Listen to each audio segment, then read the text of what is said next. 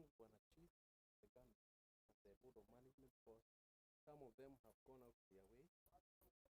They are sponsoring some of these programs from their own pocket.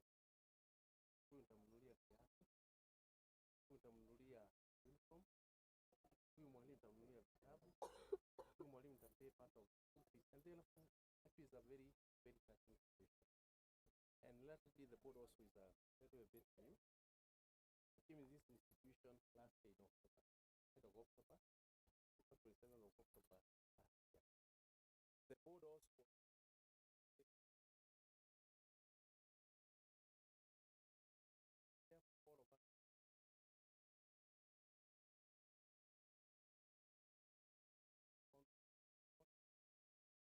get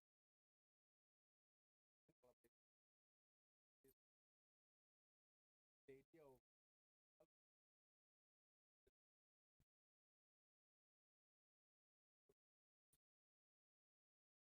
we went to Alvis National Polytechnic, met a very good principal, very good, and very simple, but a gentleman. He told me, Bwana principal, you're not able to get into the matter much, but let me direct the very person. So you are directed to the principal, where I was able to meet my island, another gentleman.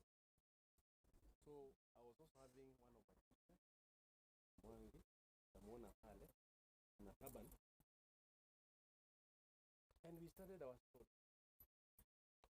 And at that point, Madam Irene turned to me, Malim, can you repeat what you are saying word by word? She got her. And she told me, Malim, from this moment, this point, we are going to work together. Wait and see what God will give us. As we went out, we have also some partners who are coming. Next week, I'll be having a certain gentleman by the name of the kitchen, the way it is consuming about 26,000 tons of firewood. Very, very expensive. The number of population is about 7 children. That's about 300,000 per camp. So the kitchen is consuming almost half of the money, and therefore to have a college. Also, we have also partnered with Cortex Farm. So two sides, the other side. So they will be putting a gate for us. The gate that you have seen there, we show you the farmer. That is your farmer manager. And therefore, it's a collaboration. That's what we need. These children also be a team. It's also a bedroom. We want role modeling. That's why I told Madam Heidi, we also need role modeling. They see successful people who have maybe come from very poor urban background. So most of you I know, some of us in the university, in other institutions. And therefore it is good that also as we start with these children, get one that you remember. Kila mtoto, I wish Madam Heidi, kila mwanafunzi hapa achukue wake hapa. Very, very important. You work with these children so that in life, and also they see their right tomorrow. I thank the Board of Management for sincerely, because they are also their right. And we have all that it takes for us to work together to make this a big institution. Let us save life. Let us save the future of tomorrow. They are innocent, just from themselves. Thank you. Karibuni sana. Asanteni sana. Maybe for the pause or introduction, pause or time, kwa majina. How are you? Let's say hi. My name is Joseph Weber. I'm a board member. You're most welcome. Good morning.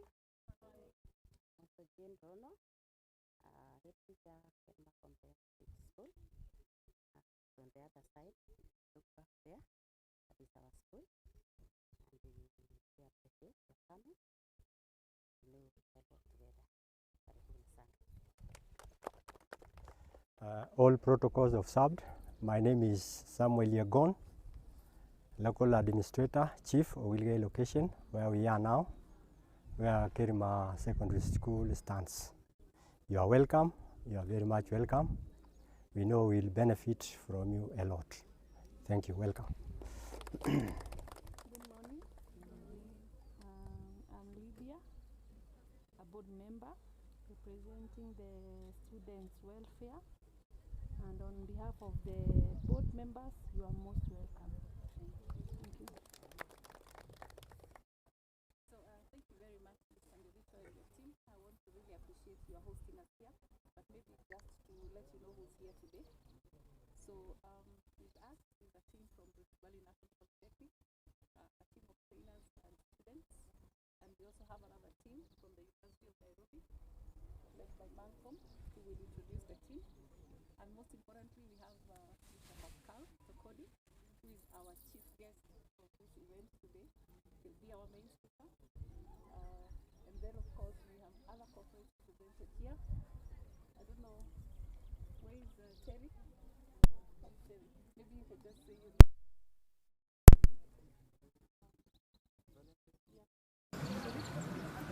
Yeah. Maybe you can just come and just introduce yourself.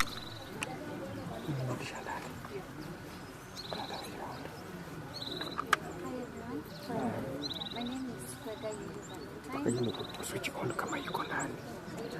Also the founder and director of a project that aims to advocate against gender-based violence and promote mental health awareness. And we are partners to this event today. We are happy to be here, looking forward to a great engagement. Hi everyone. My name is Teresa Mliro. I do a lot of strategy, project management. I'm also the founder of the Dear Black Girl movement. It is a Pan-African movement that is very interested in things affecting women, the plight of women in Africa. So starting from here, I also, when I was resonating with what Molly was saying, because I grew up from a very small town and also a polygamous family. So I understand what that is, and it's become my life's mission to make sure that especially girls have access to education and other opportunities. Thank you.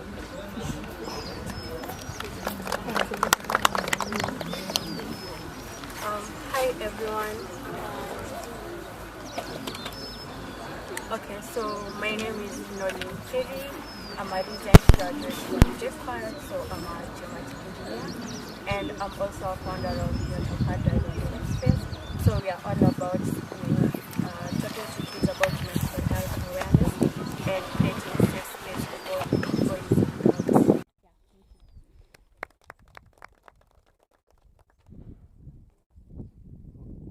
Hi guys, Pascal Tokodi. I am an entertainer and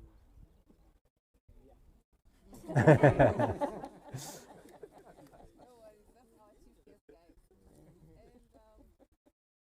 that's our chief guest, guys. And Hello. My name is Malcolm Oba. I'm a student of Nairobi and a project manager for Medical Chapter. And I'm here with my team students from the University of Nairobi, and we are glad to be here today.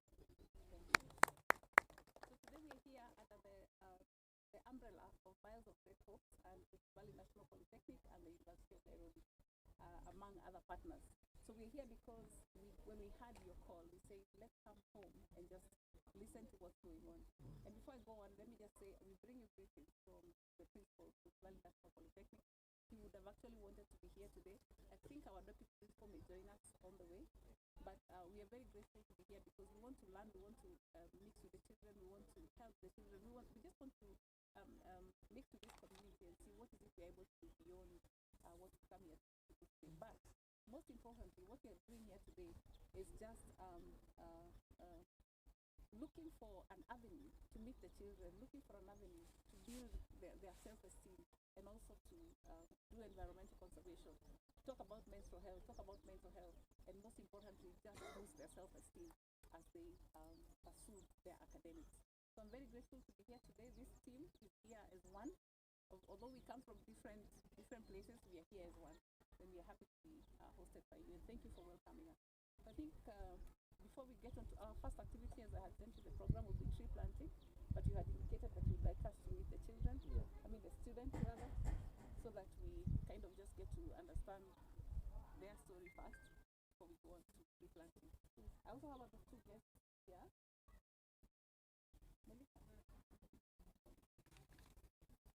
They are the only ones who are different from the rest of us. They are in junior school, maybe they can just introduce themselves. I'm Cindy, and I go to Peter Academy. I'm Melissa Njeri, and I go to Kingdom International, and I'm in grade 9. Alright. So they're also here to learn, and they'd like to speak to the students. Wow. Yeah. That's great. Thank you. So I think, these are institutions. Yes. Yes. And children do brief in school assembly. Yes. And they had requested that we shall go and host the first pamoja. Yes. The first stanza of the national anthem. Then from there, depending on how you feel, there are those issues they wanted to talk to us. This may be related to issues that they need in the institution. So there are different needs. It's good that you hear them. So you give them about 10 minutes so that we get together. Okay. I do brief, we can move there. Sure. Because all of us. Sawa.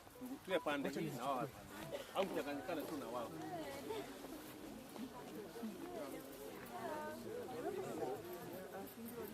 Yeah, they will be Melissa.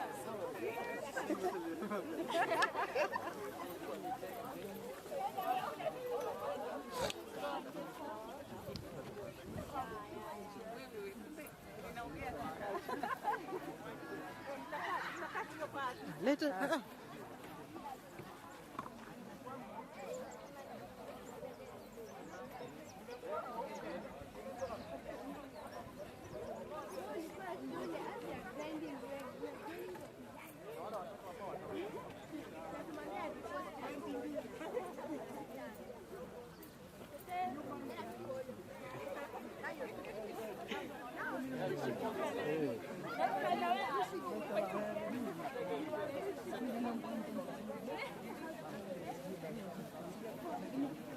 Ona, Murbi, mpaka irudi kwa pochi.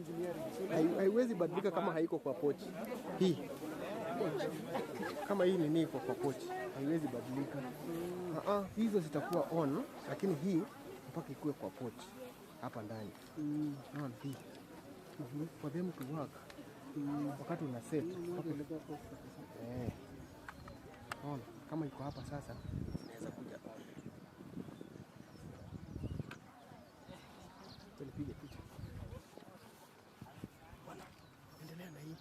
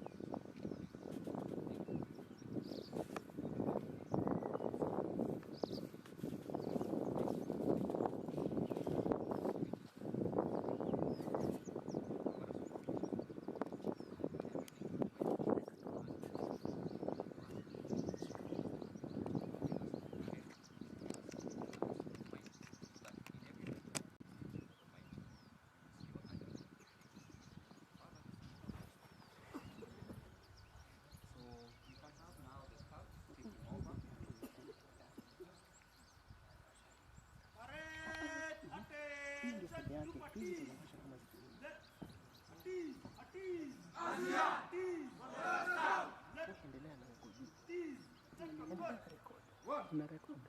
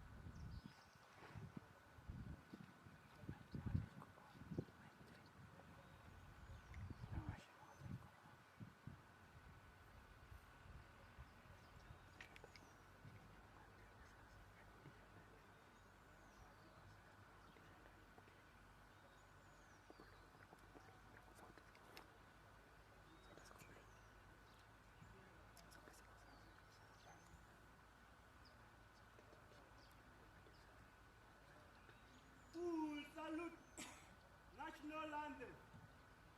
Oh God of all creation. Blessed is our land and nation. Blessed is the ocean and defender. May dwell in unity, peace and liberty. Let it be found in our borders. Troop, back to troop.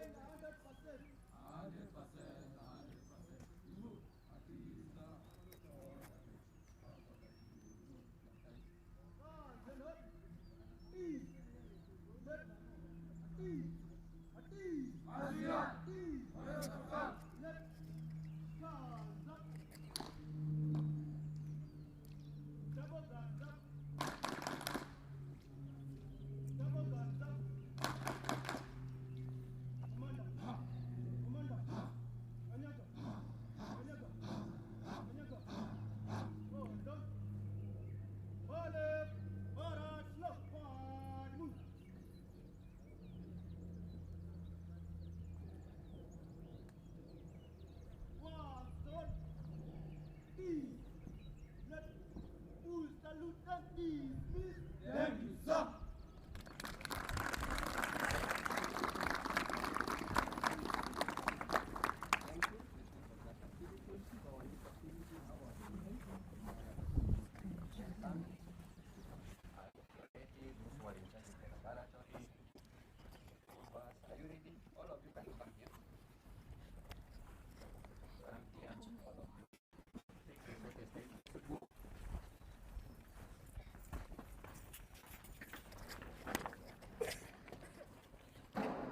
Karen, wanaongea wote wote.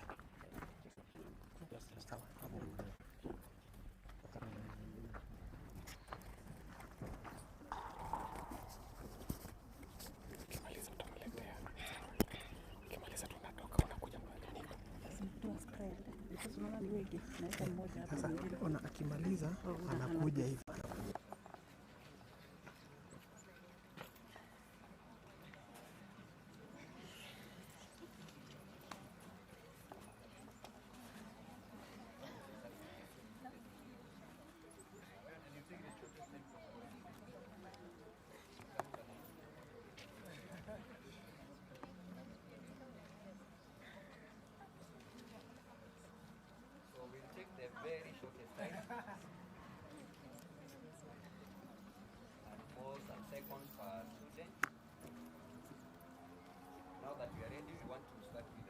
boy, so you can take the stage now.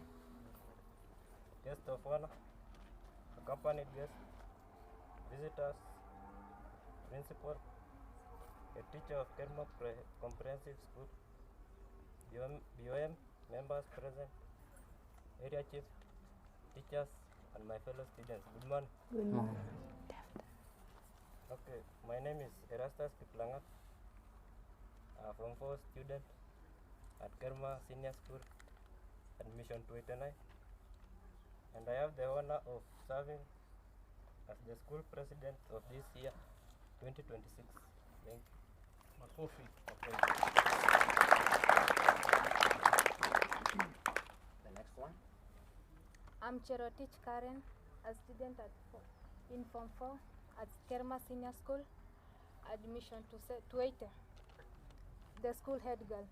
Today marks a special moment where we come together to share ideas and inspire us. It is a privilege to witness the voice of our fellow students as they present their thoughts. I would like to call upon ICT Prefect. My name is Kevin Moses, a student in grade 10 Kerma Senior School, admission 375. In grade 10, ICT is one of the learning areas in the CBA curriculum. In Kerma Senior School, we are not in a position to carry out practical lessons because of the following challenges. First, the school lacks an ICT class.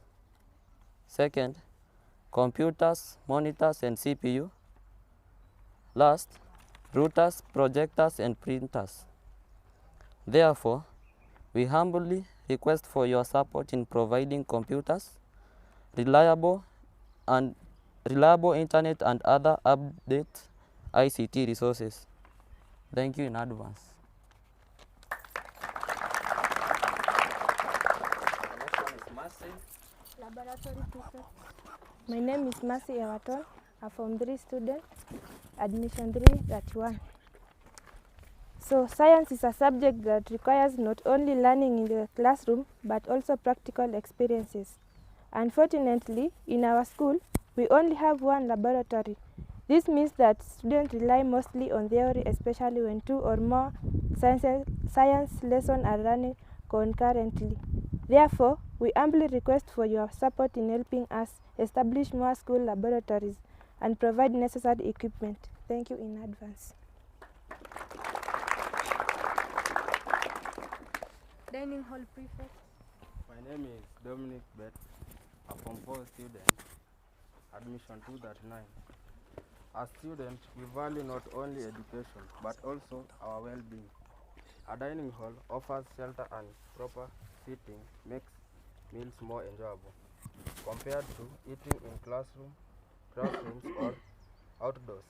Currently, we take our meals outside, which expose us to harsh weather conditions such as strong sun, wind, and rain.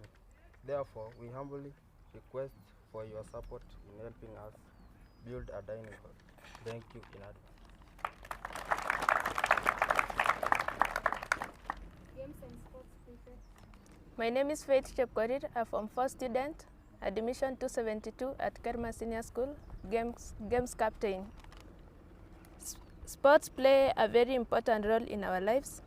However, despite our passion and commitment, we face major challenges such as lack of adequate sports equipment. Number 2, lack of proper attires. We humbly request for your support in providing us with essential sports equipment. Thank you in advance. Students Welfare School Bus. My name is Sharon Shitoko, a Form 3 student, admission 341, class prefect. School bus facilitate participation in curriculum activities by providing transportation for field trips and after-school events, exceeding learning beyond the classroom. Lack of school bus limits our participation and exposure to opportunities outside the school. Therefore, we humbly request for your support in helping us acquire a school bus. Thank you in advance. Needy students. My name is Grace Wanjiko. I'm a Form 4 student from Kerma Senior School, and my admission is 365. Education is a right for every child, but some of us, it is a daily struggle. We come from difficult backgrounds and lack basic necessities, such as school fees, uniform, books, and sanitary towels. Despite these challenges, we remain determined to learn and build a better future. Therefore, we humbly appeal to you to support us. Thank you in advance.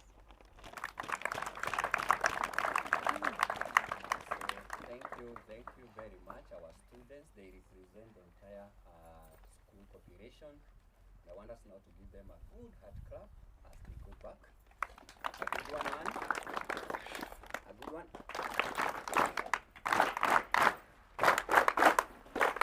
Thank you very much. So I now want to take this opportunity to take it back to the school principal to introduce the teachers, the board of management, and all the guests who have come today.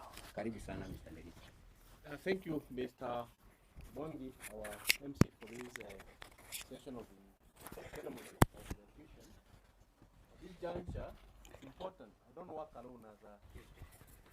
Basically, I'm a teacher, and I have some of UN members, teaching staff members with us today. My present comes from this Madam Kathleen. Hello. Hello. Hello. Yes, nakusikia. Hello. Yeah. Okay, once again, good morning. Like I told you, my name is Joseph Mwangi. I'm a teacher at Kerma Senior School, where we are. This is our home, our beautiful school. I teach biology and agriculture across, right from grade 10 to the Form 4. Thank you and feel at home. Hello.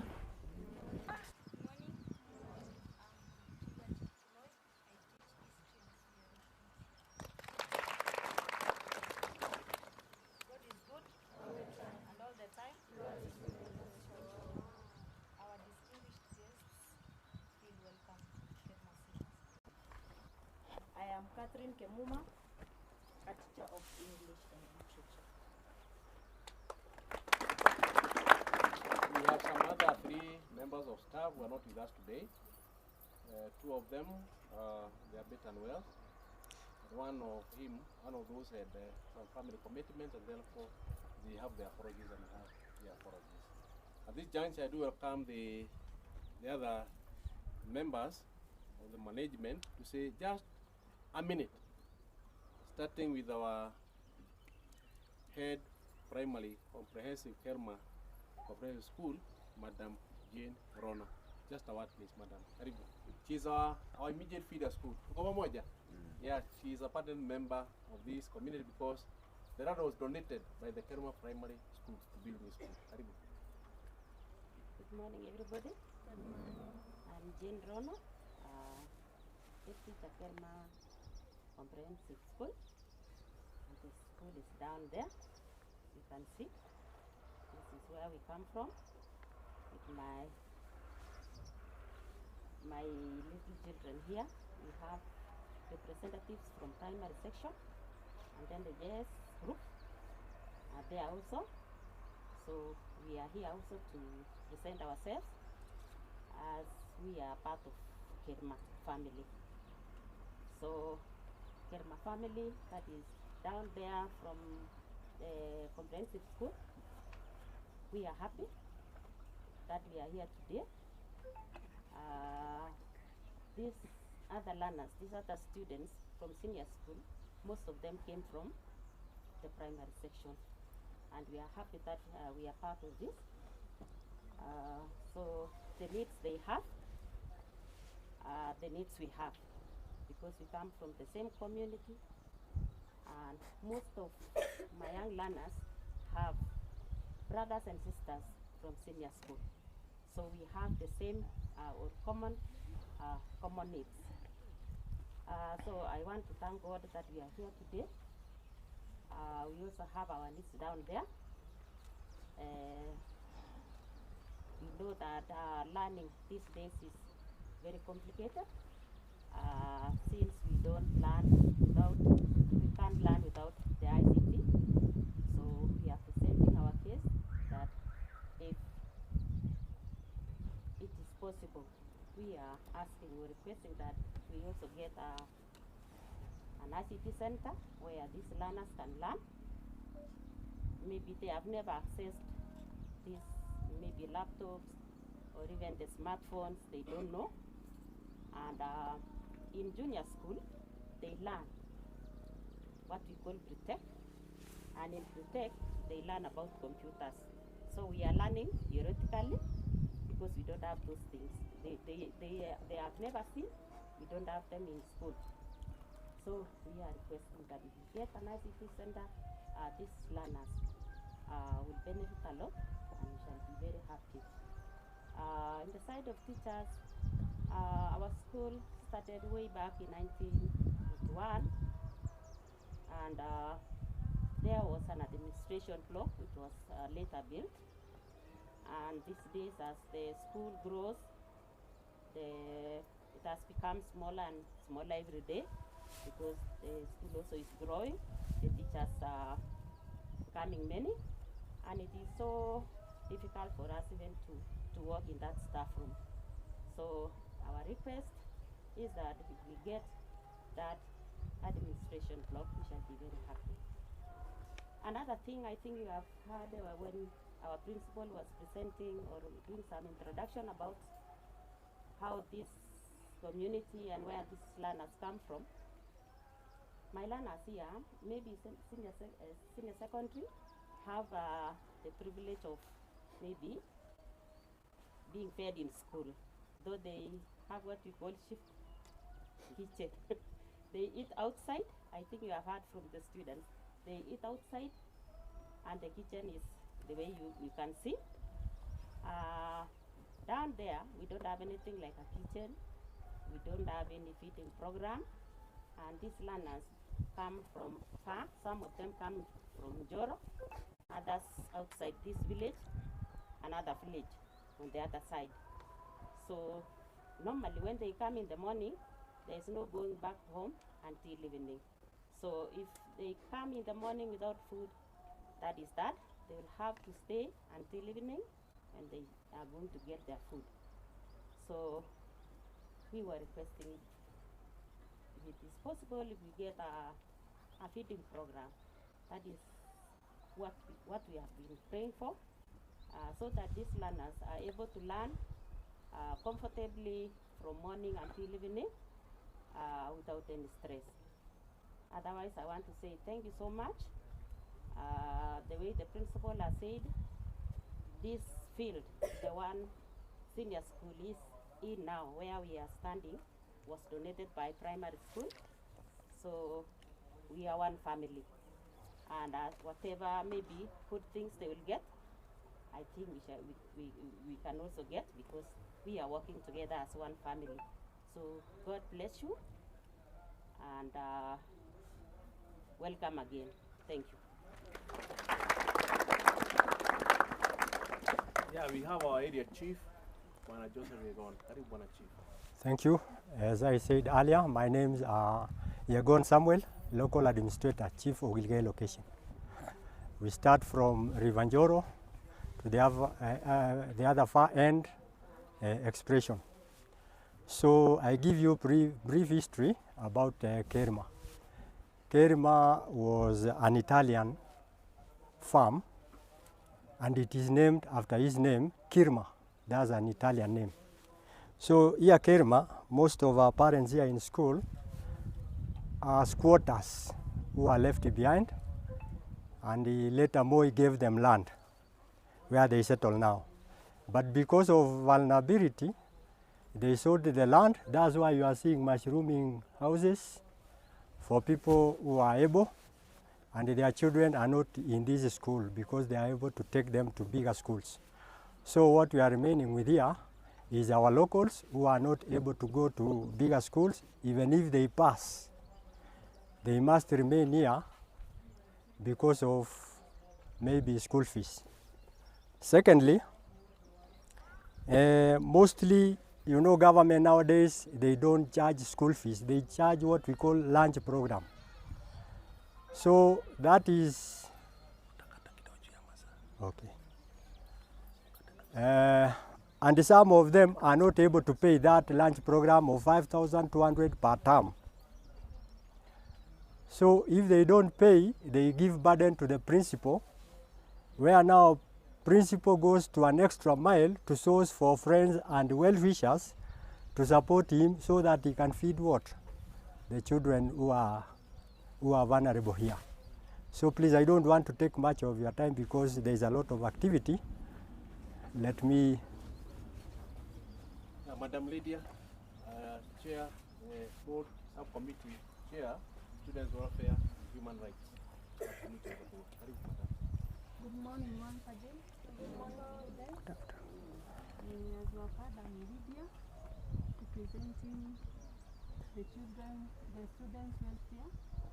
And on behalf of the Board of Management, I would like to extend my sincere thanks to you people for visiting us, the organizations, and we are really appreciative for thinking about us. We say welcome to Kerma. This is a school that we love so much. We are very new in the Board of Management. We are in our first term, in fact since late last year, and the same happens to the principal. He's very new, and when we came together, we saw the situation of the school, and at one time we could ask the principal, how do you learn the school? In fact, when we first came, you cannot even identify where the office is, the kitchen is, the staff room is, the lab is. You can just get yourself to the kitchen or to the lab, and you wanted to visit the office. So we are really looking forward to how we can help the institution, at least with an administration block. We are working hard to see things happen. We are really grateful for every one of you, the students, for the efforts they are making. We are happy that you are coming up also, as we are trying to support you and to see you successful. Thank you so much, our visitors. We love visitors. Welcome again and again. And we know this partnership and friendship will come up with something, and we shall go more and above. Thank you all. Karibuni sana Njoro. Yeah, our PA chair, in charge of the parents, Wanawemba. Different shortly, please. Good afternoon, honorable members. You don't know that you are honorable members? Do you believe in yourself? And that's why you are here. Karibuni sana Kerma. Kwa majina naitwa Joseph Mulati Weber, board member, PA, chair. Hao ni watoto wangu. You like our school? Yes. Iko beautiful? Yes. Na watoto wako smart? Yes. Imagine if you can just stretch your hand. It can be more awesome. Because this environment needs us all to step in and assist us. Tunahitaji maji ili watoto wetu wakuwe na afya nzuri, wakule chakula mzuri, lakini hatuna means za kupata even a borehole. If we can get borehole, then hiyo lab itakuwa na maji ya watoto wetu kufanya practicals. Tukipata maji, watoto wetu watakula chakula mzuri, na this environment itakuwa more beautiful. Next time when you come, I promise, utakatalia hapa. Okay? Please welcome. We have a lot to share. We'll continue interacting, but I just love you people. I love you by the love of God. Karibu sana, karibu sana, karibu tena. Thank you. I take back the program to Madam Irene and the team. Please. Yeah, so that it and then it will be other Ugandans now from this point. Karibu madam. Tumpigie makofi.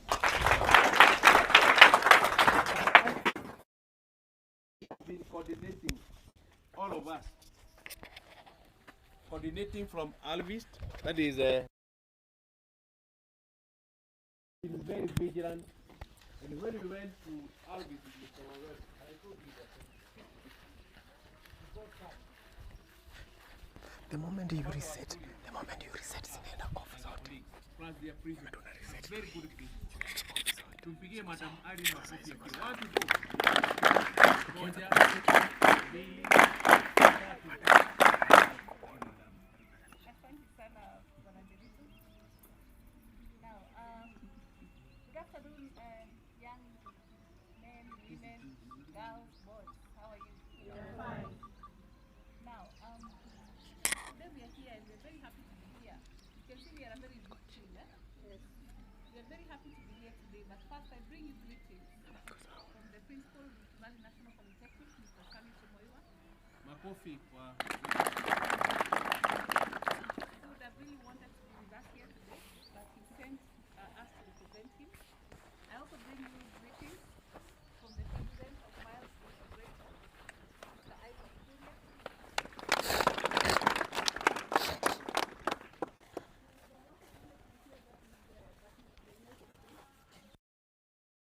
Also, so we are here as a team under the umbrella of Myles of Great. But we have also brought together friends to accompany us, to come and listen to you and to come and share moments with you. Some of the activities we are going to do here today, one of which is planting of trees, greening this environment. I can see you've already done a very good job, but we are going to plant more trees. We're going to plant fruit trees, and we're also going to plant indigenous trees. We're going to do this together as a sign of the beginning of a very good relationship that we have cultivated. It's also a sign of new beginnings.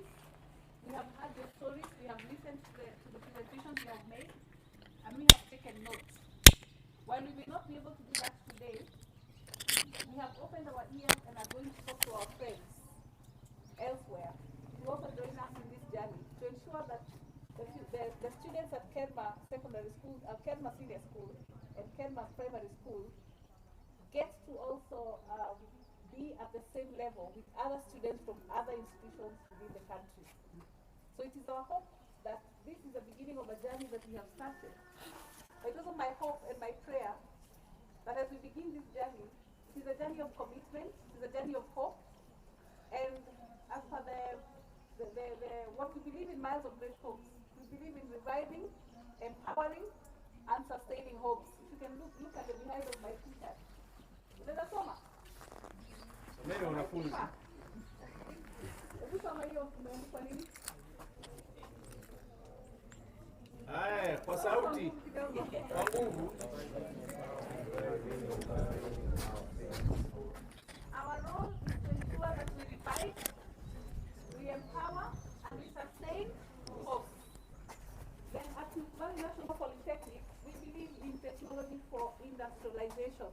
So we are also here to bring the story of hope regarding your education pursuit and regarding your careers and your future. So I don't want to go so much into the speeches because we have a lot of activities ahead of us. So I want to introduce the team that we came with. And we have a few people that will introduce themselves on behalf of the others. And maybe I can ask them to come forward. Malcolm, Terry, Pascal. Maybe we can just come here. And the two students from junior school can also come forward. So you see we are a big team. So we are a team from the Rift Valley National Polytechnic. We also have another big team from the Nairobi University. Maybe the students from Nairobi University, please wave. The students from Rift Valley National Polytechnic, please wave. The student president, Rift Valley National Polytechnic.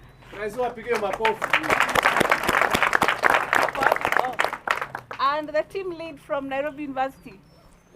Please wave. He will also be speaking. So I think I want to allow them to just introduce themselves so that we know who's here, and then we go on to the next activity, which will be tree planting.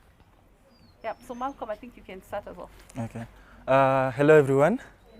My name is Malcolm Orwa. I'm a third-year student at the University of Nairobi and also the project manager for Myles of Great Hopes, Nairobi chapter.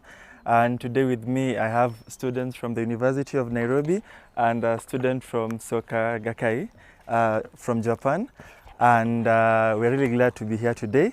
So with me are partners for today's project, and as I said before, we are really happy, and we've also had the needs that you guys want, and at the moment we're organizing phase 2 of this project. So for today it's like a pilot visit, and hopefully towards the year we have something bigger and better.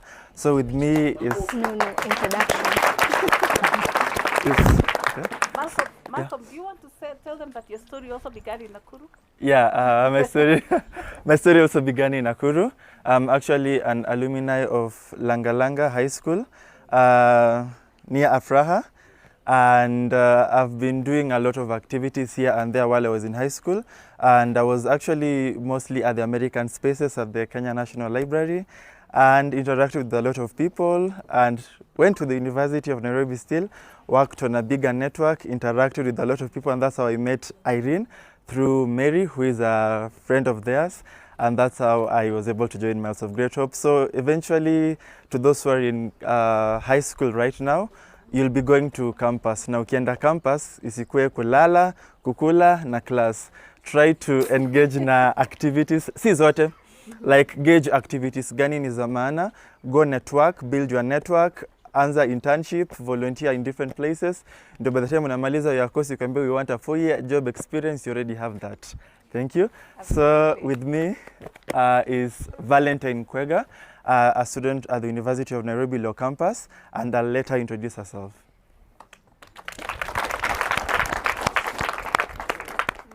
Good afternoon.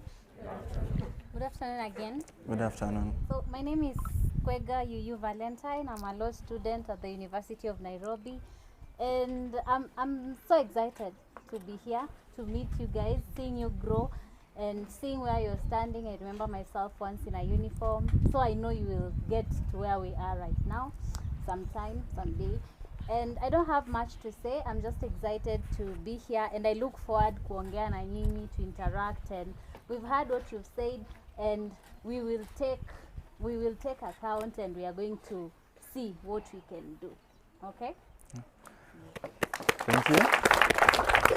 Next is Terry. Hello everyone. So this is actually my second time in Nakuru and Joro specifically. The first time we came here, we had a program at a different school, but now with Myles of Great Hopes and specifically Malcolm, we connected and have this friendship that I and my team, we are willing to keep long term.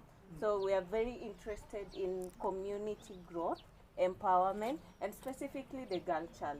So we are here to walk this journey with you, and I'm Teresa Mliro, founder of the Dear Black Girl movement. There is Nolin. Good afternoon. Good afternoon. Okay, my name is Nolin Perry. I'm a recent graduate from TechQuart, and I did geometric engineering. I'm also the founder of Nyota Drive and Sex Space, and I'll be interacting with you guys more when it comes to the menstrual hygiene session. So I really can't wait to interact with you ladies. First of all, you look amazing. Thank you. And also I have a special guest, and I'm really glad and so humbled that he accepted our request, Pascal Tokodi. Hello. Hello. How are you? The name is Pascal Tokodi. I am an actor, I'm a singer, I'm a TVC, movie, film director, and I entertain. Basically, he who much is given, much is expected. So I feel like every one of us here was blessed in some way, and it's an honor and a blessing actually to just pass that along. Whatever it is I say, Diana. Sindio? Yes. Nani hapa ameshikwa kwa TV? Nani? Umekuwa kwa TV? Ala! Wapi? How do you unclip this up? Maisha Basic? Mulikuwa mfanya nini? Which show? Huh? Huh? Oh, I'm currently in Lazizi. Mnaona Lazizi? Unajua Lazizi? Mimi ni Marcus hapo. A pleasure to meet you guys. Hamkuona Selina? Hamkuwatch Selina? Hamkuona Nakumbuka Sawa sawa. Okay. Good afternoon. My name is Cindy Chege and I am actually a grade 8 student, and I just want to say I'm very grateful to be here and I am happy to interact with all of you.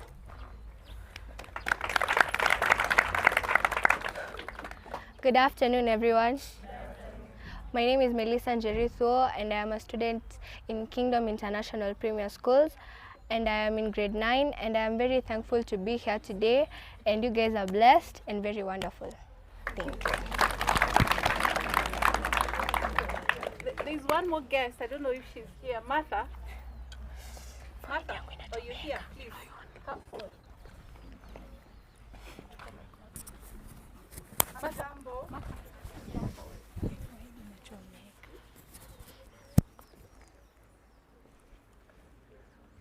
Hamjambo. We'll find you somewhere. We'll be asked a few things here and there.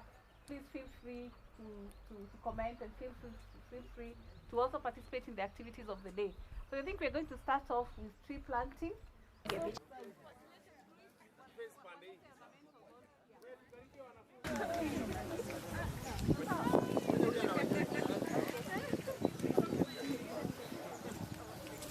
Nice. Thank you.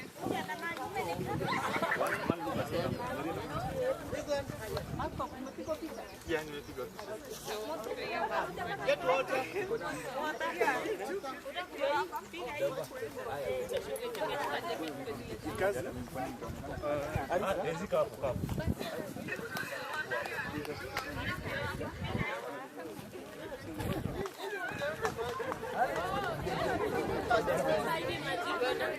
Ona, hebu lete hiyo kidogo, lete kidogo.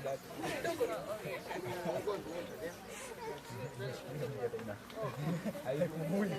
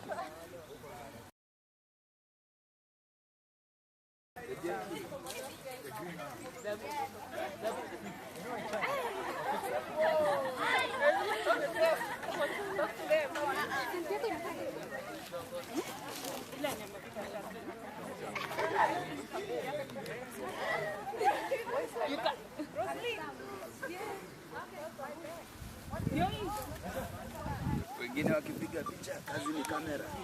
Piga hata kameramani picha. Kameramani wasemaje? Kameramani ni kuchukua picha na video. Inaitwa settings. Uzuri yako. Kameramani uko kadi? Niliona Niko kadi. Uko live? Niko live na niko kadi. Kameramani wasemaje? Kameramani anafanya settings. Leo katika institution tree planting. Kerma. Senior school. Mwecheche. Good.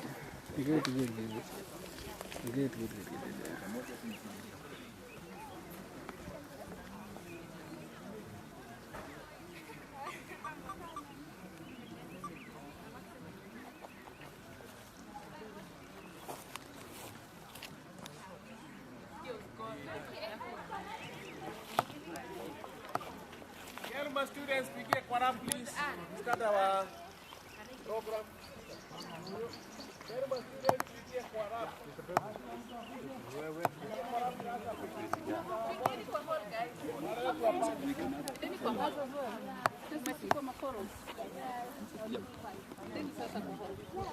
We can go into the hall. Over there.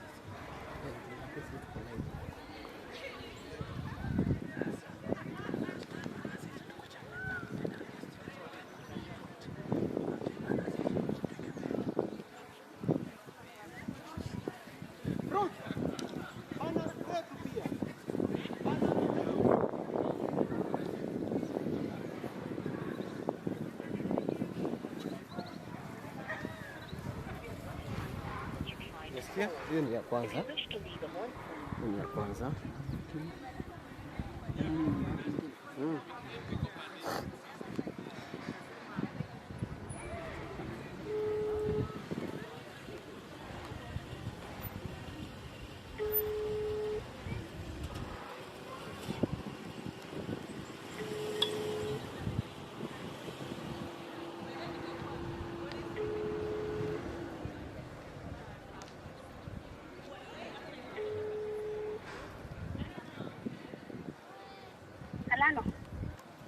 Hello?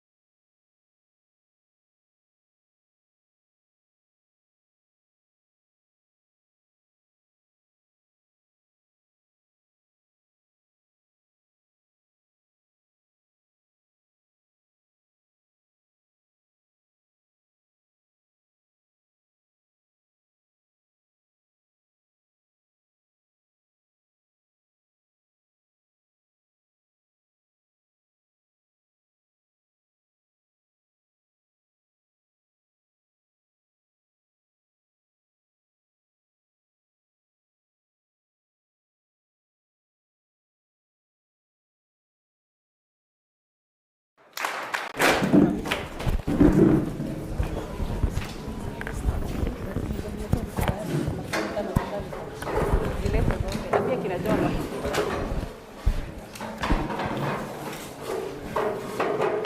afternoon once again. I'm very happy to be here, like I said earlier. And now we want to start our next program. We'll give a few talks. We are going to make sure we don't make them very long because we know the day has already gone too far, right? So I want to start, as I wait for my materials, I would like to start by welcoming Melissa and Cindy to give their presentation as I wait for my things are already coming in. But Cindy, maybe you can start us off, and then Melissa. Now, I want you to, as a student in high school, and as a student in campus, like you heard what Malcolm says, I'd like you to remember to believe in yourself. And you can start building your confidence. You can start building your journey now, isn't it? So that's the reason why Melissa and Cindy are going to be talking to you, is so that you can learn from one another. They started making presentations at a very young age. And that's why you see they're very confident today. So Cindy? Good afternoon, everybody. Good afternoon. It's greatly an honor to be with you guys today. Okay, and I would like to talk to you guys about the environment and yourself. So when we talk about the environment, we often think things about like global issues, global warming, deforestation, and all of that. Okay, these problems are really overwhelming. Like they are too big for like anybody, just like anybody, a normal person, to help it. Okay, to solve. Okay, but if we look at it differently, think of the world like a system, almost like a piece of code. Every action we take is like a line in that code. Okay. And just like programming, one small error can affect the entire system. Okay. Also, one small action can make the whole system way better. So every time you choose to throw your trash in a bin, in water, on the ground, okay, you're rewriting that code. You're making the code of how our earth is already sturdy, fake. But if you would just take that trash, put it in the trash in the place it's supposed to be respectively, you will be able to also help the world. You're not just all the scientists and like the environmentalists. You start, okay? As a student growing up in a digital world, you have a unique advantage, okay? You understand technology, you understand innovation. That means you're in a position not just to follow change, but to create it. Every step, every single thing you do, no matter how small it is, it matters.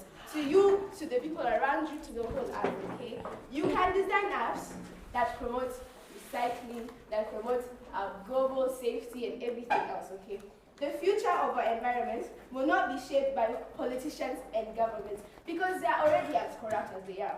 It will be shaped by thinkers, creators, and problem solvers like all of us can aspire to be. If you put your mind to it, you can do anything you like.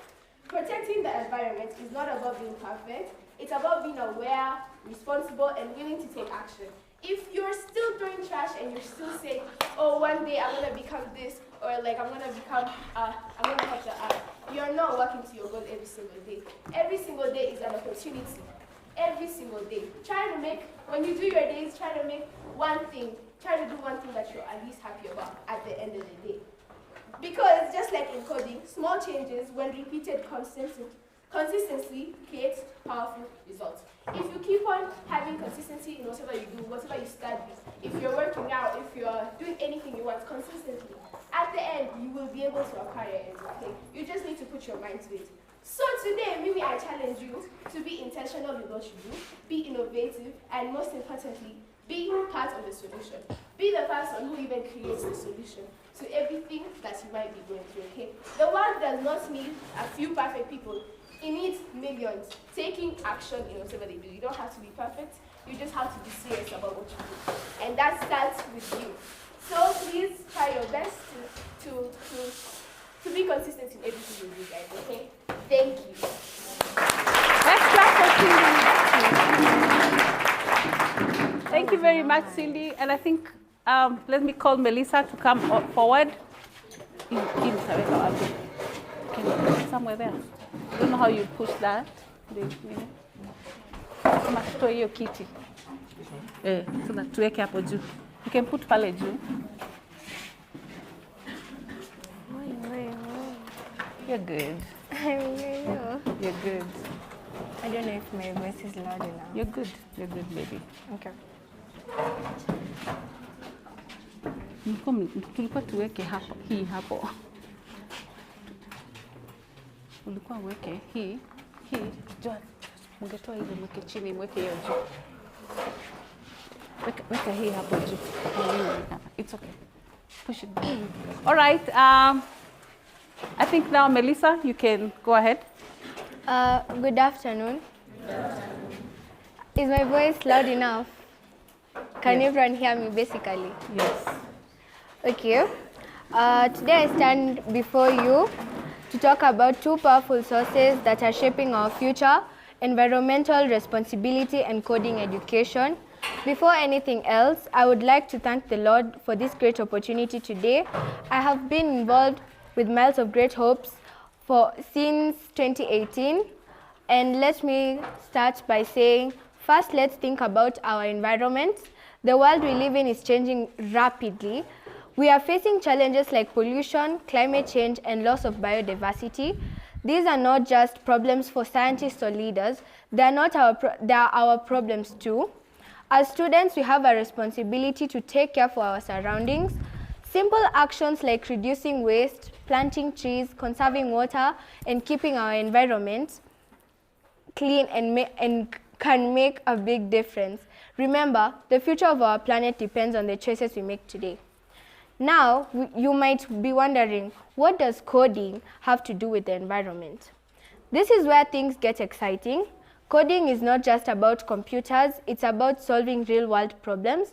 Through coding, students can create apps that track pollution, design systems that save energy, and build platforms that spread awareness about environmental protection. Coding gives us the power to turn ideas into solutions, but the benefits of coding programs go far beyond technology. Coding helps improve critical thinking and problem-solving skills. When students learn to code, they learn how to break down problems, think logically, and find creative solutions. These are skills that are useful in every part of life. Even more importantly, coding programs improve social skills. Many coding activities involve teamwork, working together on projects, sharing ideas, and helping each other debug errors. Students learn communication, patience, and collaboration. They learn that success is not just about individual effort, but also about working together. Coding also builds confidence. Like you can tell I have really big confidence. When a student creates something from scratch, whether it's from a simple program or a complex app, it gives them a sense of achievement. It shows them that they are capable of creating, innovating, and making a difference. To my fellow students, I want to say this: do not be afraid to try new things, whether it is protecting the environment or learning how to code. Every small step counts. You don't have to be perfect, you just have to start. Believe in your ability to learn, believe in your power to change the world, because the truth is, the future is not something we wait for, it is something we create, and with knowledge, teamwork, and determination, we can create a future that is both technologically advanced and environmentally sustainable. We can shape our future by starting now. Thank you for your time.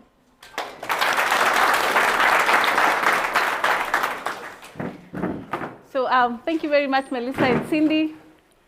These two girls have been with Miles of Great Hope since 2018. Yeah, and they've been doing a coding program. That's why you hear them talking about coding, because they have been participating in a coding program where we use Scratch to teach. And I'm sure the teachers who are probably in the junior school have interacted with that part, where Scratch is actually part of the syllabus. And we're also doing that at Arvis Primary School. Miles of Grace Hopes was able to set up a computer lab and equip the lab for Arvis Primary School. And so the children there are actually learning Scratch actively. So that program started with Melissa, Cindy, and a few other children within Nakuru City, within Nairobi, Ghana, Nyeri, and the United States. We were also able to do hackathons with the students on another platform called Coda Dojo, and we were able to equip the learners with coding skills. And we hope, it is our hope that as we look forward to joining our hands with Kerma Senior School, that we'll be able to probably travel the same journey and ensure that you are also able to partake of the same and learn coding skills that will help you to learn the 21st century skills like Melissa has put it. Before I go on, I wanted to just invite Julie. She's the CEO of Ashley's Events and Ashley's Events Institute. I'd like her to say hello because she wants to leave. So that, and she came in late, but she came in with goodies. So Julie. And Julie is Mama Cindy too, and I am Mama Melissa. I should have said that. Good afternoon. Good afternoon. So, as you've heard, my name is Julie Chege, the CEO of Ashley's Events, Ashley's Events Institute, and I'm also in hospitality. I run a restaurant called The Fresh Market along the Showground Road. So I am so happy, I'm so glad to be here. And Melissa and Cindy, you guys are doing great. These are 13 years old and they are doing great. You know, clap for you guys. So I'm just here to say, continue doing the right thing. Continue practicing the best sustainability practices in greening, yeah? Because as the little girls have said, it's just about the small things you do, from, you know, collecting trash, recycling, small things that you do in your life that are going to be sustainable practices in our environment, so that we keep our environment clean and for the future of our next generations. So thank you so much. I'm happy to see all of you. Karibuni tena. Asante, Julie. And courtesy of Ashley's Events, we will be having a small party at the end. So thank you very much, Julie, for that. We are grateful. So which we are going to call the after party, after the serious things have been done, right? Okay. On behalf of Rift Valley National Polytechnic, I'm going to give you a very short story. And this short story is going to culminate into understanding you as a person and how you build your career and how you find out who you are regarding your career. I know all of us here want to go to the university when we finish high school, right? Is that so? Yes. I want to tell you that there is hope. But that hope can only come if you put in your effort. That hope is alive, but you keep the hope alive by putting in your effort, in hard work, and in ensuring that you listen to the teacher, you do revision, you do private reading, and all that. But there is more to life than just that. When it comes to choosing your career, what do you do? How do you choose your career? Do you know how to choose your career? You choose your career by finding out who you are, your strengths. Who are you? What defines you? Are you a person that likes to speak to people? How many people are like that? How many people like to speak to people? Simuinua mkono, usiogope. Aha, good. How many people like to maybe dismantle small things? Wewe radio, sijui TV, nini haiwezi tulia nyumbani. Ushafungua. Wakina nani tujiseme tu. Tunaona kuna wengine pale. Wanajijua. How many people would like to be teachers like me? Mimi ni mwalimu lakini napenda vitu zingine pia. Haya. How many people would like to be teachers or lecturers, teaching at the university, teaching at the college level where we teach, or even teaching at high school or primary school? Did I see you raising your hand? Okay. How many people how many people love animals? Oh, Sionekan? How many people love animals? Animals. Good, animal lovers. Me. How many people have pets at home? Which pets? What do you keep? Have Huh? the same A dog. A what? What do you, a cat? Chihuahuas. Na huku watu wainui mkono. You guys, ama you have figured it out. You have cats, I know. So in looking at who you are, and by the way, how many people love to help other people out? Ah, that's many of us. So in choosing a career, the first thing you do is discover who you are, okay? I'm so hungry. Because choosing a career, I always say, is like choosing a life partner. You may not be there yet, but you have seen parents at home. You have seen your grandfathers, your grandmothers. You even see your neighbors, your aunties, your uncles. You see, life partner, ni that person you chose to live with for the rest of your life.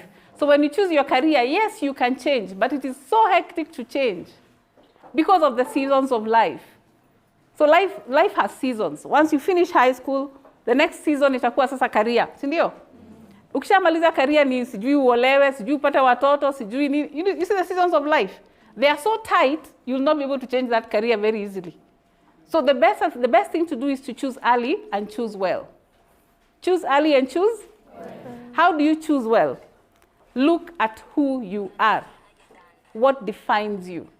It is very easy to turn a hobby into a career. It is very easy to turn something you like into a career. When I finished high school, I told my father that I wanted to do broadcasting. That time it was called broadcasting. There was KBC, there was NTV, and I think there was KTN. And my father said the job market is narrow. But you can still do something else, something where you still talk to people, okay? Because I felt like I just wanted to present and talk and, but he said no. So we had a discussion and I ended up where I am today. But where I am today, I'm still working close to the media because I do corporate affairs, which has a lot to do with media, publicity, advertising, and so on and so forth. So I'm still doing my thing because I think I was all still cut for that, but I didn't do what I had thought I wanted to do, but it was something close. One day I was on Facebook. How many people are on Facebook have ever heard of Facebook? Of course you have. But you guys are on TikTok, sijui ni wapi kwingine. Mnakuanga wapi? Hizo hata sijuangi mimi, but Melissa ananioneshanga.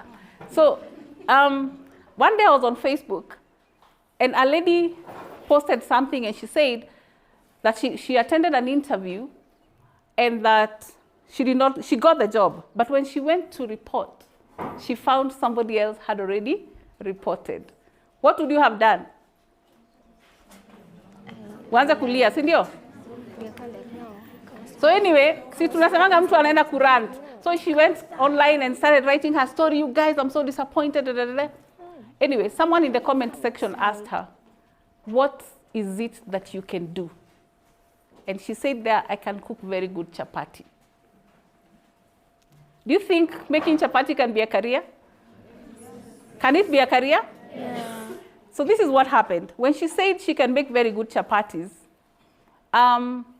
somebody in the comments told her, now, I have guests on this and this day. Please come and cook for me. Come and cook chapati. She also said, I can also make kebab. I can make samosa. I can make whatever. So within that week, she was booked. Everybody was saying, come and make this for me. Come and make this for me. And she was booked the whole week. Within a very short time, you couldn't book her even for 2 weeks. She was always booked 2 weeks prior. Then it got to a point where she was booked 1 month prior. And then it got to a point where somebody had a rorashio. I don't know whether you people know what rorashio is. Dowry payment, right? So somebody had a rorashio and invited her to go and cook. And so she went and cooked. The same person told her, my guests were very happy with your food. You are going to cook for the wedding.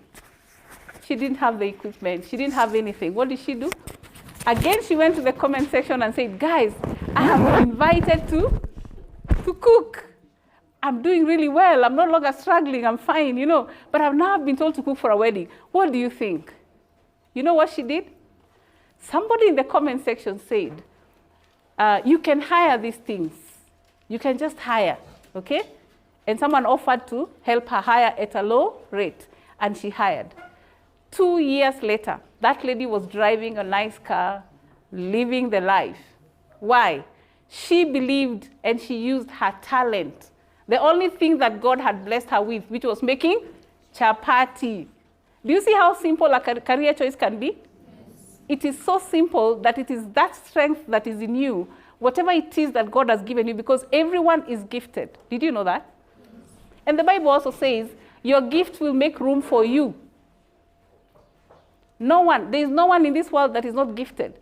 The only thing we don't have is a realization of our gifts. If we can realize our gifts, and you can do that, have a conversation with your teachers, have a conversation with your parents, you can discover your gift. Even your friends, they will say, oh, you really know how to do this well. Listen to those voices. What is it that you can do? Listen to yourself, understand yourself. Now, choosing that career is not just about going to the university or going to the TVET institution. It is what you do with it. And you had Malcolm. Where is Malcolm?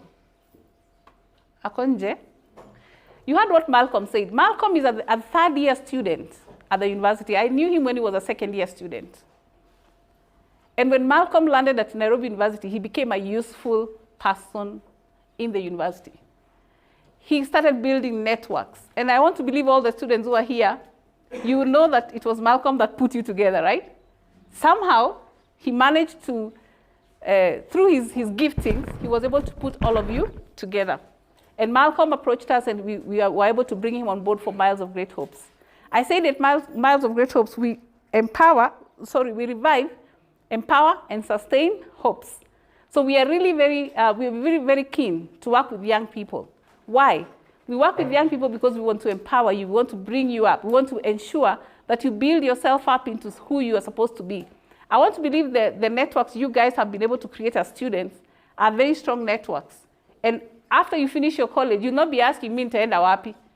One of the things that I have found very interesting is the conversation surrounding work.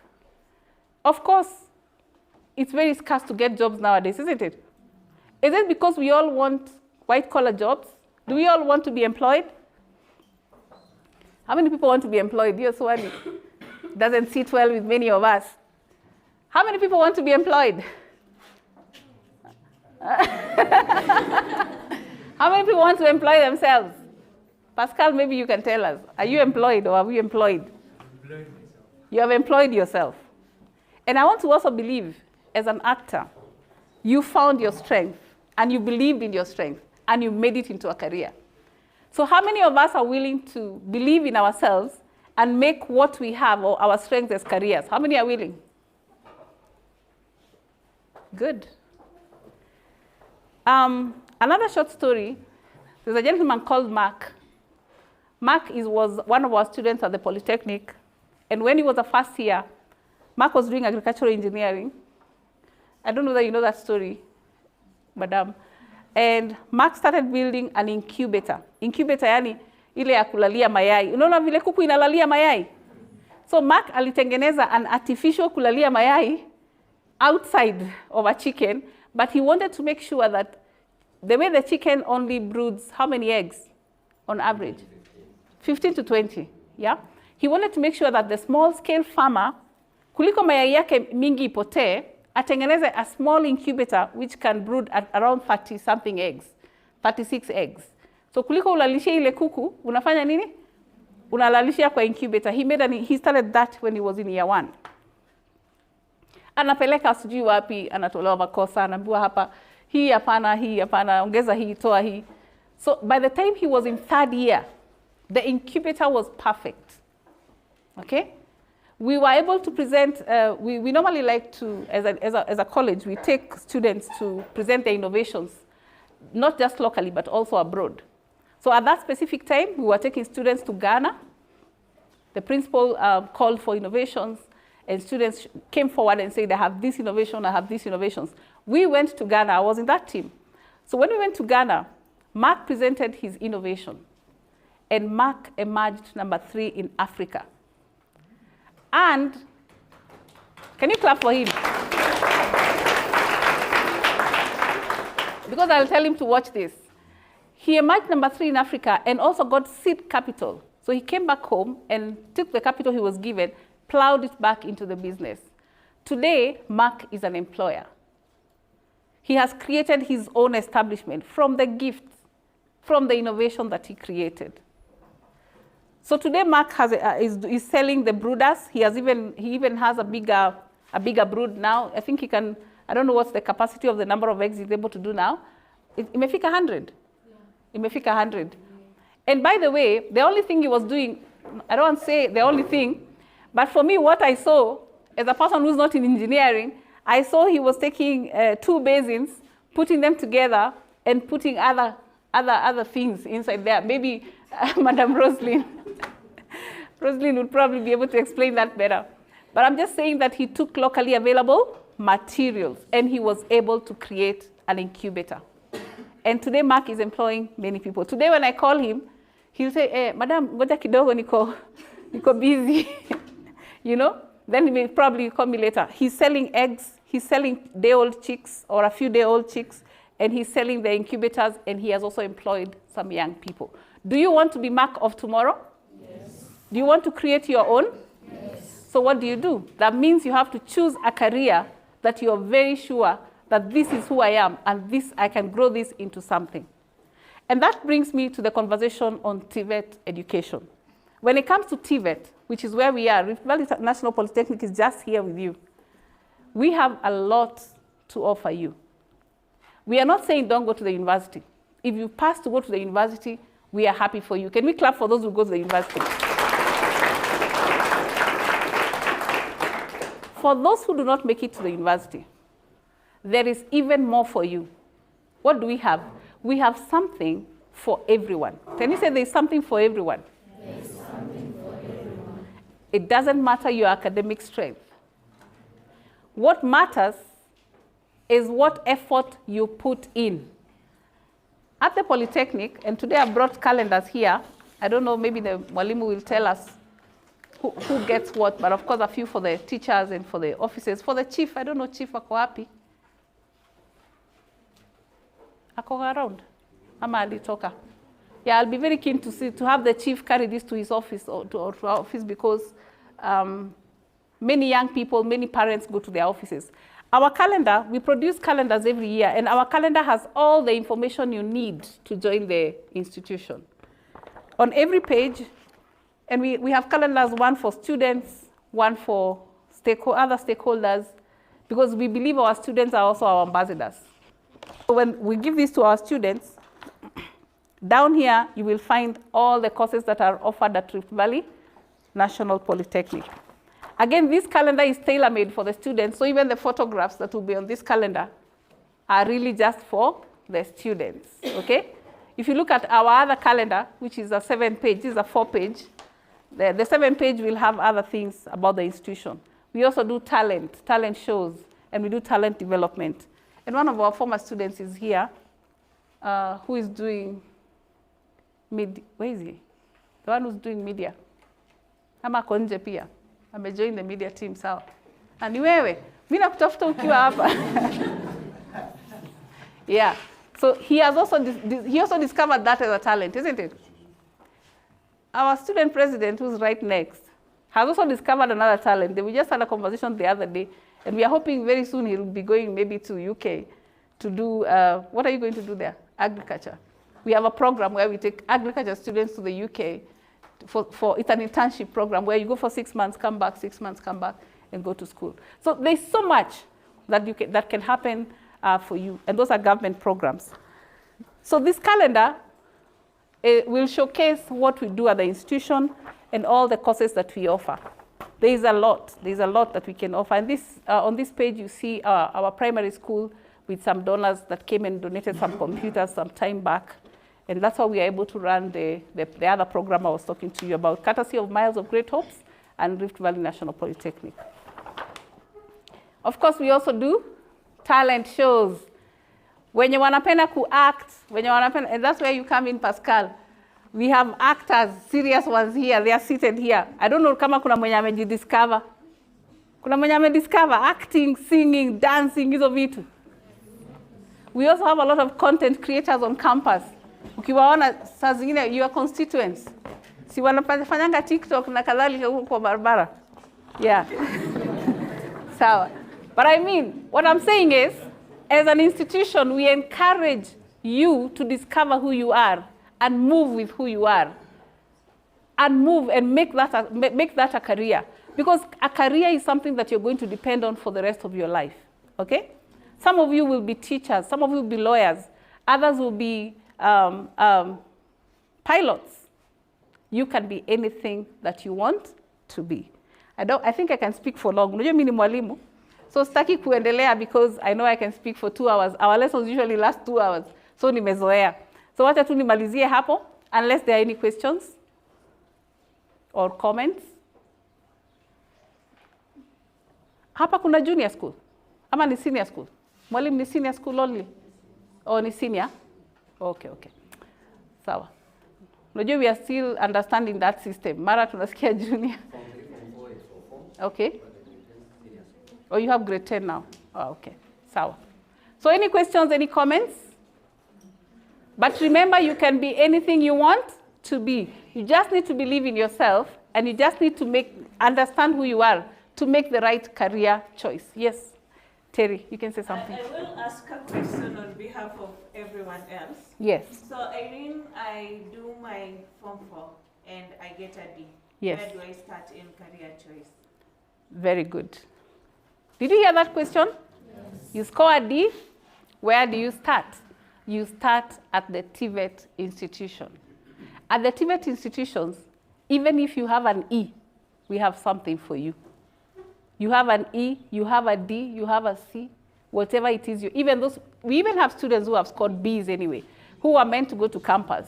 But some of them choose to come to the TVET institutions. So it's a whole mix. But for us, we are not even interested in that grade. What we are interested in, what is your interest? Can we discuss and find out who you are and where do we put you? So this grade only helps to tell us this is where you can start. It just gives you the starting point, okay? For those students who are here from Rift Valley National Polytechnic, you have classmates, sindio? Wengine wako na D, wengine wako na D minus, E, na kadhalika. Tunabagua kweli? What is the most important thing for us is for you to choose, or for us to understand who you are, and after we understand, we know where to place you. Let me tell you, for us, excellence is not about A, B, C, or D. Excellence is about understanding the skill that we have come to train you. Is it welding? Is it cooking? What is it? Can you excel in that? And we have seen a lot of our students excelling. We have seen a lot of them. Kumendaje?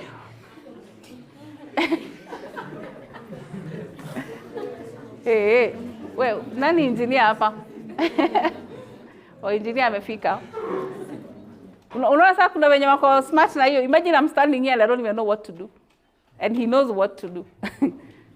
So the issue here is, we are asking ourselves, what is it you're good at? We have some very bright students at the institution. And by the way, the ones I'm saying will go to Ghana, we just took another set to South Africa in August last year. And, we were number one. Who was there? Oh, sorry. I'm looking at the wrong audience. Oh, yeah, Enoch. We took position in South Africa. We took position, no, I think it was position 2. Oh, yeah, we took position 2 in South Africa, and then 1 in TVET fairs in Mombasa. Yeah. So those are students that were able to come up with innovations and turn them into a business. Okay? So for us, we pride ourselves in mentoring and coaching young people to become the best versions of themselves, regardless. We have been told stories of people that own supermarkets and own big businesses. They didn't go to the university. They didn't even go to the TVET. They just believed in themselves. Mtu ameweka kaduka kadogo pale. Inamea inakuwa sijui a small supermarket. Inamea inakuwa big thing.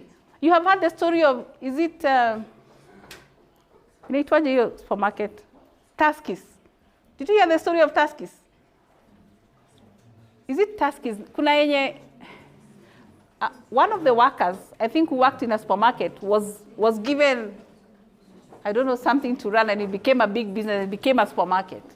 So sometimes you don't need to, you just need to believe in your dream. Sindio? Just believe in your dream. So whether you have a D, Terry, whether you have a D minus, we have something for everyone. And that's why I began by saying there is something for everyone. Your life does not end with the grade that you get. That grade just helps to show us where you can start. Those who will start at the university, perfect. Those who will start at the TVET, perfect. Everyone has an equal opportunity. Yes? Mali? I have a question maybe on behalf of our students. Yes. If you have had moderators that you presented to you. Yeah. Most of our students, because I know them, most of them come from S. Yes. And it's like the courses we are offering at the TVET level, they are very appealing and very good. My students are, I hope you have heard, there is even one who came to a certain country to do a research. So meaning that these courses are so appealing. But now, do you have a kind of a program whereby for the students? That's one. Number two. A program. A kind of? That students can be sponsored maybe to take those courses.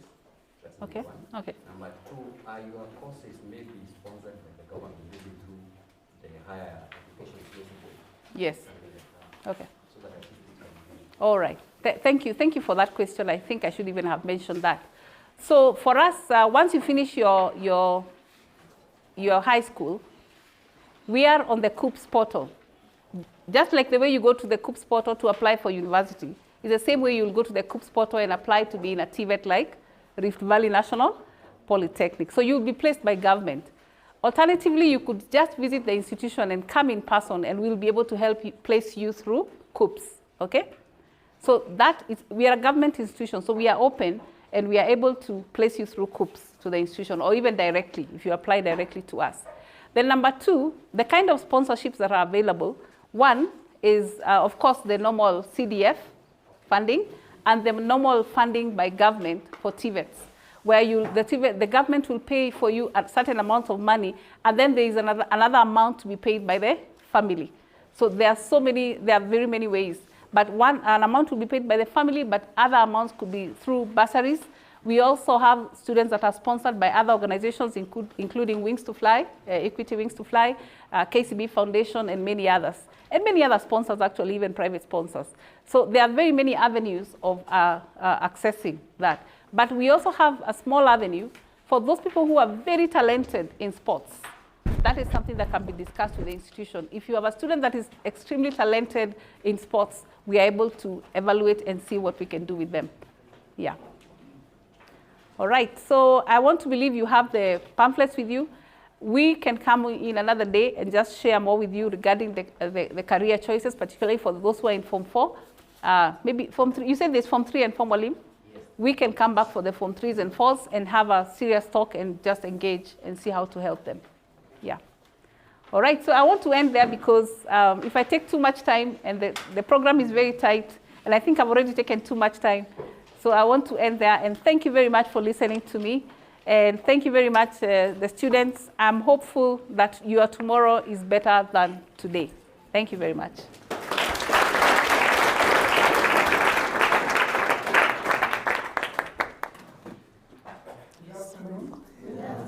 Hi. Okay, so my name is Noah Kimutai. I'm also a student from the University of Nairobi. I study law. I work alongside Malcolm and Valentine at the Schools for GPD and mental health awareness. And yes, together with my friend Jason, we'll be moderating the next sessions in Example. So, before I even get, sorry, give me a minute. Okay, before I get into that, there's something I've noticed. Kwa nini muulize maswali? Unajua we are here for you guys. Si ndio?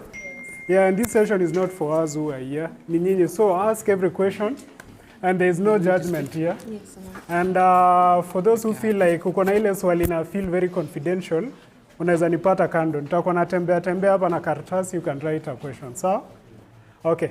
So we are not going to take a lot of time. Let me give Jesse to give an introduction and then usher in the next speaker. So Hi guys. Hi. Simnipe Energy. Hi guys. Hi. My name is Jessie and I'll be co-emceeing with Noah here. So, first things first. Miss Irene, I do have a dog. His name is Max, a Maltese, and I believe he's my firstborn child. Everyone except the able cameraman, stand up kindly. Everyone stand up.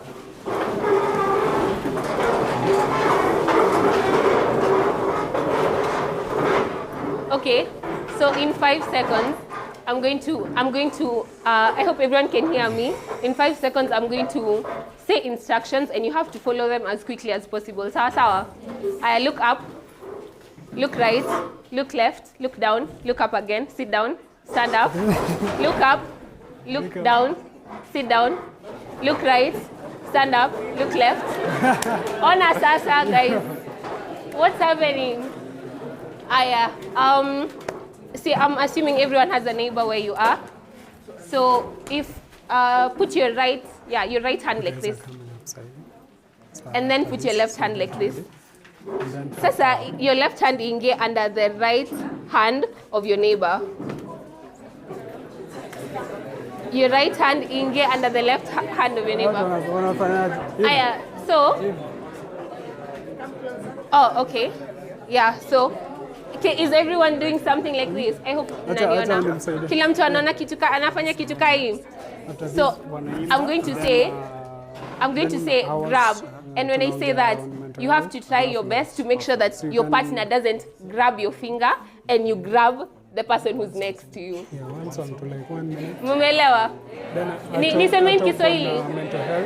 So put your hand. So see your right hand, si mnajua mkono ya right, iko hivi, si ndio? Na neighbor wako ameka kidole chini, si ndio?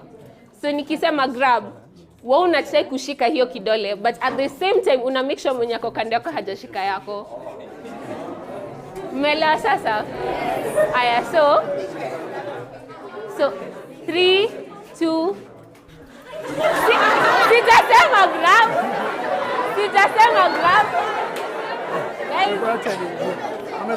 Ni nini mbaya guys? Sijasema grab. Calm down. Nimesema 2, 3, 2. Nataka kuona. Sijasema grab. Mlikuwa mnadu?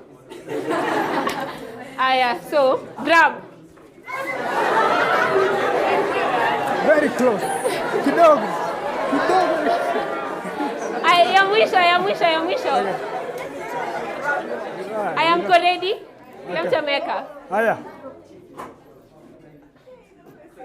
Grab.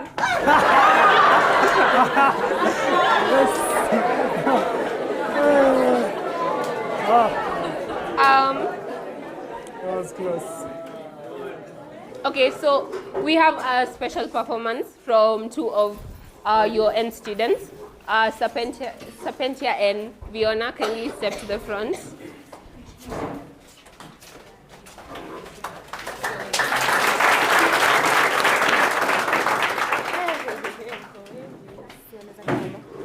Oh, you can have your seats. Sorry.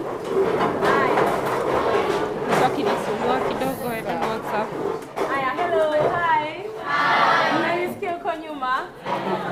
One thing I am really appreciate so much the fact that we're coming immediately after wameongelea about following your passion and everything, yeah?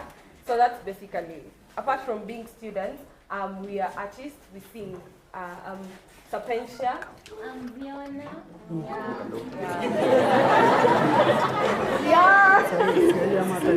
Sawa. So, nani hapa amediscover anajua kuimba? Tuone ni sisi na nani?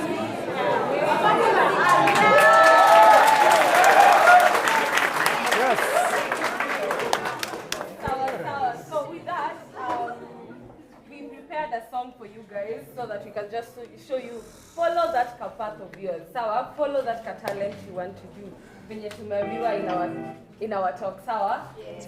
So we'll be presenting kuna wimbo by Wanavokali. I don't know how many of you know them, but there are these amazing artists who we follow and love. Wanaitwa Wanavokali, yeah? So kama unajua hiyo wimbo, tunawafunza after this, so wacha tuimbe kwanza and then to invite your musician wenzetu, yeah? Okay, sorry.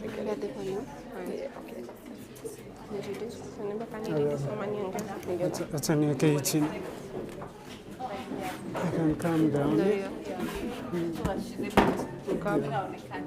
Yeah, that's better. Sisi tukae hapa chini.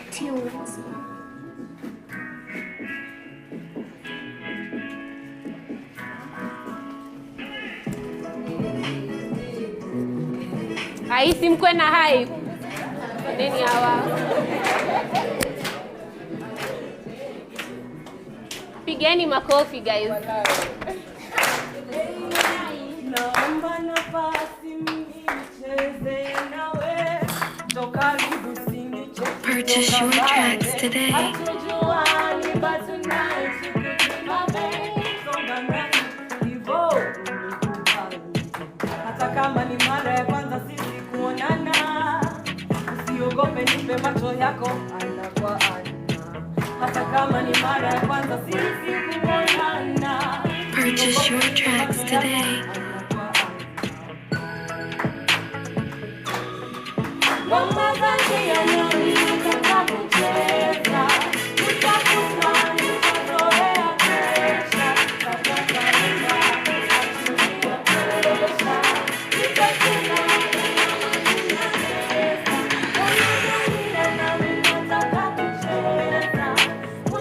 Purchase your tracks today.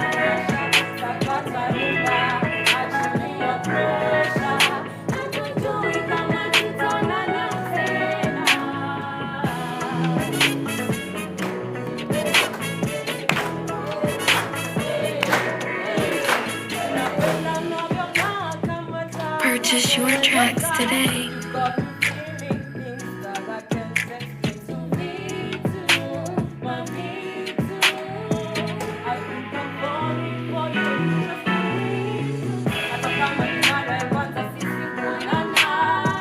Purchase your tracks today.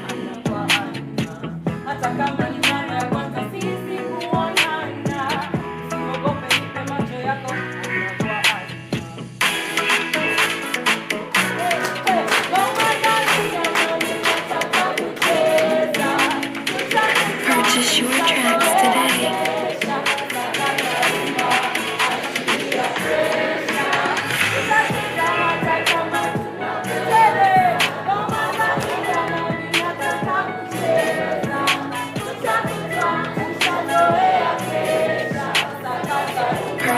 Purchase your tracks today.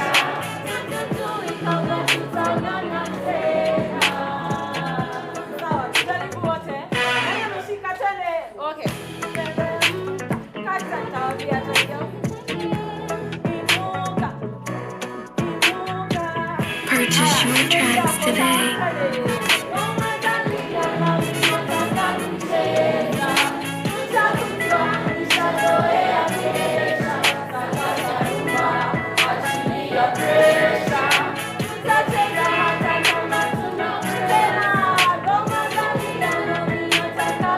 Purchase your tracks today.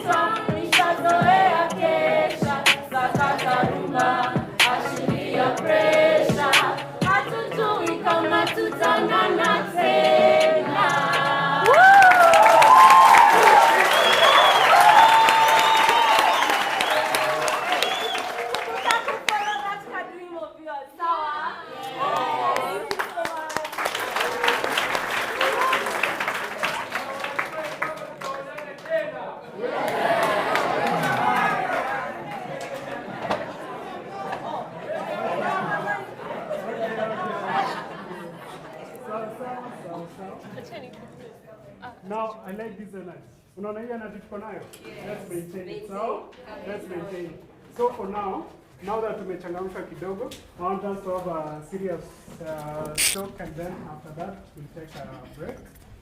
So, at this moment, I'd like to welcome a friend of mine who we work together in Scouts Against Gender-Based Violence and Mental Health Awareness.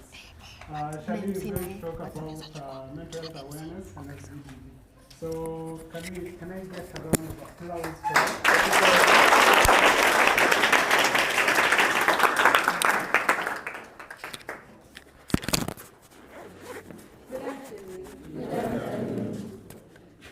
Oh, juzi nilikuwa place nyingine hapo tulikuwa tunasalimiana. Rada.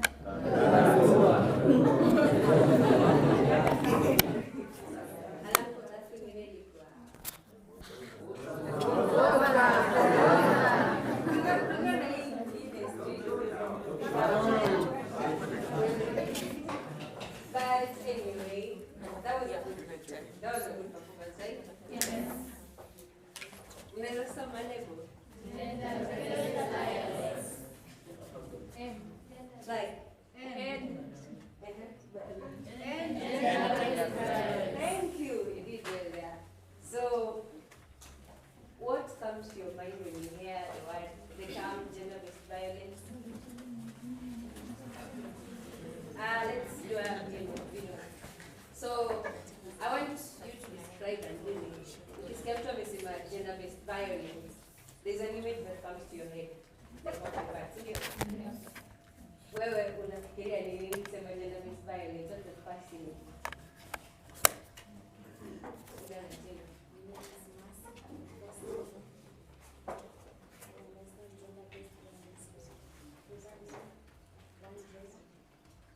Okay, Mercy says favoring one gender. Is there a man here in school? No. Esther? No. Kevin? Yes. Kevin, what comes to your mind? What comes to your mind? Where are you, Kevin? Shoot up. Like the great man that you are. Imagine that is the first thing. Hey! Hey, Kevin. Uniform? Grade 10. Yeah, so what comes to your mind? What is the first image in your mind when you get gender-based violence?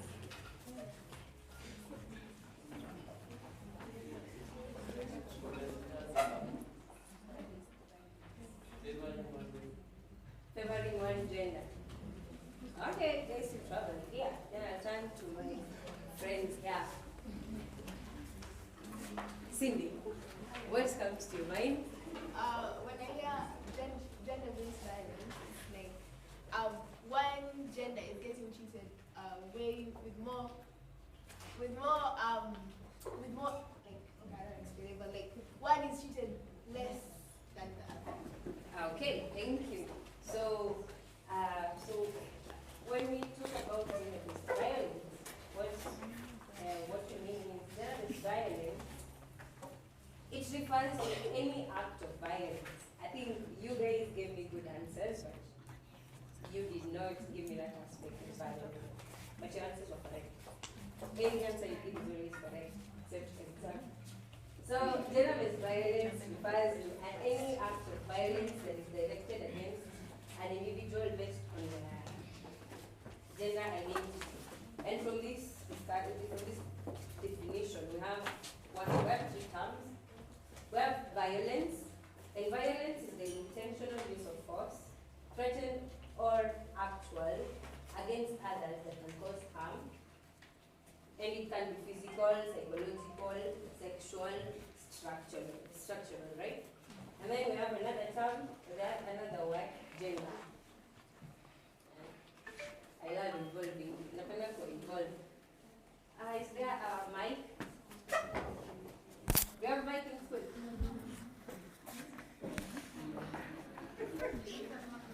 Ben.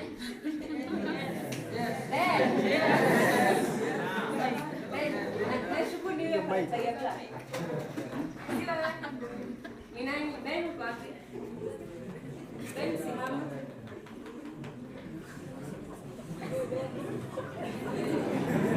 Si tumetoka kuambiwa saa hii follow that. Yes, yes, what do you understand by the word gender?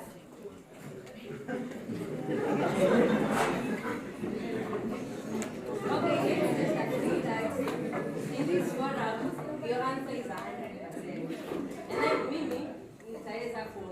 ama nikubali venye iko nifikishe maybe 150. So Ben, what is gender according to you?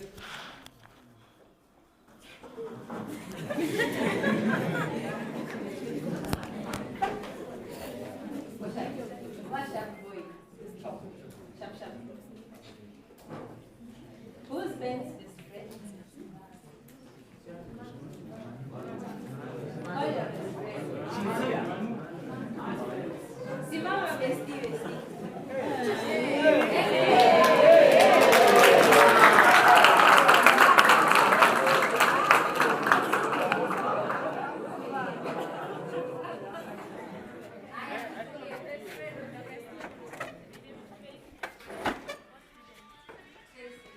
Faith Chepkorir.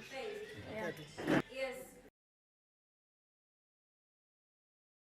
Yeah. And Ben needs your help. And I'm sure that will save. So maybe I can have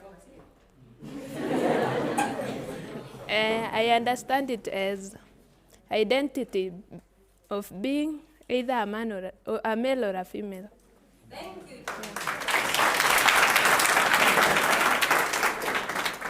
Yes, so gender is basically presenting a leader, a man or a woman, and these are societal expectations. And so what, in simple terms, when we talk about gender violence, we're talking about harm that is done to a person for being either a man or a woman. So that takes the journey mutual area, right?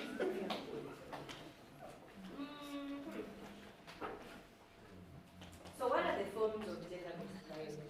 Ni nini hiyo ukiona una ikihappen unasema bibi. Like, unajua dictionary ya majina ni ndogo, so tujaribu ya kusoma mikono. Hello. What's your name? Lavin. Lavin. So what is one form of gender-based violence unajua? Circumcision of girls. Thank you so much, Lavin.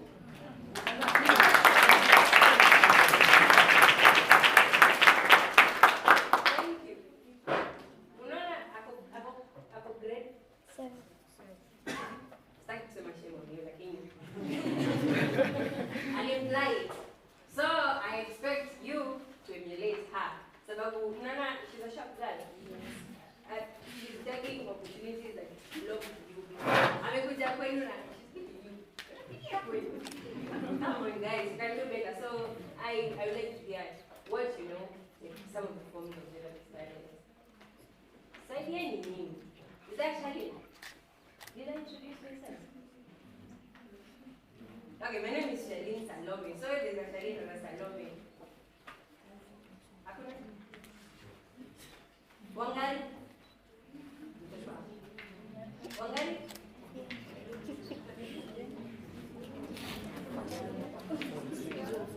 Okay. Kuna Wangari? Wangari no mkono? Sasa huyu ni wa primary. Yes, Wangari. What is another form of GBV unajua? Mkuja kuniambia? Okay, it's okay. I mean, kuna pia wao hawajui. You're on the right track. I know you're going to be great. So, some of the forms of gender-based violence, basically how gender-based violence can present. We have one, physical violence, which is the most common, right? You know, I'm actually surprised what is the first image that comes to your mind after a man beating a woman? Because everywhere I talk to, who are so that is a form of GBV. Yeah, so that is the physical aspect of gender-based violence. And usually this one results physical harm. You're going to meet your friend or your neighbor with a black eye, a llama, you know. And sometimes very smart people who abuse other people know not to leave marks. So I have to figure things like that. So we have sexual violence. How old are we? What is our model age?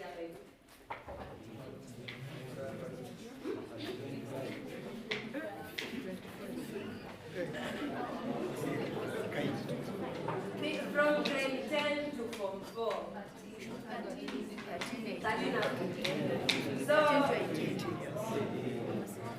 yeah, 13 to 15, right? Most of us are adults, right?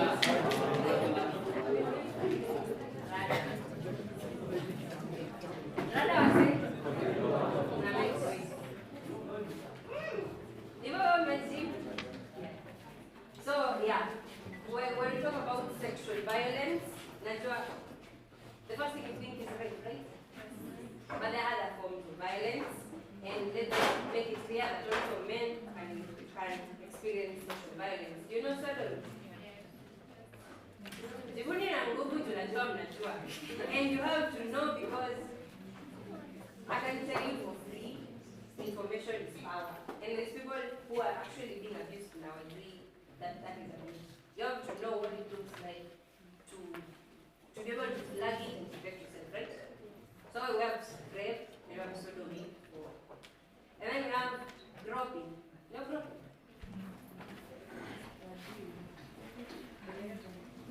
Nani anajua groping? Yeah, I think the most common term is spanking. Ama grabbing, yeah? Sexual violence can also present in form of looks. Unaweza pata this a normal way you can look different. But then also you have someone looking at you and it's making you feel uncomfortable. That is usually the first point. Ameona, you see, and then you try to touch. So you should also be aware of that, right? We also have what people make this knife. Who can give me an example of something someone said to you and made you uncomfortable? You know, they said some sexual innuendo. Maybe I comment about your dress, you know, you're so mature for your age. You come my age.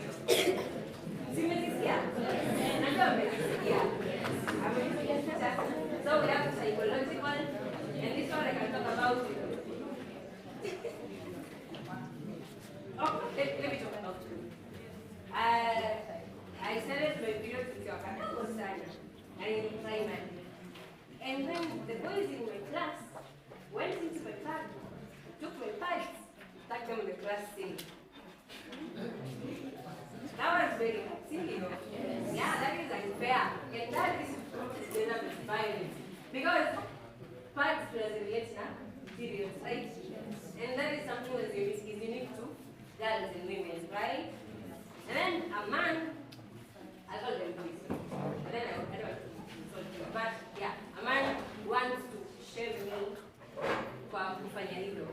And of course, I was in class 7. It was still very shameful for me. Sahi, I have information, I know this and this, and I'm not ashamed about my period sahi. But at that time, Zara nilikuwa nimwambia mamangu nimeanza. And they did that. What do you think I felt? Have we also had our friends who have had accidents? Yeah. And then, so when it happens that someone is mocking you, that is harm, that's psychological. Let me rush to see your slide. We have harmful traditional practices, and my friend Lavina may talk about it here. And I'm going to ask, because we have to be aware that gender-based violence is perpetrated against both male and female. Even though female are disproportionate, we're not going to talk about it. Who can think of a harmful traditional practice that affects men, the male child? Men, that affects men. Anyone?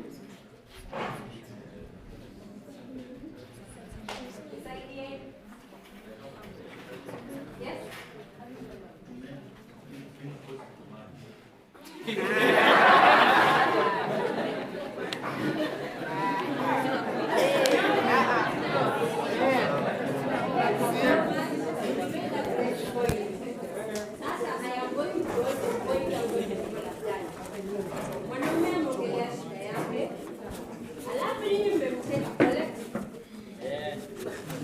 So I can say one traditional practice is expecting men not to talk about the problem when they do. You see, you're observe domestic violence, and this can be done from a parent to a parent, parent to child, siblings, relatives from the extended family. And I just want to make this clear. A person being in authority, either being older than you, does not give them a right to abuse you. There is disciplining, and you will know because it is proportionate to makosa umefanya. Kama umevunja TV, unapanishiwa aje?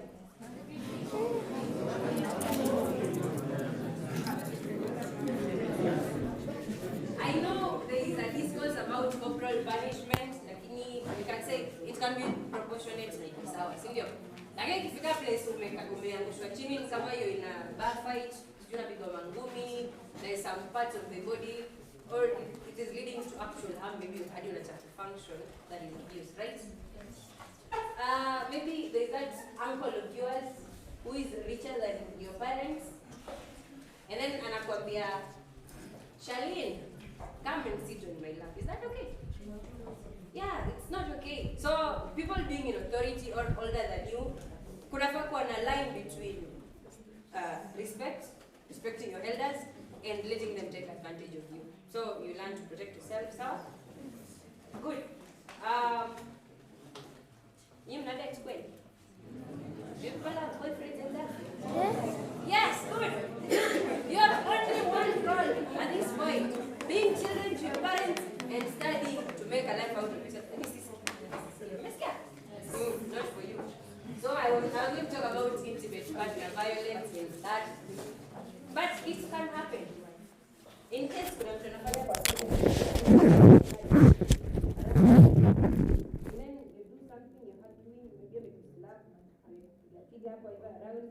I mean, it's actually the girlfriend who is beating the boyfriend, but there's only like two. One woman who's familiar. You see, it's not just now. And then we have the abuse of power. I think we touched family members. You can also have your pastor. You know, yes, we respect pastors, we speak the word of God in everything, but you know what is right and what is wrong, right? Do not let anything wrong happen to you. You're precious, and the Kenya needs you. Sawa? Jazio kimaliza yao, you guys are going to hold this country down. Sawa? What are some of the causes of gender-based violence?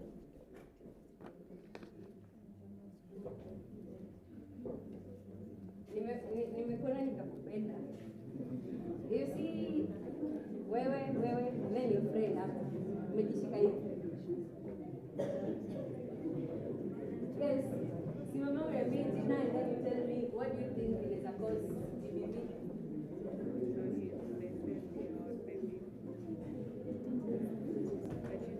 Anza na jina alafu tunaona kama utajibu. Haraka kidogo.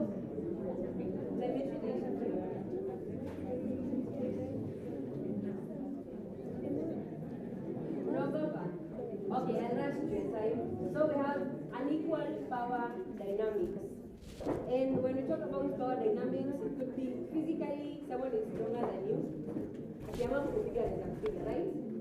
Now we have someone who is more popular. Nani ni celeb kwa shule?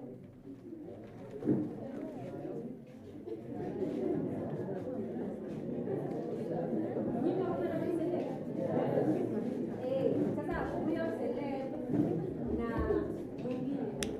Sasa unapata celeb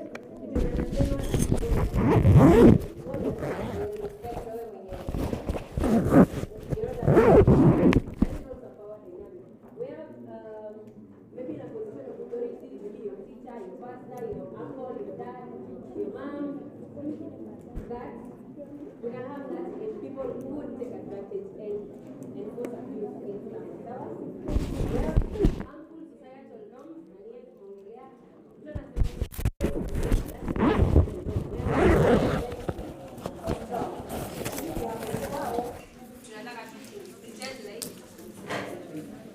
we have poverty, unemployment. I want you to imagine you're a mom ama a dad na hauna pesa. Mwalimu alisema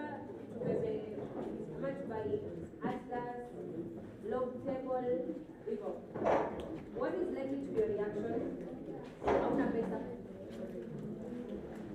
Wewe niambie wewe unaweza react aje?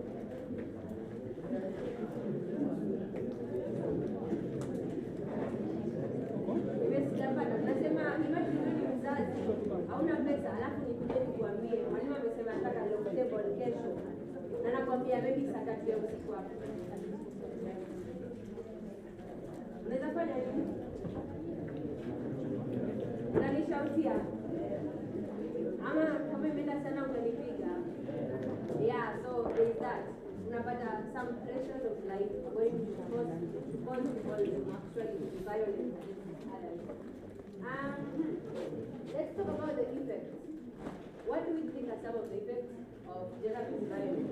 Na tuhamtaki kujibu maswali, then analyze. Tuanze na wewe. One effect of GBV. Lower self-esteem. 2.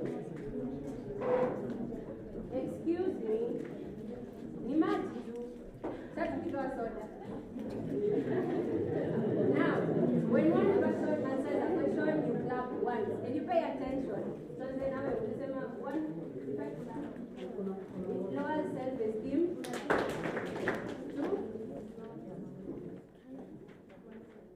Lower self-confidence. Yes? Emotionally unstable. Self-discipline, lower self-discipline.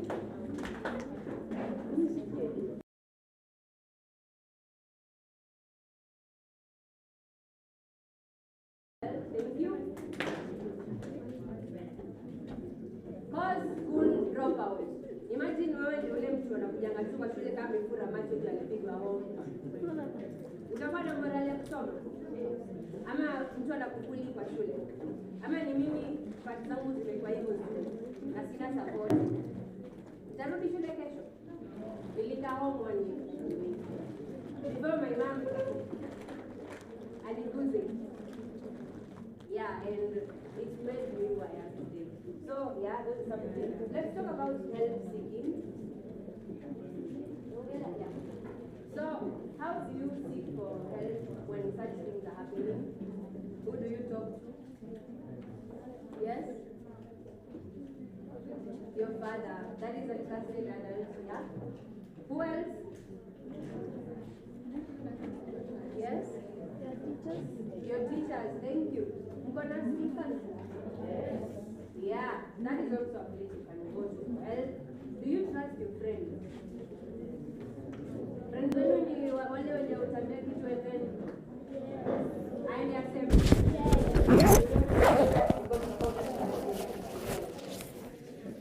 Anyway, that was my time. I hope you learned something. And I hope you learned a lot. And always learn to protect yourself and also don't be the one who is perpetrating violence against other people. Sawa? Do not harm others and also protect yourself from harm. And if harm is happening, sometimes protection is not a sure way. It may happen anyway. So you can also seek help when that is happening. Sawa? Thank you so much. I don't know. Nilisahau kwanza na introduction. My name is Charlene Salome. I'm a student of law at the University of Nairobi. And I think tulimiss kusema, in case unataka kuwa lawyer, you must get a C+ and above in English. Sawa? Otherwise, unaweza itwa maybe Murang'a University, alafu ukifika Kenya School of Law kataliwe. Clap for me. Thank you.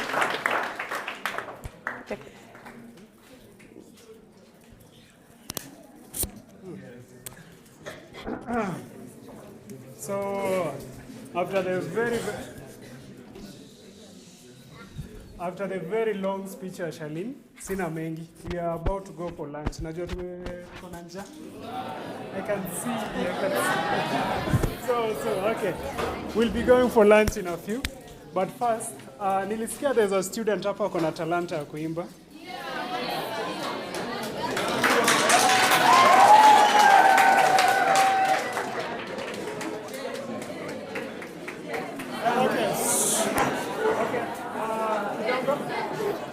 Let's settle down kidogo. Okay. As she's coming up here, let's keep it down. Akikuja hapa juu, I like to invite my friend up, introduce himself, and then as you prepare your vocals. Sawa? Hello. Hello. Hello. Wanaume woza. Wanaume woza. Madam hi. Madam hi. How are you? You look amazing.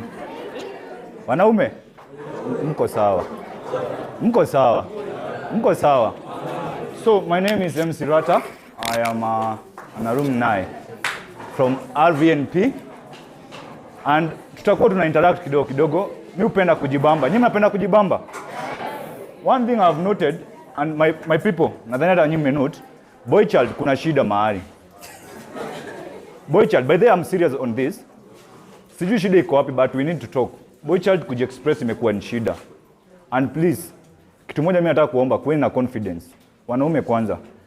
Umeambiwa hapa mambo ya GBV, the girl ametuambia hapa mambo ya GBV. But pia sisi wanaume tunapitia mambo mingi. Tusidanganyane, si ni kweli? Lakini sasa nyinyi wenyewe mmeweka kwa mind yenu ya kwamba ati mwanaume hufai kujibonga. Si ndio?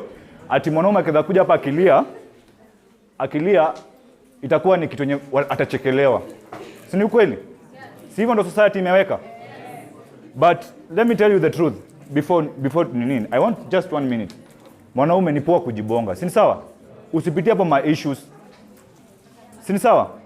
So my MC amenipatia 1 minute to nijiintroduce. I'm MC Rata, an alumni from Rift Valley National Polytechnic, also an accountant, si ndio? Also an MC, also a DJ, also ama nitoe? Ama nitoe? Nitoe? Ona hawa. Pia mimi ni digital marketer for a company called Midal Group Companies. This one, nitaachia mwalimu tu ataiona, because I know we are going great. Hizo ndo kazi zangu mimi hufanya. Na ilianza tu kimchezo. You see that man amekaa pale kwa kamera. Umemwona? Siku ya kwanza nimeingia shule, nilikuwa nimevaa kinyasa na clogs. And then nikamwambia mimi ni MC, akaniambia je, wewe ni MC ukweli? In fact today tuko na ilikuwa inaitwa aje? Nito mchujo, mnakaa kwa panel muonekane ndo MC. Akaniambia kuja hivyo. Nikaenda. Nikasema mimi ni MC, nikajipresent, confidence kitu ya kwanza, si ndio? Majamaa confidence, si ndio? Kutoka hapo nimekuwa na 5 years Rift Valley National Polytechnic ni kuwa MC. Na kando na hiyo, last year 2024-2025 the best MC in Kenya Campuses Award amesimama hapa hivi. Si ni sawa? So kitu yenye imetuma hata niamke nikaambia MC wangu nataka kuongea, majamaa sasa tu interact.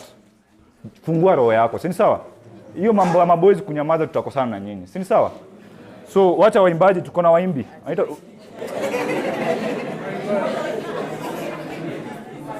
Karibu. Thank you for your time.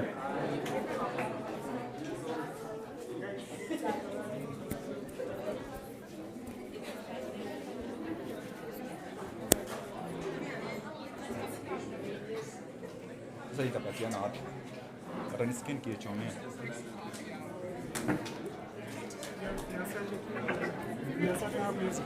Okay.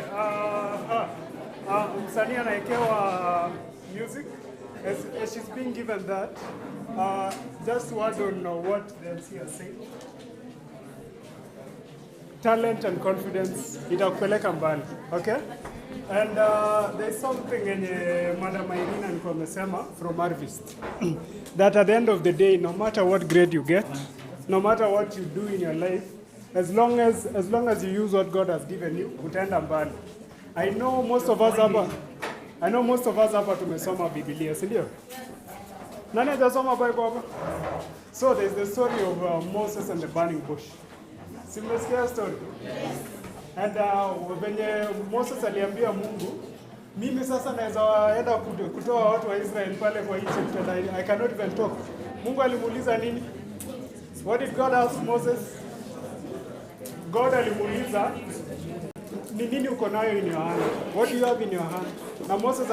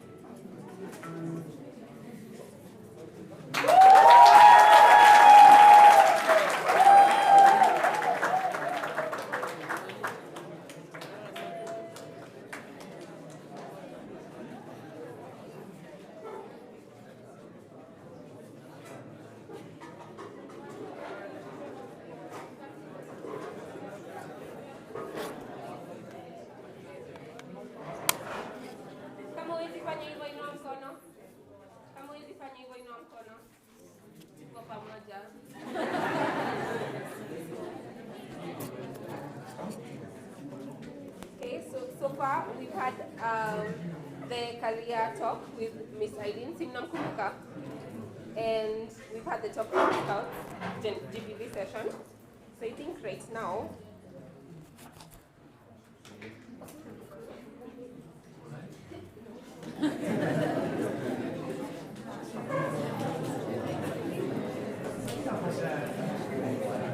guys, I think for now tuta break for lunch. Najua mnasikia njaa, sio? Sawa, naye atashare na mimi yake. So, sawa. So I think mko na protocol that you guys follow for lunch. Si tupatane huko basi. I think it's leaving. Lunch break. Mnakula for how long? Ati? Nani wanaume wanasema 1 hour?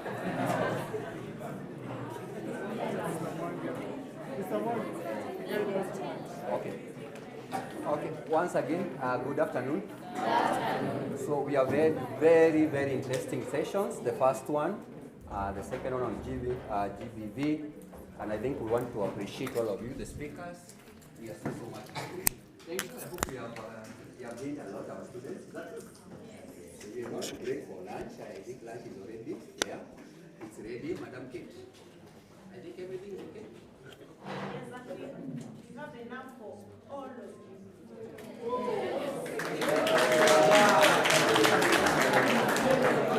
Now, in the next 30 minutes, 40 minutes, we are going to break so that we take our lunch. So let us just bow our heads, we pray for lunch and after. Lord, we are grateful. Thank you because of the opportunity that you have given to us. We want also to appreciate you. We are grateful for lunch. We pray that you will satisfy whatever you're going to partake, Lord Almighty, may you bless it, may you look out, may you remember them.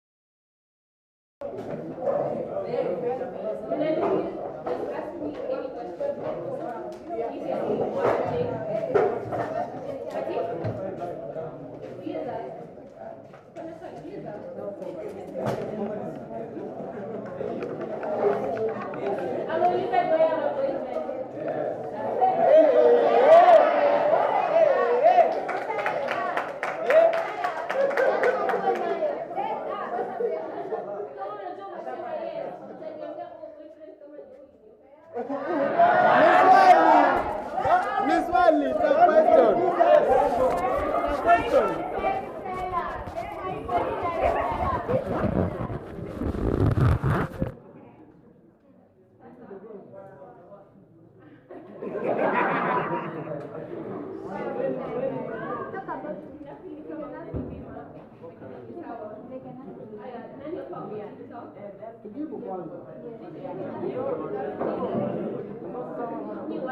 Weka mawe. Unajua mimi ni msichana nimetoka Nairobi.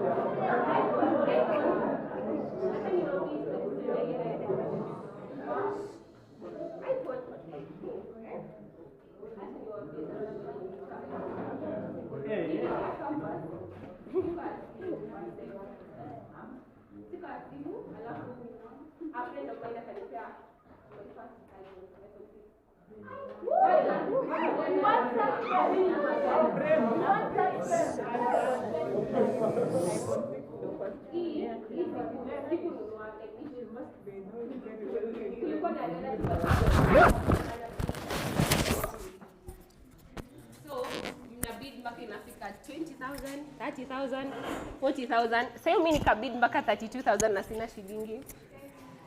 And then a miracle ika happen. Huyu anko huwa ananipenda. Sasa akanipea simu.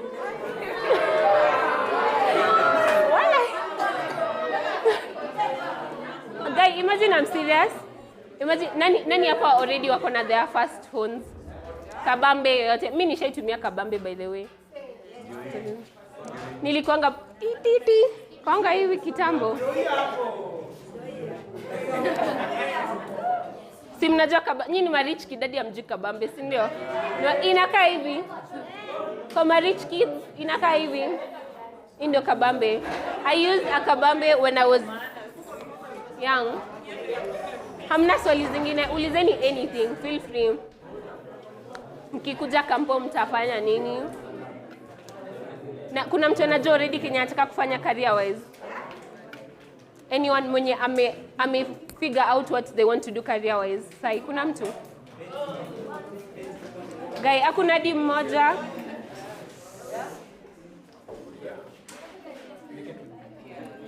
Well, since mmeona hamtanipea, mimi nitaendelea kuongea kwa sababu ninapenda kuongea. Napenda kusikia sauti yangu. Sasa this person here is a photographer. Kuja usimame hapa. Iko huko. Okay. For the men, mkifikiria career choices, this adi au wenye mnaona na record. Those people are one of the few people in the country wenye wanalipwa kwa watu wa US. Wanalipa per hour. So, if you can get access to camera, kama unajua uko into arts, si lazima ikuwe dancing, si lazima ikuwe nini. If you've ever been interested in photography, editing, people get paid for this for these jobs. I feel like kuna jobs zingine nyinyi mmezoea kusikia engineering, medicine, nini. There's like a whole lot of things you can do nje. For example, I'm a nail technician in school. So I do people's nails. Wasichana wenye mnapenda gel, mnaweza kuja. Hadi ni yetu tunangoja mstari. So it's not all about the same profession. Unaweza kuwa unapenda urembo, you love jewelry. I have classmates who sell jewelry, who sell sweets. Mimi nilikuwa nauzanga mkate. By the way guys, mimi nilikuwa nauza mkate shule, 5 bob per slice. Yeah, si super low. Kwa tunaletewa. Sa ningebakisha mkate alafu nauza. Like you have to be business oriented. Huwezi kaa tu cause like hakuna job. Mtu siwahi kupea hiyo mentality ati sasa nitadu unakaa You guys do anything. Anything you can think of. Na ujue, wewe ukikosa kufanya kitu yenye umefikiria, mtu mwingine ataifanya na atapata pesa from it. Ukikosa kuuliza swali sahi about anything yenye uko interested in, mtu mwingine atauliza na atapata hiyo opportunity. Mkwe mna speak out for yourselves. Msikwe mnanyamaza, mko so shy. Hadi mko so shy, na feel nika naongea na watoto. Ama mimi ndo mzee, si ndio? Nilijua tu. Lakini sawa. Imetoka.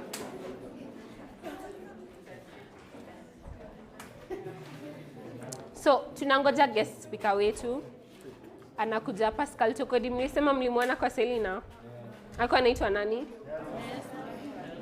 Mbona hamjamuuliza maswali? Mnajua yeye ni celebrity sana. Mumuulize like whatever, muulize whatever you want to know about acting, vile alianza kuact, vitu alifanya. Basically all the questions.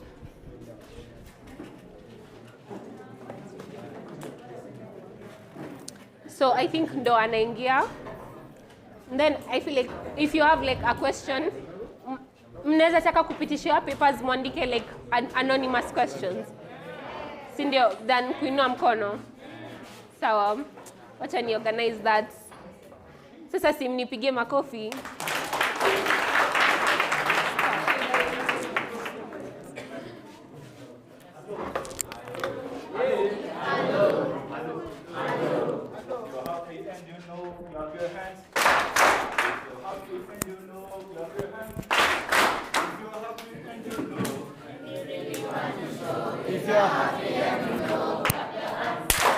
Hey. Mko happy lakini? Before ni guest wetu anakuja, MC wangu ameniambia hivyo, nitaka tufanye activity tu kidogo, si vigorous, ndio?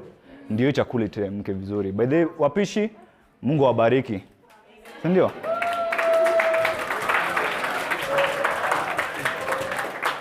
Si ati nachomea comrade.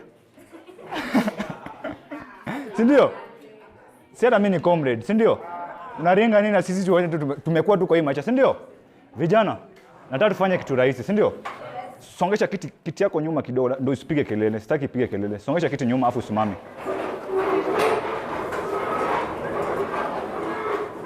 My MC, organize brutal.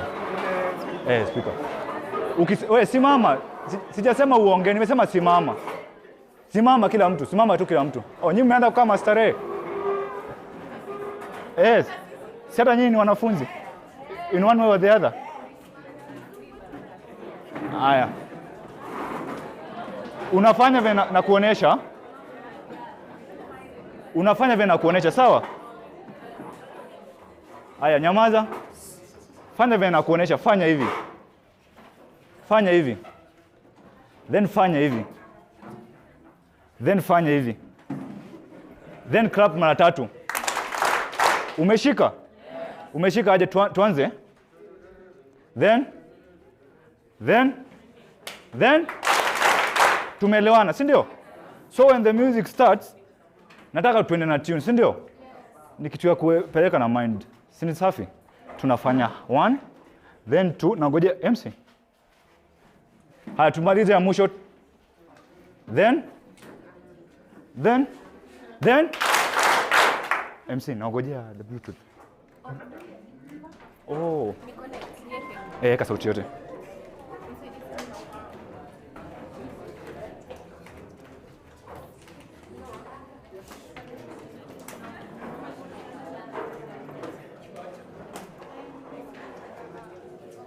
So while you guys do the activity, I will go around passing you guys the papers for the question.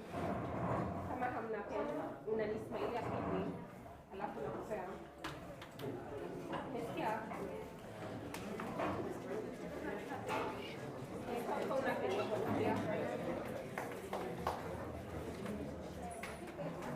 Kuna watu huko nyuma washasahau, si ndio? Kuna mtu ataanza kupiga makofi, si ndio? Kuna mtu ataanza kupiga makofi, si ndio?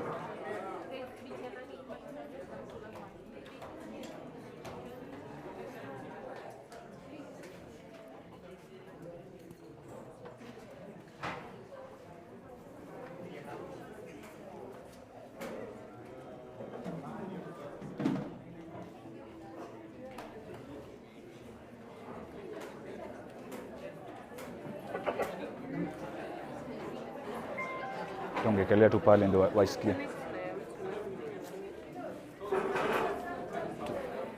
Sawa. Okay. Fanya je, mami? Endelea tu, tutafanya basi masi mengine. Endelea tu. Endelea tu. Oh.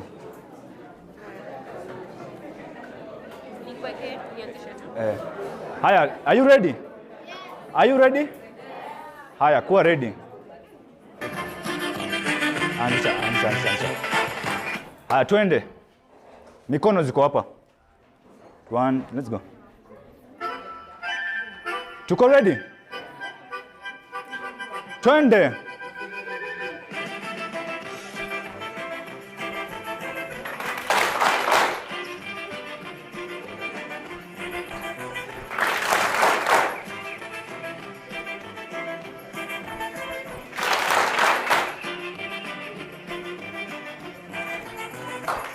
Haya, kama kwaya. Kama kwaya.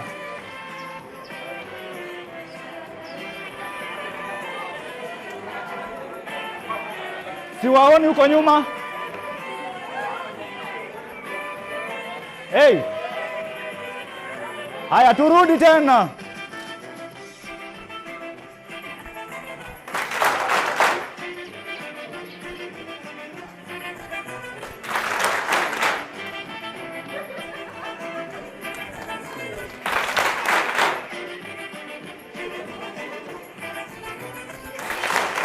Rudia.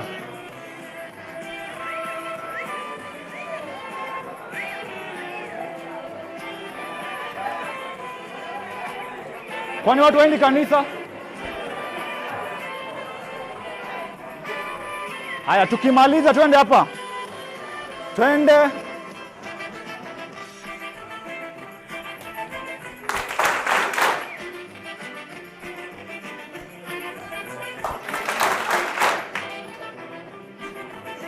Tunamaliza.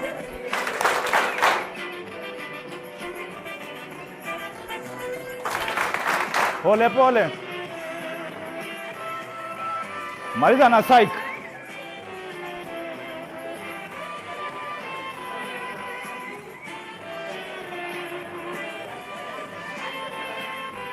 Haya, tunaanza pole pole, sawa? Fanya hivi. Tuko hapa.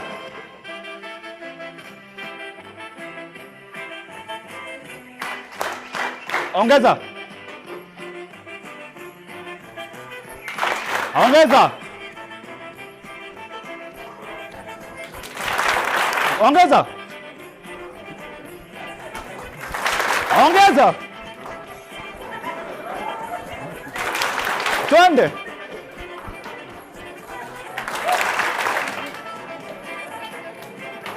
Makofi, jipige makofi.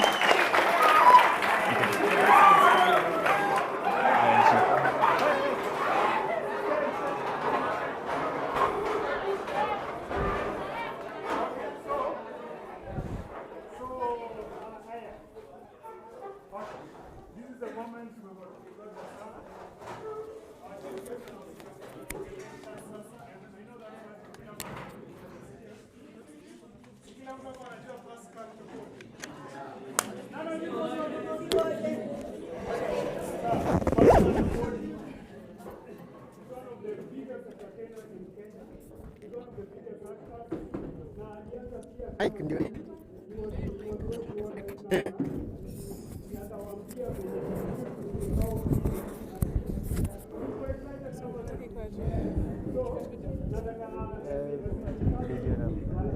From nyuma, especially kwanza wakiinua mkono ama nini, si lazima record the whole thing.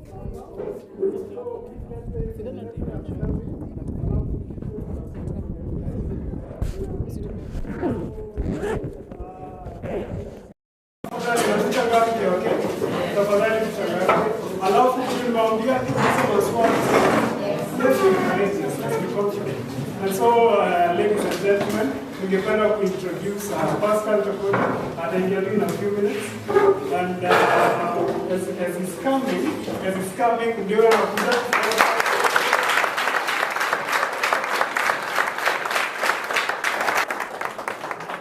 Hello.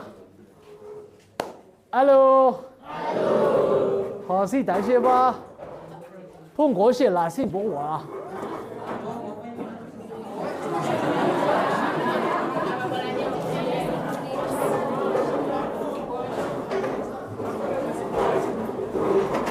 ？Good.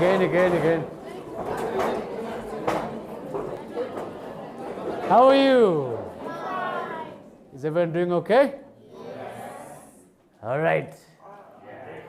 Hi guys. Hi. I go by a lot of names, but my acting name, how do I say it? My pseudonym, my stage name, thank you, is Pascal Tokodi. You guys don't know my full names? You know my full names? Pascalino Pesino Lengono Tokodi. So we just keep to Pascal Tokodi because it's easier. I'll give you a brief history about me and then mukona maswali zenu ready. Sawa? Sasa? Sawa. Kila mtu ananisikia? Yeah. Okay. Pascal Tokodi. I am a multi-hyphenate. Does anyone know what a multi-hyphenate is? Multi-hyphenate is a title given to someone who has the ability to do a lot with multiple talents. Okay? So I can sing, I act, I do voices, I do different accents. That's why, so yes, I'll explain that in a few. Anything to do with art, I can do. Singing, I can draw very good stick figures. But yes, I started mostly in high school. I'd say high school is when I was in Lenana. Miske Lenana school? Yes, I was in Lenana school. They had a very good drama club there. And for me, that's when Makutano Junction? Yes. Makutano Junction came and took me when I was 17. I was 17 years old. I started acting when I was very, very young.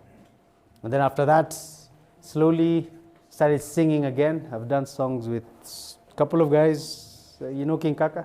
Yes. You know Calligraph? You know Prezo? I've done a couple of songs as well.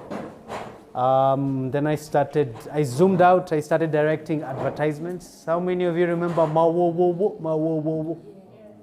Nakumbuka Ma Wo Wo Wo?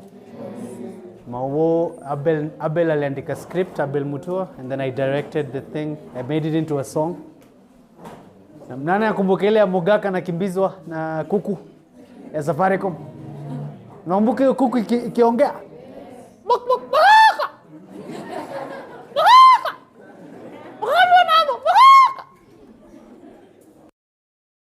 That I'm the youngest actually director to ever direct a Safaricom ad.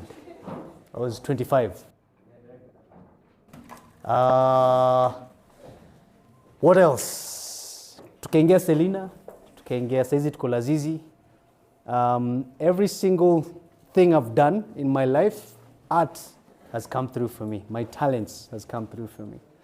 And I had so many other options. Like I come from a family of pilots. I could have been a pilot. But for me, ni kitu nimependa kufanya tangu nikuwa mtoto. So it was easier for me to do it. And so far so good. Very, very good. I have a beautiful baby now. And life is really, really, really beautiful because of the steps I did when I was a kid. Moral of the story is, anyone? It's a question part. Does anyone have a question for me? You have a question for me? Ask. This is, ask now or forever hold your question. What makes me love acting? Well, the money helps. I'm kidding. Well, it does help, but I love doing it. When I say that I go by a lot of names is I've acted since I was 17. So I've been Thomas, I've been Nelson, I've been Marcus, I've been so many different names, so many characters, and it gives me an opportunity to, to dive into some people's lives. Yeah, nimeact ka daktari, nimejua vile daktari anafeel akikuwa cooperating, nimeact ka lawyer, nimejua vile lawyers wanakuanga how intensive their life is. So it inafanya nijue a bit more about other people and their profession. Any other question? Ask now or forever. How do you get into acting? No one? Is there a question you want to ask? Okay. How many guys are into art here? Who likes to act? Acting? The singers? Drawing? Drawing, you can draw? Okay. Sing? Sing. Talented? Properly ama nielewe bathroom singers? Unajua kuna watu wanakuanga Beyonce kwa bafu. Akitoka nje, yo. Nani? Yeah? So let me tell you something about how beautiful art is. It's God-given. It's God-given. So for me, it comes very easily. Like it, singing for me, someone just plays a beat and then all of a sudden I can sing. Someone gives me a script, I just already know what I want to do with this. And it's not for everyone. That's why I am one of those brutal, like recently I was a judge at Bongo Star Search. Miske Bongo Star Search. I was called in as a celebrity guest judge for Kenya. And I tell people, if you have it, you have it. If you don't, you don't. At a very young age. Yeah? Because I believe that if it's not in you, it's not in you. So you'd rather know that mapema so that you can branch and do something that is you. Yeah? She said earlier on about realizing what you want to do at a very early age. This is the time. This is the time. I don't know if you guys have any drama club here, any singing club, any art drawing club. Is there clubs like that here? Then fungua one, open one. Open one. Mtu aanze, fungua moja. Anytime there's a guest coming in, do something small for the guest, like a small piece. Remember what they did when they sang Wanovikali? Yeah? Remember the song that they sang? Do that for your guests, because you never know who's in the audience. You never know who, because I've recorded them and I'll send it to Okinawana. You never know who's watching. Yeah? So this is the time. So I'd leave that to you. Where's the head boy? Hi. If it's possible, just create like small clubs. Even it doesn't have to be just arts. It can be, if it starts small, and then it could be even easier for us to even, like, let's say so there's some who are interested in piloting, in having a pilot, like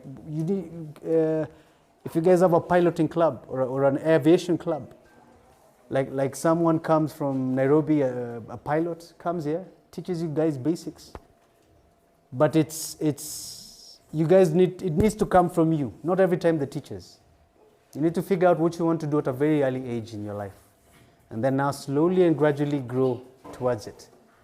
Everything that I learned music-wise, I now put it in my ads. I now put it in my film. Who knows what a score line is? A score line is when a movie is playing. You see that background music you hear?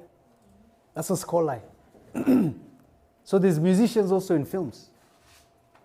That's the beauty. That's what I love about art. Your art can be put in different places.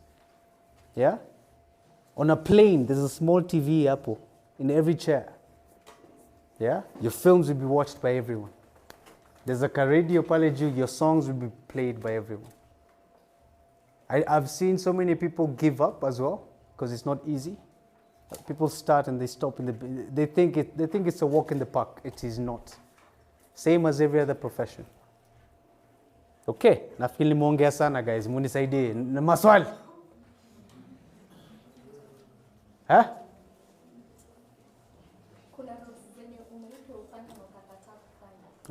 There's some roles that you don't have to do everything. Si lazima ufanye vitu zingine. So there's some roles. Umetumwa na mpasho. Huyu ni wa Edgar. What roles?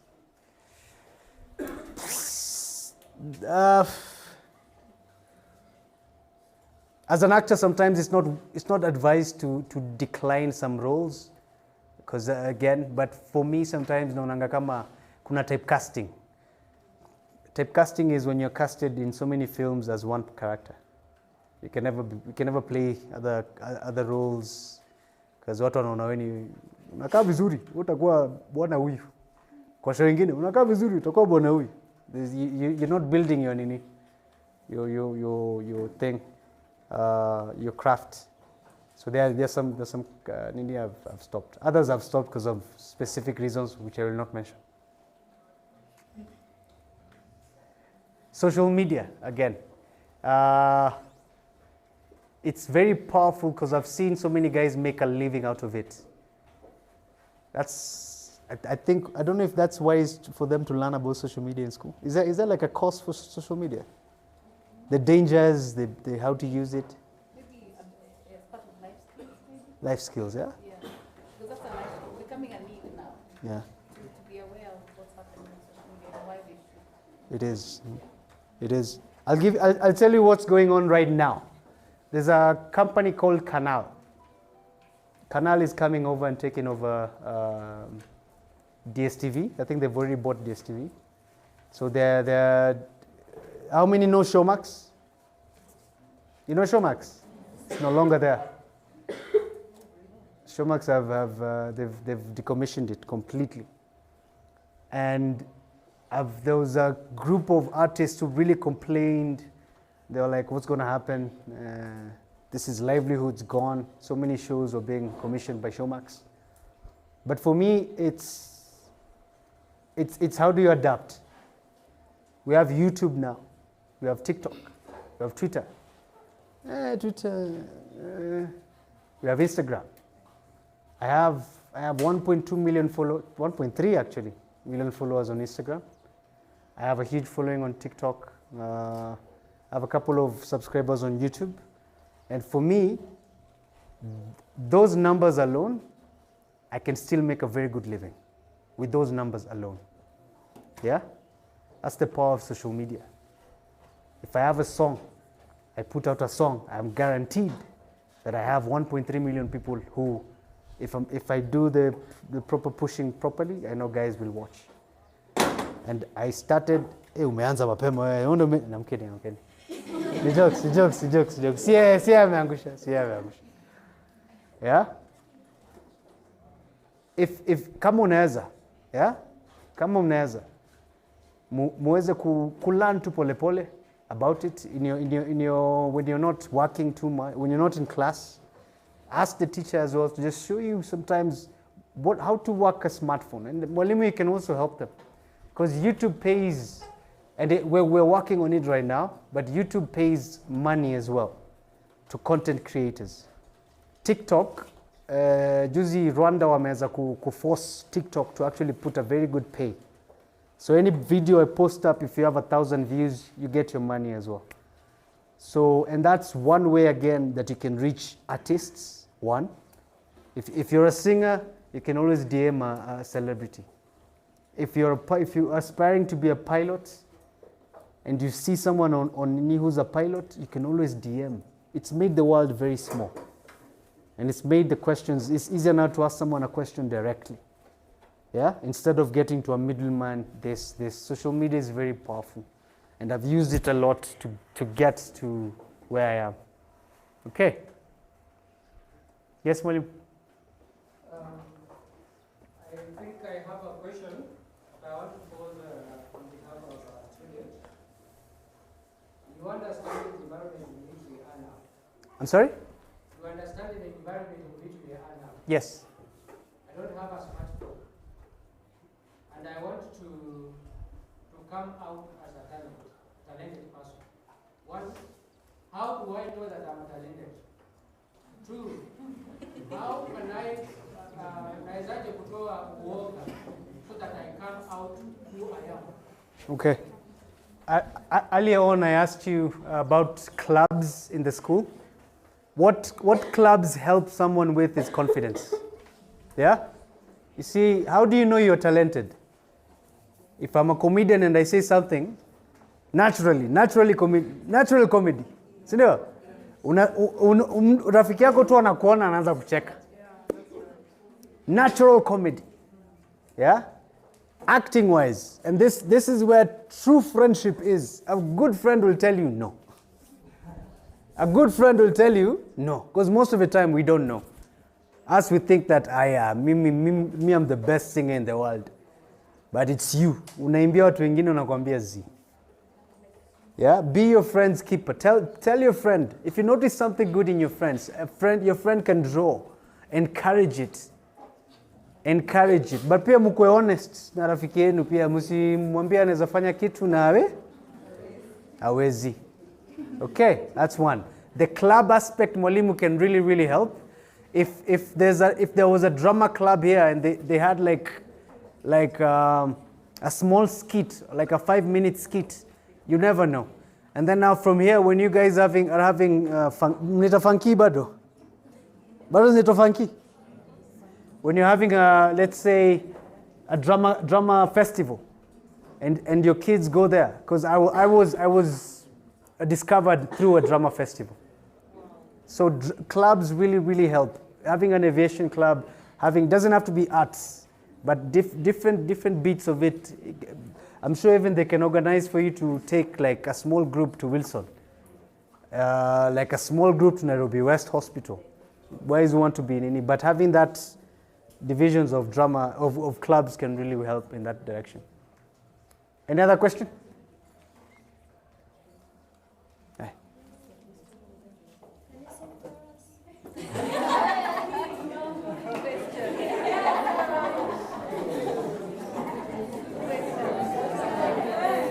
I'll sing after I finish everything. I will sing. What's your name? Beth. I will sing. Umenipata hapo. Umeambiwa na nani? Dame kuchocha. Who else? Oh, behind me. Yeah. Just a bit. Who has been your role model or who has been guiding you through all those years?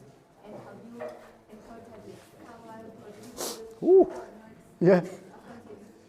given you your credit for the work? Like how you tackle it? So her question was my mentor's inspiration, and if there was work that I've seen outside that I know nimeibiwa. Hiyo imefanyika mara mingi sana. Sometimes unaonanga tu hadi hivi alafu unajiuliza but I sent the same concept to the company, but they didn't hawakufika bei, so wakachukua idea yangu. But for me, I'm not the type to go online and kuongea, because I believe that if I can get one idea, I'll get another. If right now something happens and I go broke again, and I will get money back. Yeah, I believe that much in my art. Any other question? Mentor, yes. I've had, it's ujuaji. Unajua ujuaji? Semeni ujuaji. Semeni ujuaji. Ujuaji inasaidia. Ujuaji inasaidia. Uende kuuliza maswali. You go and ask, uliza uswali. Ukiona unakuja hapo na takujibu. Kuuliza si? Ujuaji ndio imenisaidia until here. Because by 17 ujuaji yangu ilienda ikafanya ni approach mtu. Kaambia me I can act, me I can do this. Akaniambia prove it. Nikamwambia kesho kuja kwa hii hall. Akakuja akaniona. Ujuaji ndio ilifanya nikuwe the youngest director wa Safaricom ad. I was in an ad as an actor. But then nenda naulize director, hii shot ulifanya aje? What if ujaribu na hii na hii? What if ujaribu na hii na hii na hii? Ujua? It's good if you use it correctly. Sawa? Imenisaidia. My mentors have been one of the best, some of the best mentors, and they did want to be mentors. Some of them I made them to be mentors. They didn't want to, because if you find the best of the best stick to themselves. They don't like, it's not like they don't want to share, but it's indakwaje mtaka nini lazima iname mtaka champu. I was close. I was very close. Yes. If you want something, go for it. So I've had some really good mentors, and it's because of the confidence that I had just to approach them and talk to them. Yeah. Ask. Have you ever felt like giving up on your art because of discouragement? Every day. What made you get back? Every day. Kitambo, nonanga ni controversy ya kusema hii, but let me just say it. We need money to survive. Sindio? Yeah. We need to keep at it and to go on. But then there's some arts that don't need to be rushed. There's some art that, like musicians who sit down na mnakaa chini mchezwe, au hawatapata airplay mingi ama wataitwa clubs ya usiku. So there's always some things that make you want to like give up and stop doing it. There's mainstream music which should be played in clubs, which should be played everywhere, but there's niche music which should be played somewhere else. So I feel like I almost gave up, but then I figured out something. There's something for everyone. There's always your crowd. There's your crowd somewhere. Find your crowd. Utenda uimbie opera watu wa Lingala. Uimbie watu wa Lingala wataku. If you go to an opera and you sing really nice opera songs, they will accept you. So find your crowd, and you'll I think you won't be discouraged in your art. You had one. Ulikuwa na swali? Umesahau?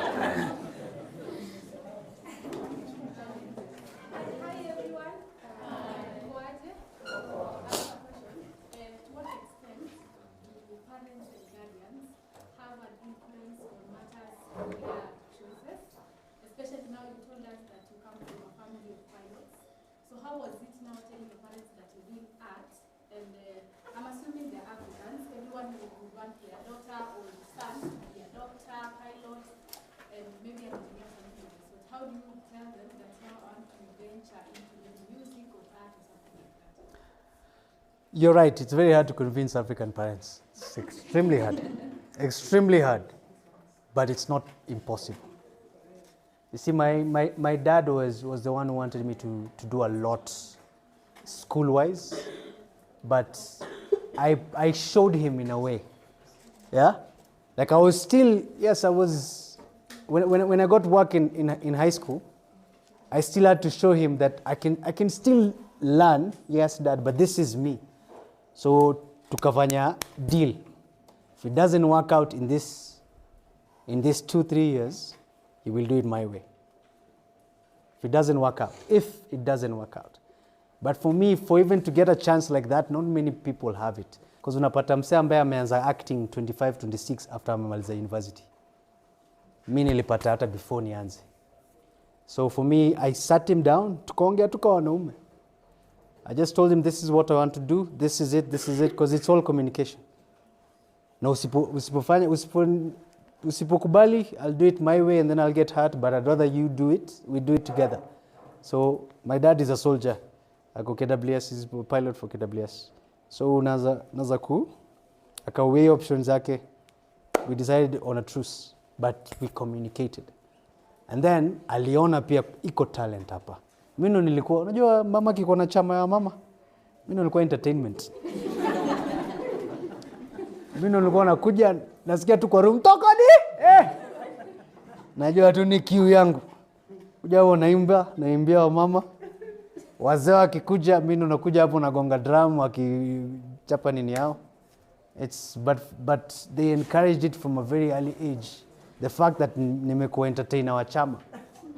Yeah, wali encourage. Confidence yangu ilianza mapema, and I've seen you do it with your kid.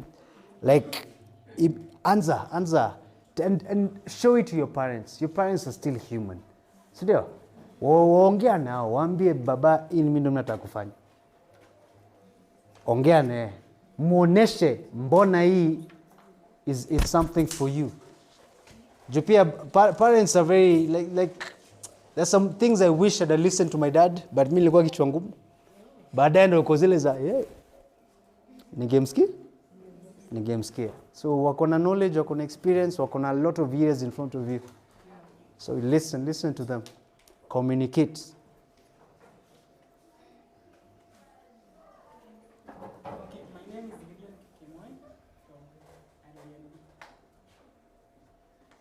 My question is taking into account that you are 17 when you performed a film theater at Now, what was the role that did you play during the filming? And how did that role prepare the current person you are seeing today? Thank you. Oh, my first ever role on Makutano, I was a tea. Nilikuwa nauza chai kwa nini? Nilikuwa Thomas. Ilikuwa Makutano Junction. I tell you again how much I was earning at 17. I was earning 18, 19. I was earning 120k. But hiyo ilikuwa after ukitoa acting like a 2k. So I'd say 100k every single month because it was an episode in 3 days. It was very lucrative. But yeah, that was my first ever role I did. How did it change me? People want to be famous, but are you ready for fame? Are you ready for fame? That's my question. Fame inakuja na pros and cons. So how it changed me, kuna vitu zingine singefanya bila kusumbuliwa. Napanda hivi matatu mtu akaanza, "Ala, wewe unapanda matatu kama sisi." Vitu mingi. Fame iko na, again, the pros and the cons. The pros obviously outweigh the cons, but bado your cons iko na. Your cons ni privacy kuisha. I think that's the biggest con. Your privacy is gone. Hata nikitembea hivi na mama yangu utasema, "Ai, ameanza kuwa na mama wazee." So kila kitu iko na nini zake. But for me it's one of the best. It's because I love it. I love doing it. I love acting. I love singing. Tungepewa hiyo bila fame. Ingekuwa way better. But that's the life that we're living. Have I answered your question? Semeni narudi Nairobi. Okay, no. And a question that might help this young generation. How did you balance that success and the fame from such a young age, so that it did not pollute you and you became a success even eventually? What she said about mentors. I was lucky enough to be blessed with mentors who taught me a lot of things. When you're trending, si lazima uongee. When this is happening, do the opposite. So that helped a lot. Because I think the only scandal you guys have had is the one. So yeah. Yeah. What's the most ridiculous thing you've heard about yourself on the internet? Hey. Kwanza kuna newspaper ilikuwa inaitwa Macau, Pascal Macau all my life. Most ridiculous thing. Ile yenye like uliona huko. Wow. Sisi sema mbele watu hii. Niulize kwa basi. Niulize kwa basi.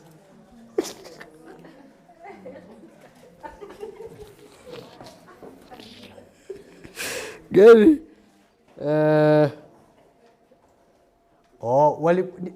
Mnafikiri mimi na Selina tumeoana ukweli? Any swali yenu? No? Oh, okay. Differentiate acting na nini, si ndio? Watu walikuwa sema mtoto wangu ni wake. Is that good?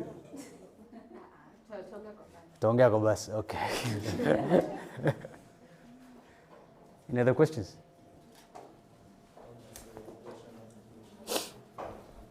How did? I am one of the smartest actors in Kenya.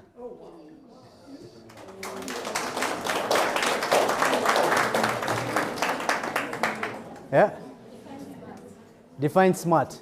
You see, what I like about the Kenyan system, nasikia imechange, but ile 844 yangu, ile nilipewa, hadi form 2, tulikuwa tunapewa kila kitu, si ndio? And then from form 2 unachagua what you want to continue with. Yeah. But imagine unajazwa na kila kitu. Yes, things sometimes that you don't need. But you never know when you need something until you need it. Nilikuwa chukia geography. Ile siku nilipotea Mount Kenya ndo nilijua how important geography is. You see, there are small things that we say it will never help me in life. But then you figure out, okay, physics, maths, mimi nilikuwa sema no. But I have to count my money. You see, there's so many things that will help you. So many things that we take for granted. So learn. Your brain is one of the most, I think, the most strongest muscle that we have. Or is it the heart? Heaviest is? Your brain has the capacity of getting a lot of things. Especially right now at this age. Learn. And then later on, when you decide this is what you want to do, when you specialize in this, imagine all that knowledge that you've had. So, education is very, very important. Not even, usiangalia story exams, usiangalia story number 1, number 10, no. For you to learn some things. Tajipata place where you need it, au ulikuwa umelala class. So learn everything now, because after high school, utatupwa into the den of like wilderness. The world is tough. So please come prepared as much as you can. It doesn't matter what you want to do. Just come as prepared as what you want. Know what you want to do, but still, I call it like a blanket thing. Si blanket ukija kujifunika blanket unajifunika mwili yote, si ndio? But unatumia hii side zingine, unatumia hii saa zingine, but umefunika the whole body. I see education as a blanket. Learn everything, and then now you can decide what you want to do with your hand, with this other hand, with this other leg. Have I answered your question? Have I answered your question? Oh, ilikuwa Kai, no, sorry.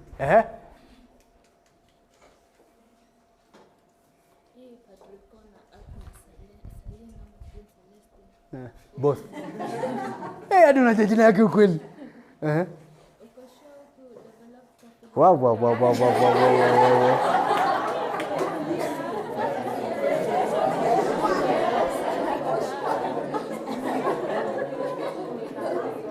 We.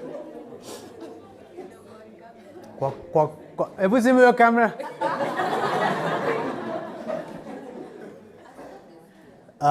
It was an unwritten rule that there's no relationships on set. Do you know why? Let's say mimi na yeye tuanze kudate. Ndio? Alafu tukosane nyumbani. Alafu asubuhi tunafaa kwa act scene ambaye nakisema Selina mpenzi wangu. Ndasema Selina mpenzi wangu.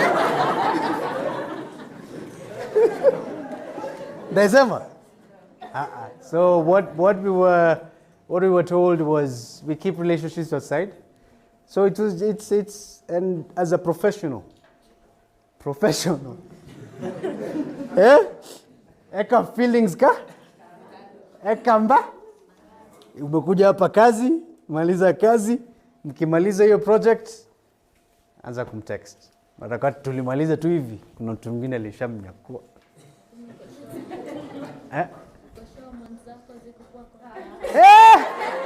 Na nimekutuma wewe.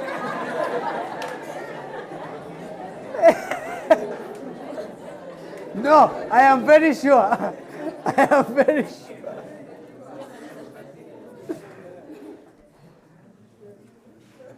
The question is, oh, I have a question for both of us. And, For both of us. so there's this scenario, umeshapata do, now you're acting with beautiful ladies, you see, umejipata kwa ile situation, kila mwanaume anakutaka, you have the money. Kila mwanaume?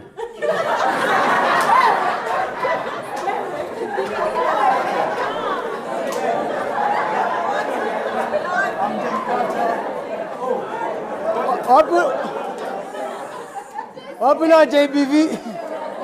Yes, JBV kwa. Okay, sir. I'm delicate, nasema ati every man would wish to have money na kuwa na so ni sikila. Oh, it's okay. So kuna hiyo the pressure ambayo inakuja nayo like kumpata do na a lot of demands from the community. Kila mtu ana expectation, kila mtu ako nayo kwako. So the discipline to cope up unafanya aje, because hapa kuna pesa unakufanya kitu kile unasikia. Hapa kama ni wasichana, they are beautiful ladies wana text na hiyo pressure. So how did you maneuver? Makosa itafanyika. Ilifanyika. Mimi nimefanya makosa mo bro. Nimekuwa tangu 17. I've done so many mistakes with my money, with my relationships. And itakuwa one-sided nikikwambia experience yangu, because I feel like everyone should have their own experience. That's the only way you will learn properly. But so that you don't get there, having a manager is quite someone who you listen to, someone who organize life yako, someone who can help you just focus on a couple of things. That's very, very important. 2, the mentors we were talking about. Yeah. Before I realized how to handle money, nilifanya vitu mingi sana sikuwa nafaa kufanya. Until now, I went and asked for help. Ujuaji. Imena nikafanya one of the biggest person in the banking, talk to him, figure out some things. So just no man is an island. And it's good to be kind to a lot of people, yes. Because I'll give you an example. For me, it's very hard because I can wake up, nikitoka home and nikirudi home, nitakuwa nimespend ka 10k or something less. Nikipata hata mse chwani 50. Tasota. Yeah? So I can't help everyone. So now we've found ways to use our time. Other things that doesn't have to be money. Because when I was young, it was so easy. Ukiona mse online needs help, unadish out do. But I can't do it for everyone. I'm not an organization, I'm Pascal. Yeah. So I've taken some steps pole pole. Right now there's a fund that if ikisha until the next month iongezeke. Even for family. There's a fund for family. Ikisha mtongoja the next batch. So it's just dividing and figuring. Have I figured it out till now? No. Bado. Namjua ndo nitafanya mistakes. Nafanya vitu. But through those mistakes, I'll definitely learn something. Ask away. In accordance to makosani yangu, yeah? Ah. So how do you get into character and ensure you get out of character after the whole movie is over? Because it's about GBV and it's talking about the whole society thing. Yes. So like you'd see actors like Jim Carrey, whereby they stay in character even after the movie is over. Yeah. So there's what's the term? De-rolling. No, Mr. Weber. Oh, manager. De-rolling. So de-rolling is before and after a project, I go somewhere alone, take my time with the scripts, learn it, get into character, and then I come back.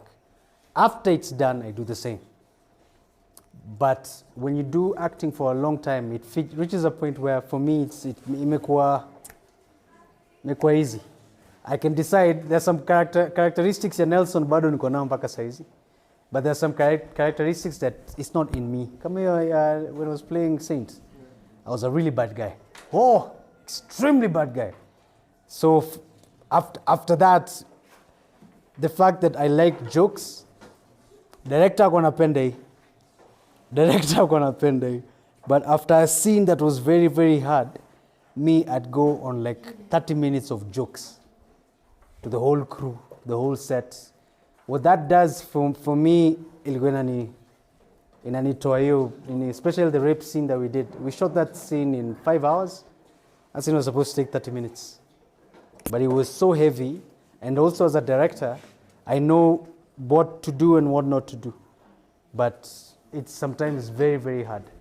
Unapata umechukua characteristics of a certain role that you did. So normally what I do is I go outside for a bit, najipeleka somewhere, then I start doing the things that Pascal loves doing, not the character. Slowly remember and to get back. But now like I ride motorcycles, I learned it through filming. So there's some positive things you get, there's some negative things you get. So you just find ways to de-roll. That's the correct term, de-rolling. But ni ngumu. Kwanza ile mimi nachukianga ni hiyo scenes una kiss mtu mwingine kwa TV. Chukianga hizo. I hate it. Any other question? No, personally for me, after the premiere, I rarely watch even my songs. Mtu akicheza ngoma yangu saizi nakwambia, either mimi nishuke ama ushuke. Chagua moja. So I don't like listening to myself. That's a personal choice. That's personal. I don't like watching myself. And nikiona TV natanda. Because for me, I feel like I know that scene, I know that role. Even right now, watching other people's film is very hard. Because unaona scene mzuri alafu unajiuliza mtu mwingine analia akiwa scene mzuri huko. Walishutaje hii? Waleka kamera wapi? Walikuwa na so even my analyzing of films these days, usione na mimi movie. Ndakueleza vile kila kitu imefanywa. Is there an academy or a school we can refer our young talents to maybe upskill? There's in the Kenya Theatre, there's some groups who meet. In the unis that you will go to, there's film schools. There's a Kenya Film School happening. DSTV has programs as well. KNT, Kenya National Theatre.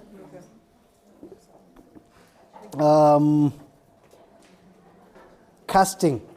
Yeah, also, guys, mkimaliza high school. Mkimaliza high school. Si mko na namba ya Malcolm? Ama email ya Malcolm? Amna? I'm an organization. So what I will do is, I know so many casting directors. So where's Malcolm? He's not around? Okay. When you meet a certain group and you see talents, I have so many people I can talk to, or Nini, if they have a big project they can go in as interns, or if they want to learn something, if I have a friend who's recording a song, I can tag them along and they can Nini, so that they can learn. It's very good to learn it. Experiential. Yes, it's very good to learn. You'll grasp more. Yeah. So if you ever come across extremely or like there's something, it's a diamond in the rough. Yeah. Yeah. Okay, and how do you separate your personal life and your professional life, and also protecting the ones you love from all the eyes that are watching you? Like, how do you do it? And how also do you protect yourself from the negative comments, not to get to your head? Yeah. You watch Madagascar? Have you watched Madagascar, the animation? Do you know the penguins? You know how they say, smile and wave, boys, smile and wave. Know that part? That's my motto in life. If I see someone, Pascal, amfanya hivi, go. I don't do a lot of back and forth with people because you're just adding firewood. The other question was? How do you protect your personal life? Oh yeah, protection. How do I protect? Yikes. Like I said, remember the mistakes I told you I did?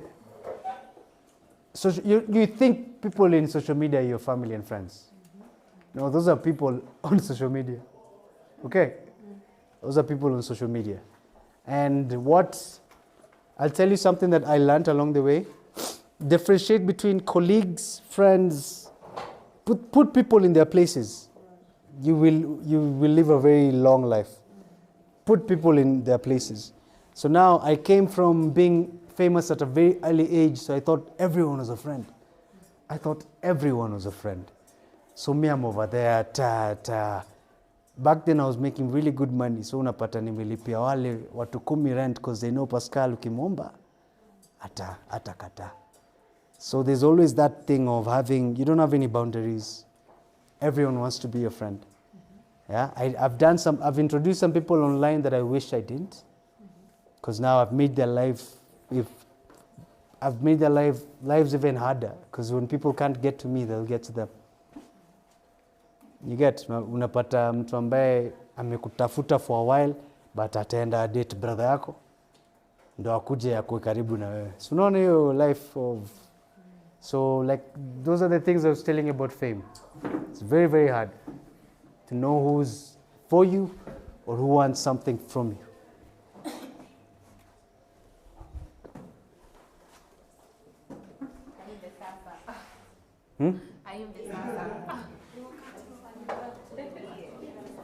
Hey! I was sick for the last 2 weeks, so my voice is not as... I will still sing, okay? What am I Lisa? Beth, no. Just Beth. What song am I sing, Beth?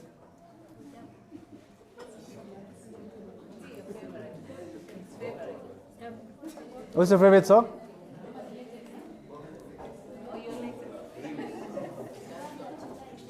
Yeah.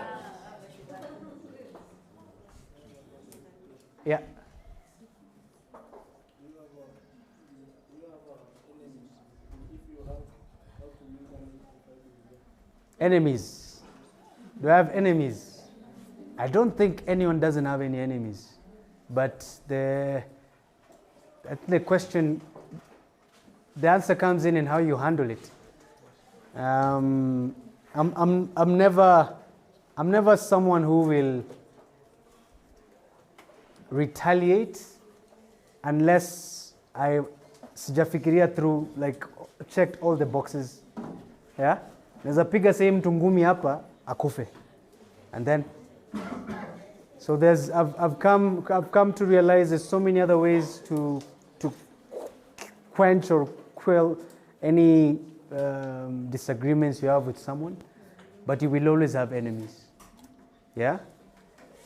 So be cool until you don't have to be cool anymore. Does it make sense? But police are good friends to talk to. But what kind of enemies were you talking about? Social media? Niko nao wengi.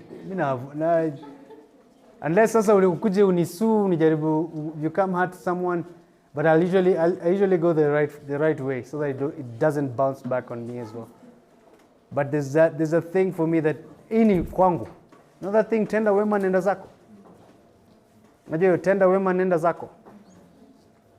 Kuna ingine ya ukiumizwa na mtu ama ukifanya chochote na mtu, the worst thing you could do is to revenge or to retaliate, because unaongeza tu even more shida. But that's just me.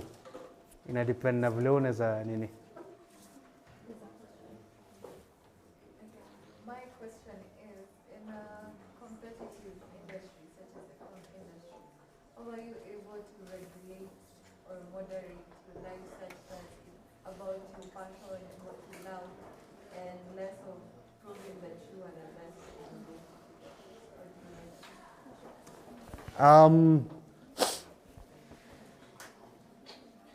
Can I be honest though? I used to be that guy. I used to be very, like, in a year, if I haven't won 4 awards or 5, I've failed.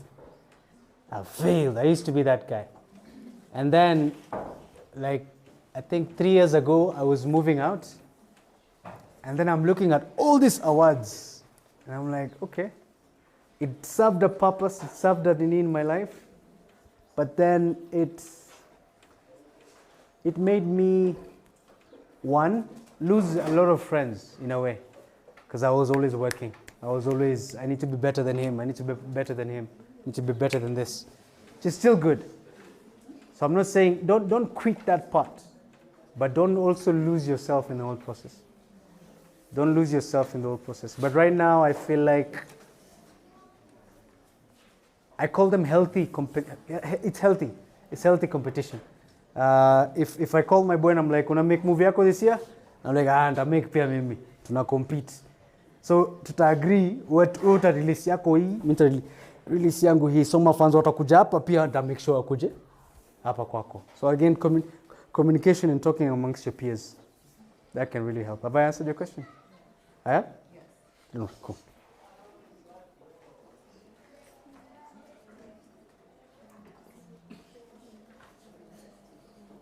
I sing. Are we done with all the questions? Yes.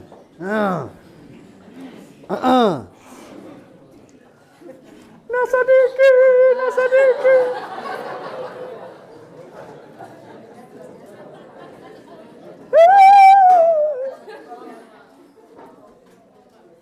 Hiyo sauti ya hai. Miau. Tuimeka paka. Miau, miau, miau. Gani?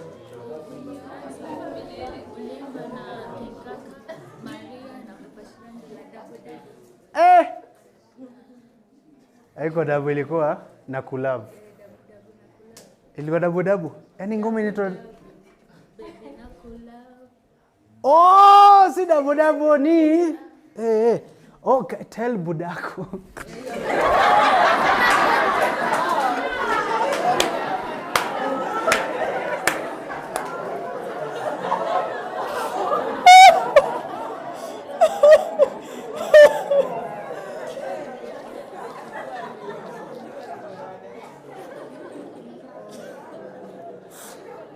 Yo!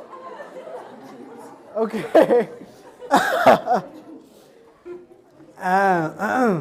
Tell budako nakulove. That one. Sema tunaimba na wewe. Dabo.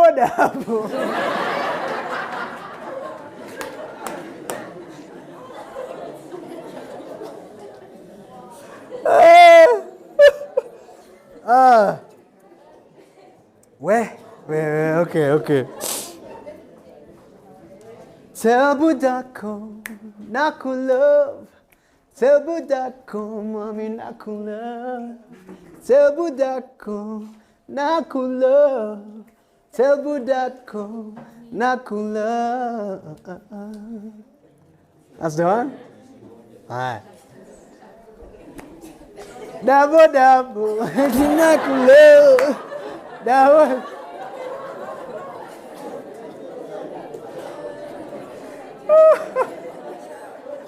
Wewe kuna mwingine anasema milele. Milele? Hiyo wewe nao.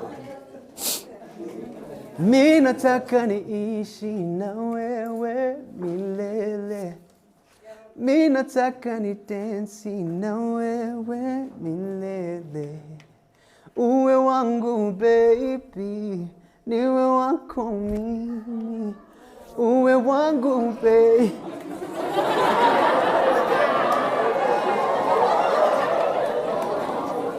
Nani amesema wewe?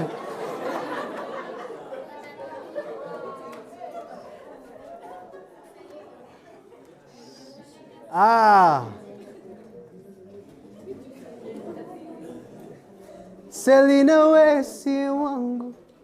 Nakumbuka? Si wangu bede. Si wangu. Wapi yo kamera niseme vizuri? Selina si wangu.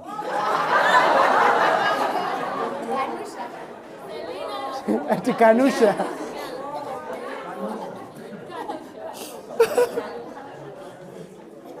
Selina si wangu.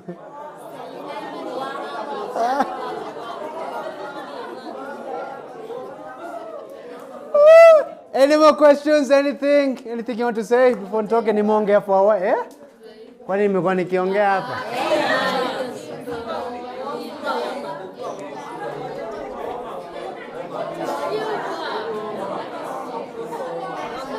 Do I have time? Do I have time? Do I have time?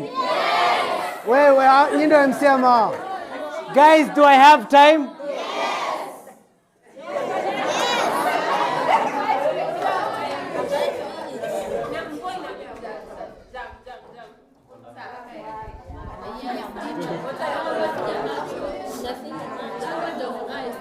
Eh? Eyes. Mimi. Mimi hata sioni. Alafu eh? Kai.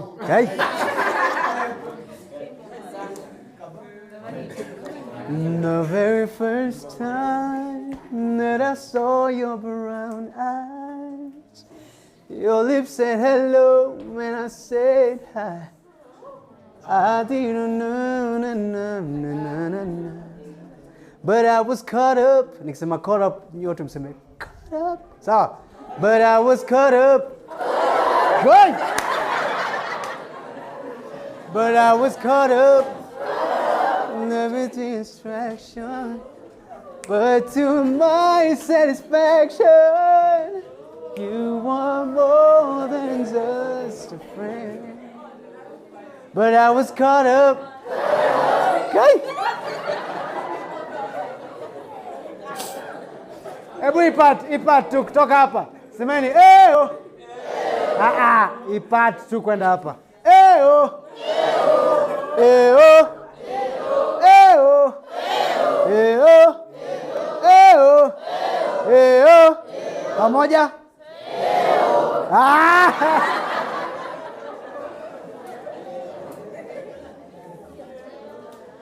Tuimbe tena. Eo. Eo. Eo. Eo. Eo. Eo. Munisikize. Eo. Oh, so iko sawa. Amesema no more singing. Guys, it's not me. Te quiero. We still have an after party. After everything, kutakuwa na after party. Engage na Pascal on a very. Ni uongo, but ni sawa tu. I'm kidding. Nasema kweli. Anyway, guys, thank you so much. You guys are amazing. Tieo wewe. Ile kitu mimi usema my parting shot, dunia ni mviri. Dunia ni mviri. Bado tutapatana. Mnafikiri tutaonana hivi? Tumeonana, si ndio? Nataka when I find you guys 5 years, 6 years from now, not even 5, you guys are leaving high school. Uko form 3, si ndio? Form 4. In 2-3 years tupatane, you've done something well for yourself. Okay? And I wish that for you in Jesus' name. Amen. Nawapenda wote. Thank you.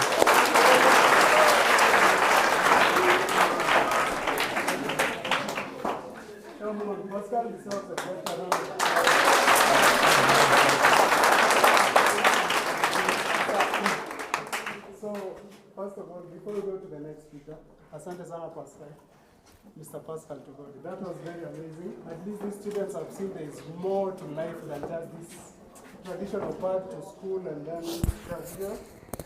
That even talent can actually take you to such these places. So, what I'm going to say is this. Students, there's more to life than anything you can imagine. And anything is possible, okay? And Pascal, we are wishing to see you in a monster so that only we say, see here? So that only we say we see you in a room with an Oscar award, so that it can be an inspiration to these children. Okay?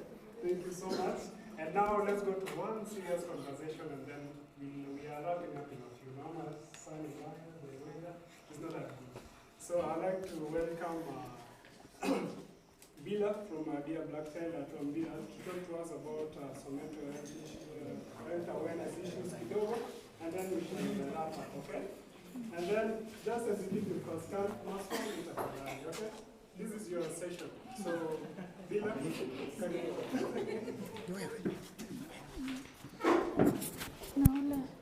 Bila. Ule mwingine tukua ule mwingine. So, as they're coming, see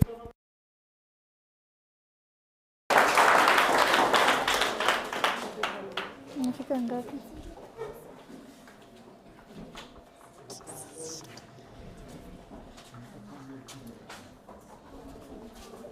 Hello. Hi. Mko aje? Masomo inawapeleka aje? How is chemistry? Yeah. It's a phase of life.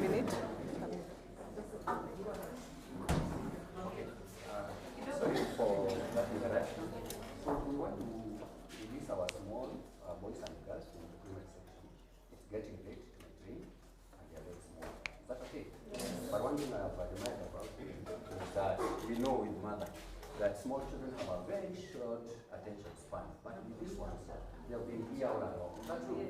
Let us give them a good pastor. Then kindly come over, Irene, muwapatie zawadi so that they can leave.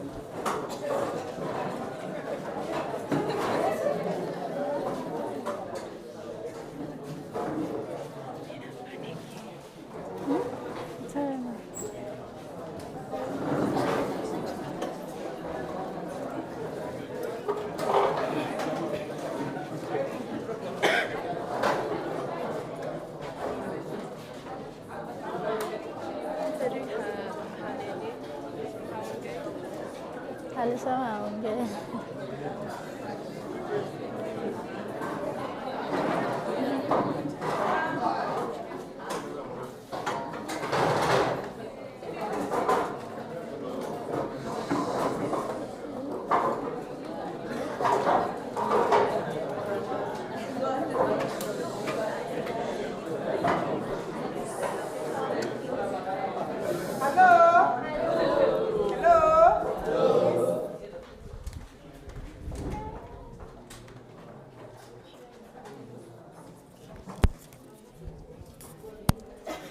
Okay, good afternoon once again. So today we are going to be giving the children, as they go home, we're going to give them calendars to take to their homes. Each one of them will carry one calendar. Kila mtu apeleke nyumbani. Hiyo calendar uweke kwa ukuta, utakuwa ukiangalia dates of the year hapo, si ndio? And for the girls who are here, and probably will be sharing another gift with their teacher, a gift of sanitary pads, so that they can be shared with children in the primary school who have come of age and are experiencing monthly or menstrual periods. Sindio? So we'll be doing that, but outside. But for now, I want to give each of the children a calendar to take home. So tuwapigie makofi.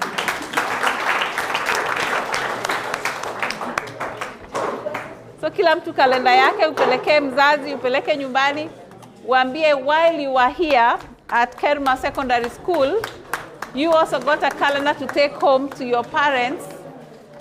And this calendar will help you throughout the year. You can also learn a lot.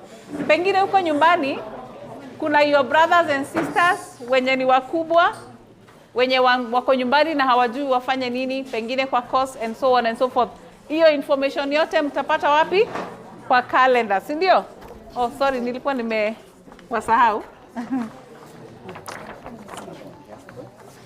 Hivyo. So tupigie watoto makofi. Thank you very much. Wacha to escort hapa nje as they go home. Asante. Appreciate them as they go out.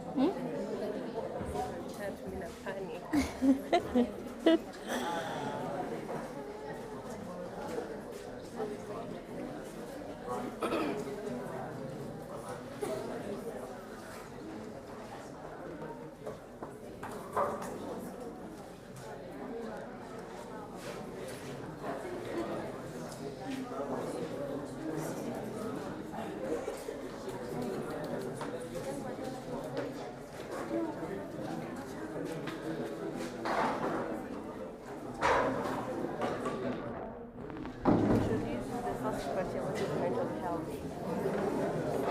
Because according to what I have done, other during the it is not giving me. You just tell them it's okay to cry.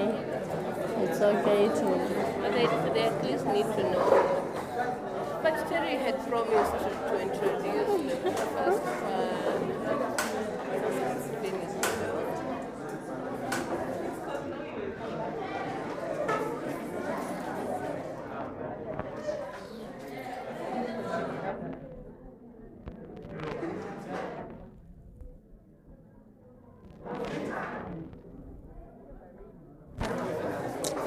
Ndio maana niliendea sweta.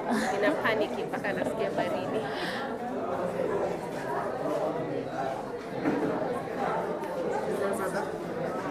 Hata tujaanza. For real. Si walini kupeana vitu kwanza watu wakakuwa disoriented. Then now they were giving out, then now we start. Hata mimi naona masaa ni mbaya. Try it. So you guys have decided we do the parts sponsor. Mama tupeane parts. 1 minute. 1 minute present. So what have you guys decided? Sayam after parts. I think walikuwa napea watoto kwanza ndio waende. They are now we continue. We finish now, then you can distribute. Because ukiwapea saizi Hakuna kuongeza. Okay. Let me put everything. is very important. They need to. Okay.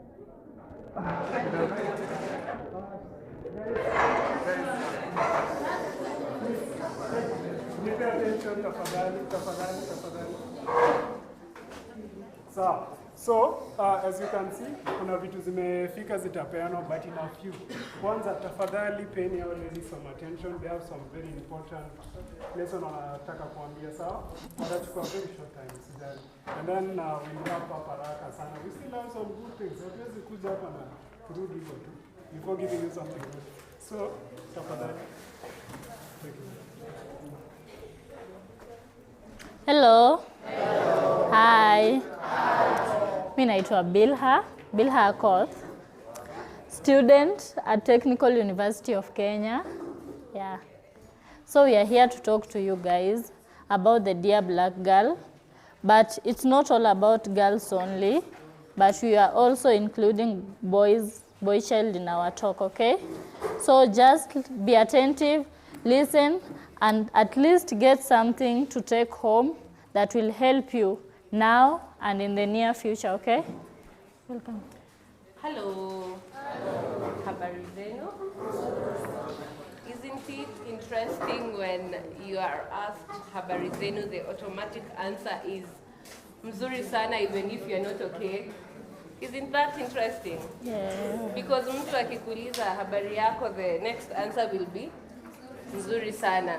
Deep down, are you okay? You're not okay. Sindio, probably you're not okay. Probably there's something that is going on, but the immediate or automatic answer will be mzuri sana. And that is now what we are here to talk about. Well, my name is Gloria Orina, a student at Chuka University, currently doing my internship at the Aga Khan University Hospital. I'm a procurement and logistics professional. That's what I can, introduce myself with. Well, I'm also a member of the Dear Black Girl. Some silence, please. Thank you. So I'm going to talk about mental health. And I love talking about this topic because I have been in this shoe. One thing I normally say is, I don't know if it's weird, but one thing I normally say is do not, or rather, I will not take advice from someone who has not been in my shoe before. I have suffered depression. I have had panic attacks. I have had anxiety. And that is why this topic is so interesting to me, because these are things I have gone through. So while as I'm here talking to you about them, I actually have been in the shoe. So, just a minute.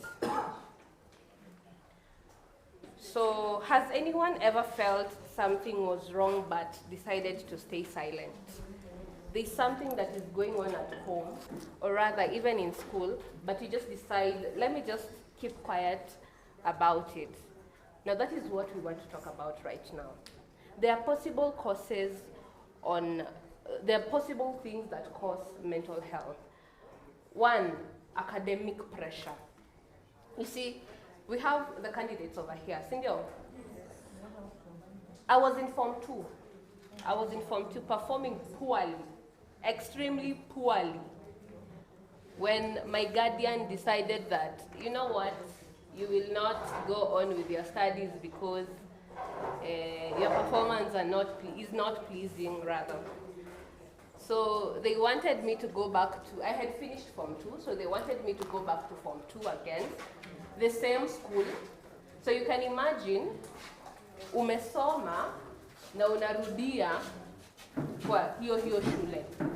What will your peers think? What will the younger, the people who are following you, watafikiria nini? You know, kutakuwa na ile stigma.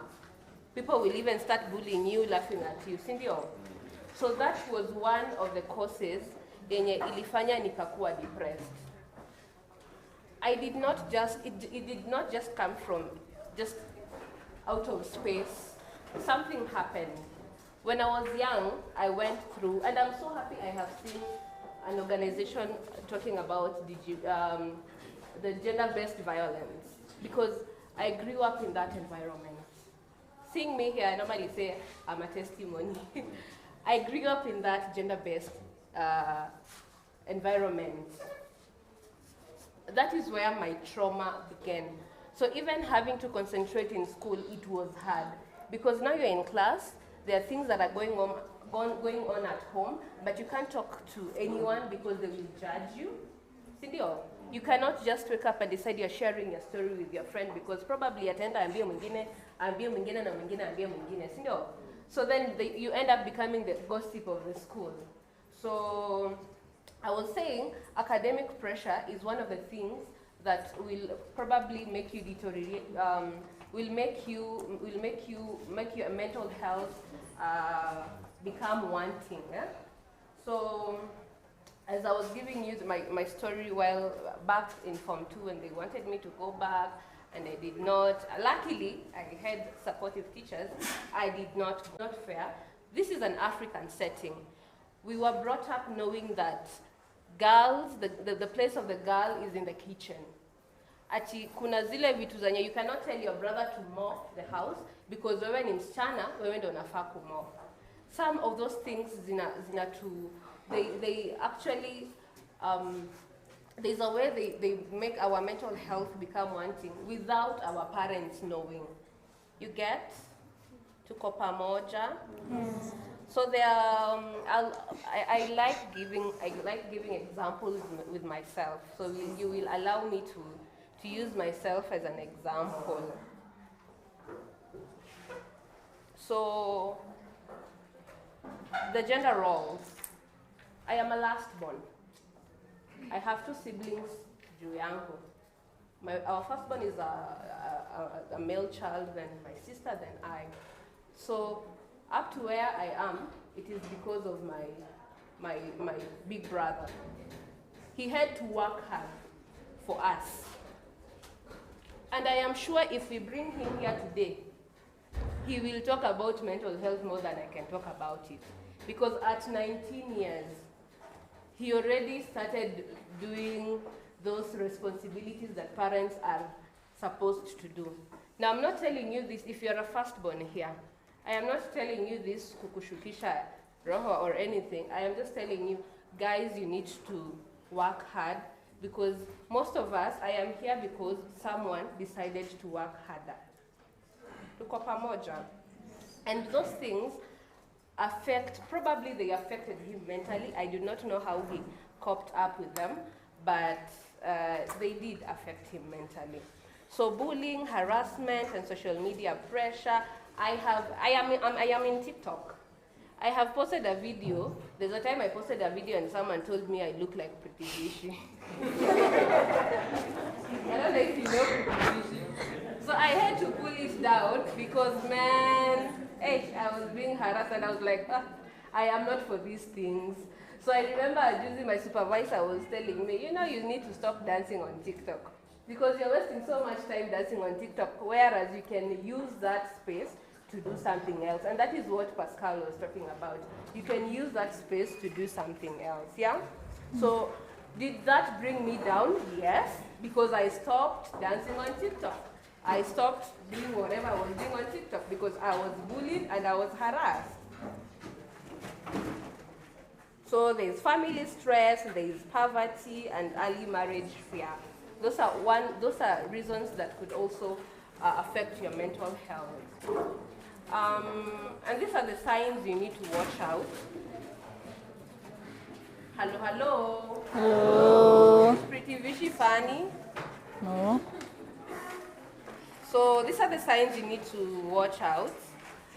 When you start having friends who are withdrawing from you, or rather they're having mood swings, when they change, when their moods are always changing, when your grades are declining. By the way, your grades could be declining, not because wewe si mwerevu, but because there is something that is disturbing you at home, or rather there is something that is disturbing you even in school. Sawa sawa. When even having several headaches, we have headaches because uko na stress. Sindio? So, and stress is one of the factors in affect your mental health or mental well-being. So I would really urge our teachers to also be on the lookout for these things. And students, or rather, mnaitwa students ama nyinyi ni pupils? Or graduates? Oh. So students, this is what I would really want from you. I have even stopped presenting. This is what I'd really want from you. If you feel like something is bothering you, find a teacher. Find someone who's a bit older than you, or someone, even your peer. Sit down, talk about it, because there is power in talking. I normally call myself a certified yapper. I talk. I yap, because it has helped me clear my mind. You get? The more I talk, the more my mind clears. If something bothers me, I will talk about it, and at least I'll feel a whole log imetoka kwangu.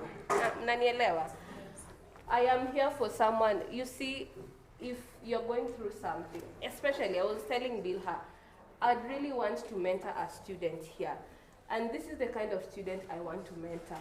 You see that student anakuanga wa mwisho, ule wa kufunga. Sikuna wa kufungua, ule wa kufunga, huyo ndio nataka. Because I remember I used to fail sana kwa history. A subject that umejichagulia, imagine you're getting a 0.2 in history out of 100. And I remember they made groups, and I was made a group leader of the last group. No, wameweka according to abilities. So when the group leader wa wale wa, sitaki kuwaita wajinga, but wale wa mwisho. But it really helped me. I think I got a minor kwa history, kwa KCSE yangu. Because I didn't view it as nimewekwa wa, you get. But all in all, if you're not okay mentally, find someone, talk to someone. It is okay not to be okay. It is okay to cry. You know, tunaweza kuwa na nyinyi saa hizi, and you see me walk out, I go to the bus and I start crying.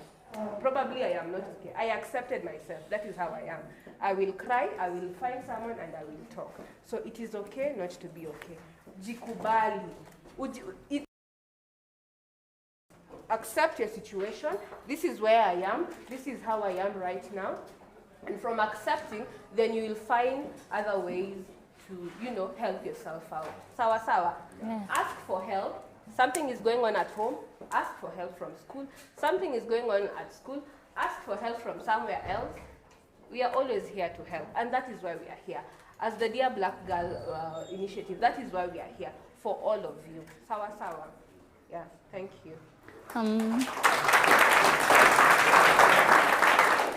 Just to sum it up, I have a word for the Form 4s. First, success in your upcoming exams.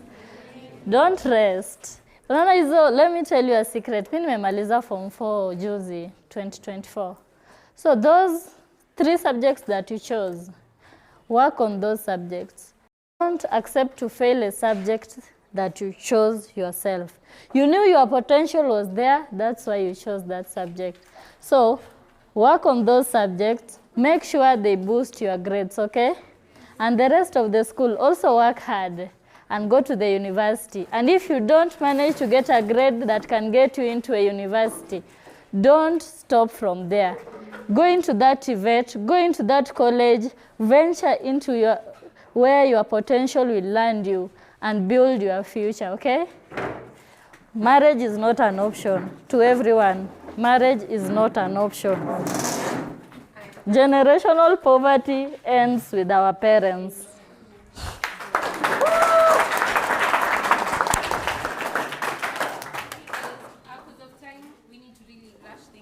So we're going to have the representative from Yotapa Drive to come and tell you 1, 2, 3. Clap for her, she comes.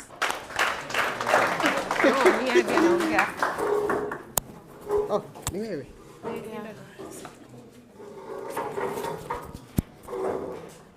So Seni, I'm not going to take a lot of your time, just 3 minutes and I'll be done.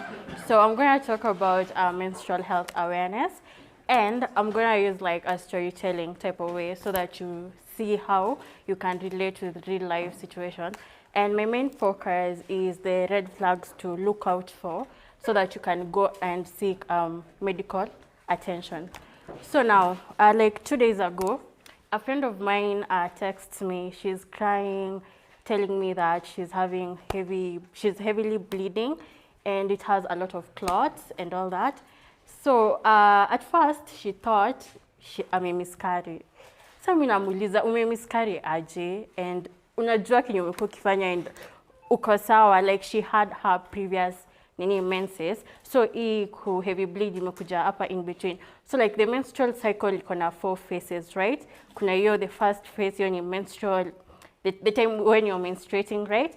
And then kuna hiyo the follicular phase, kuna hiyo the ovulation, and then the luteal, and then the cycle repeats itself again. So na yeye amebleed hapa katikati and it's heavy. Now she's panicking, she's worried. So the first thing I told her ni go to a doctor. Endo ufanywe ultrasound one shida ni gani, inaweza kwa maybe ni fibroids ama a cyst. And when she went, it was true alipatikana kuna fibroids. But the moral of the story here hapa ni, how well do you understand your body to know that kuna kitu mbaya inafanyika somewhere? Do we even keep track of how long we menstruate? Like the bleeding, the pains, do we keep track of that? Do we? You should. Do you come out, for example, for me, when I first started menstruating, tulikuwa tunaambiwa, try and understand what your body is going through at that moment, because we all experience it differently. Kuna mwenye ata menstruate for like 7 days, kuna mwenye ata menstruate for 3 days, and anyway, between 2 to 7 days, right? Because if you bleed for more than 7 days, now that's a red flag. You need to go and see a healthcare provider, right? I'm really trying to rush your time, but I hope mna get kenye nasema, si ndio? So now, the moment you understand your body, but mna get, right? The moment you understand your body, hata ukienda kuambia healthcare provider na feel hivi na hivi, they're not going to dismiss you, si ndio? Juwezi enda tu hapo and then you're like, just screen me, and you're not providing them the data to work with, si ndio? Wewe ndio unajua mwili yako, you're the one who's going through the menstruation, si ndio? So information is power, like one of our colleagues said earlier. And information about your body is the greatest power. Just say you should come endometriosis, some doctors will dismiss you wakikwambia the pain is normal and all that, right? But wewe ukijua for the first time, apana, stick with that, speak up, na useme you need the care that you require, sindio?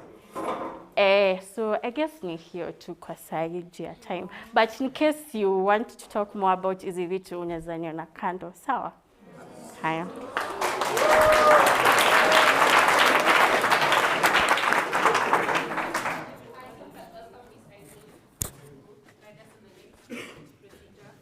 Yeah, so, okay. All right, thank you very much. For the boys, for you hearing about menstrual health, this is your message because tomorrow you're going to be fathers, isn't it? Today you have sisters at home, you have mothers, you have aunties, you have cousins.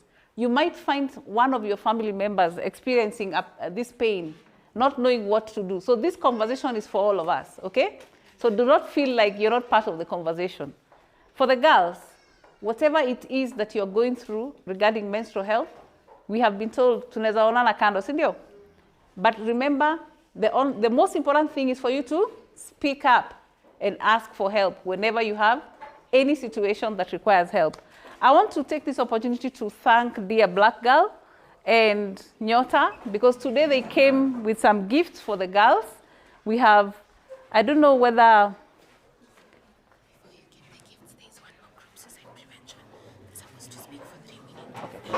Oh yeah, before we give the gifts, sorry, I've just been reminded, before we give the gifts, we have one more team that will take 3 minutes, then we will give the gifts and do the after party, okay? So maybe we can give them 3 minutes, let them make a short presentation, and then we go to the gifts. Thank you.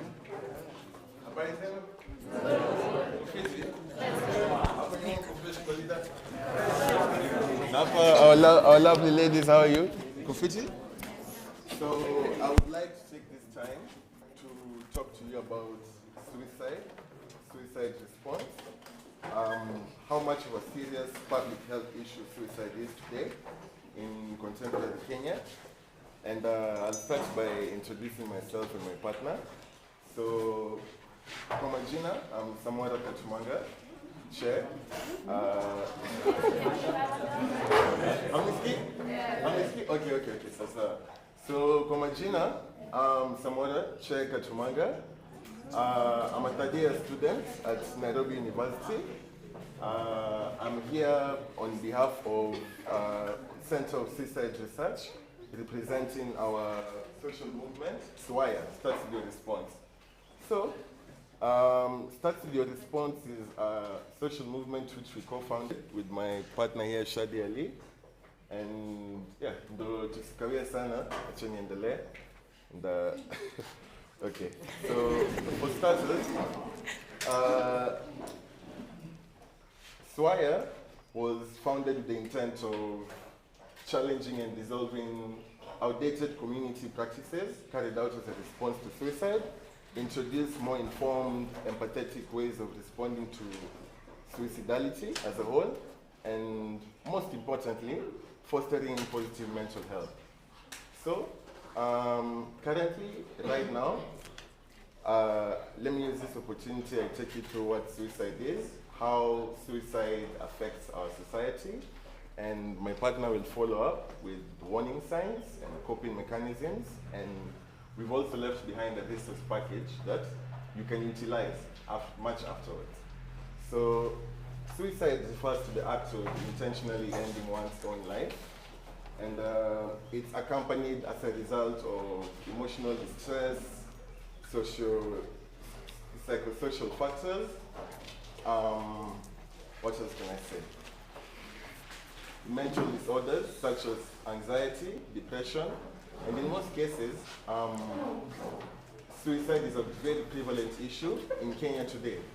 So, ningependa kwanza, I start by asking, kwa nyinyi wote hapo, who's the funniest guy in this class? Nine or Charlie Chaplin when you were 40?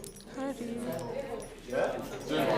Okay, so let me ask you. I thought J-Hope comes here one day. He's tired. Will you be able to tell that J-Hope is going through something? Yes. Let's talk about how you know J-Hope.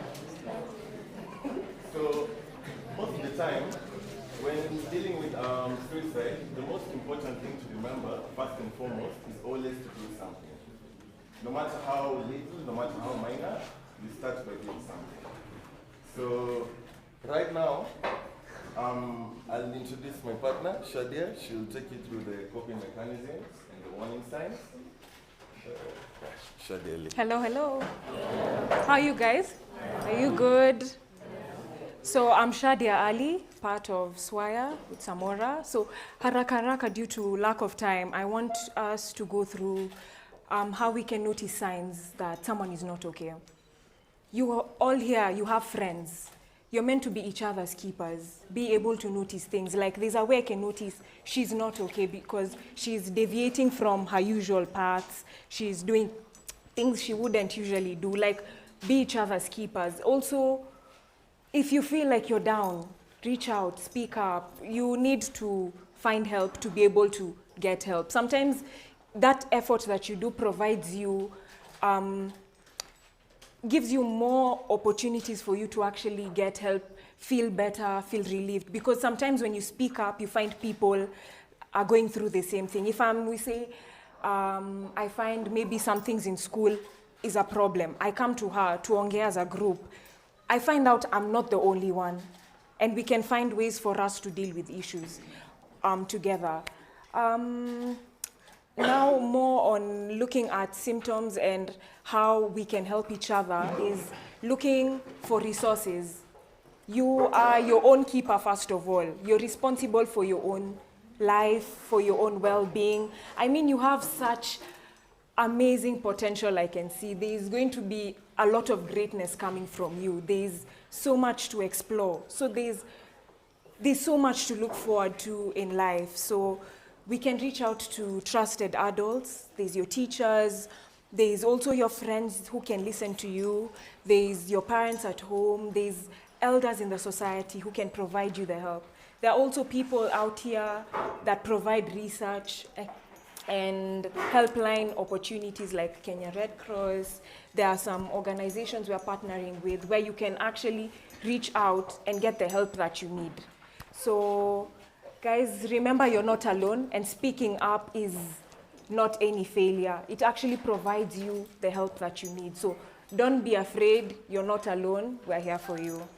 Have a lovely day.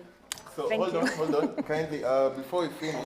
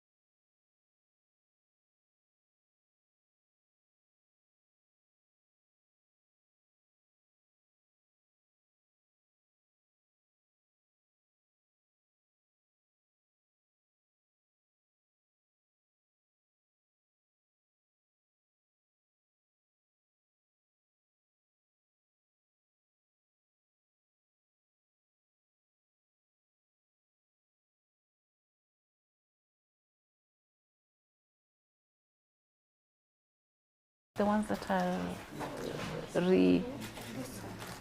hizi ni zile ziko sio hizi? Oh, we don't have any reusable. Yeah? This one is the ones that Isaac got. I think for 4 months. And then I think she goes for 3 months. Okay. Yeah. So hakuna zile reusable? Yeah, for yourself also. The So then I'll reusable suffice. are not here, right? No. Okay, fine. I was Yourself worried also. about that. Then I think I'll suffice. No worries. Oh. So how do we? Okay. No We worries. can do like, she can be like 4. We do it, we give them for 4 months and then zingine zinawekwa. So we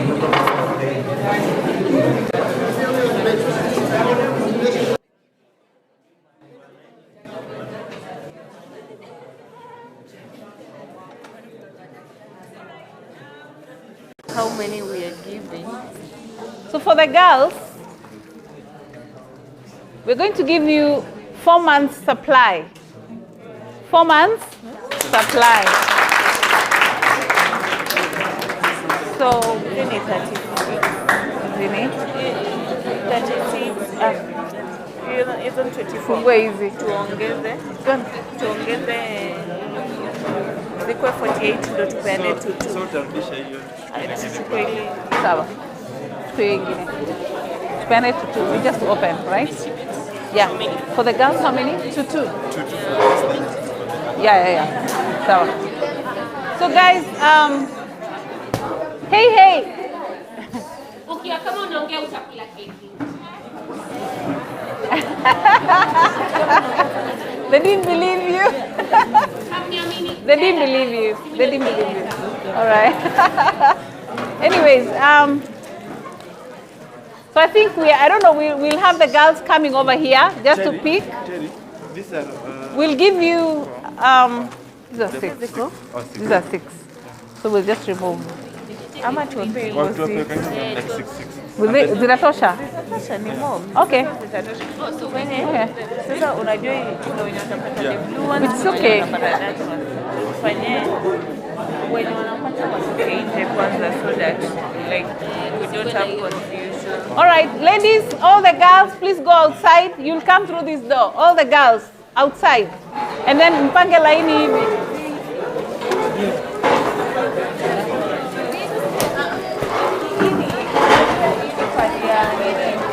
Okay.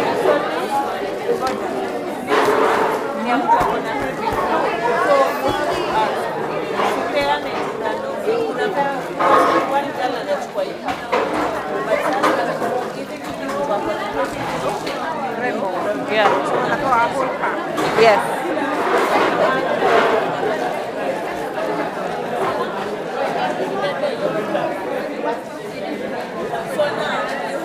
Hizo zingine ziletwe. Leta ile ingine pack. The what? Hizi ziko mbili. Hizi mbili.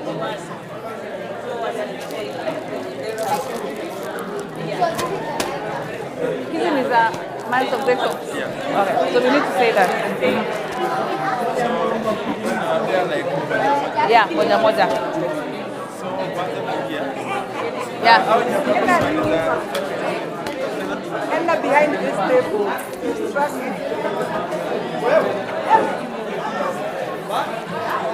So wataingilia wapi? Wapitie hapa. Wapitie wapi? The teacher can coordinate wapitie wakikaa. Oh, someone can do that. Okay. So, hey. Okay. Wait. Yes.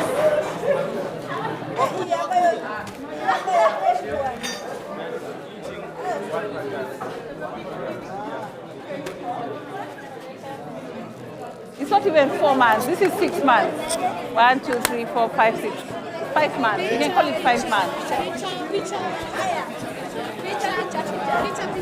Yay! Tupige picha. Oh. Nice.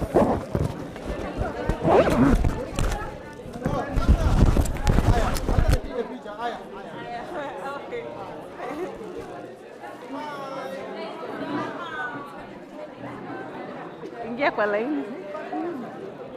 Wakuje sasa, wakuje.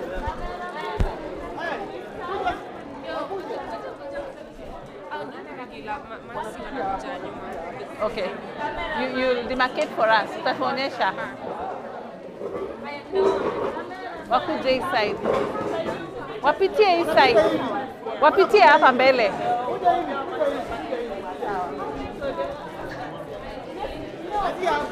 Here. So, na tunapeana hizi pia. Yes, hizi kisha tunapeana hizi. Hapana? Amesema ameseparate One, wa one. heavy flow Yeah. wako nyuma, so tu just peana. Just go. It's all Sawa, here. Oh, yeah. Keep giving. Eh. Oh.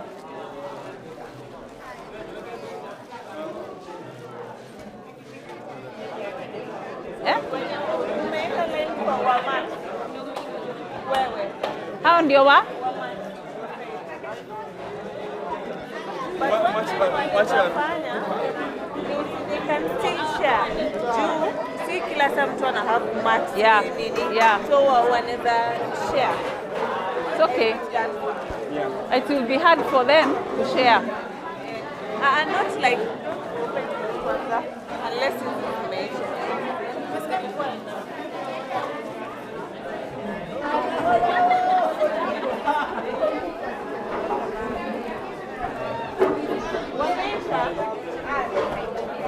Wameisha? Wameisha. But you can give. Kwani hao wanataka? Patia hawa pia. Hata ule msichana, that girl is a very good girl. Yeah. These two of them. 3 of them. Wape tu. Wapatie tu.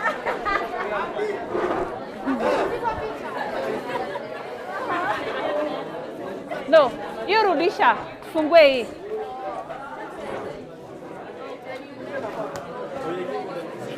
Ya, tunapea tu hawa tu.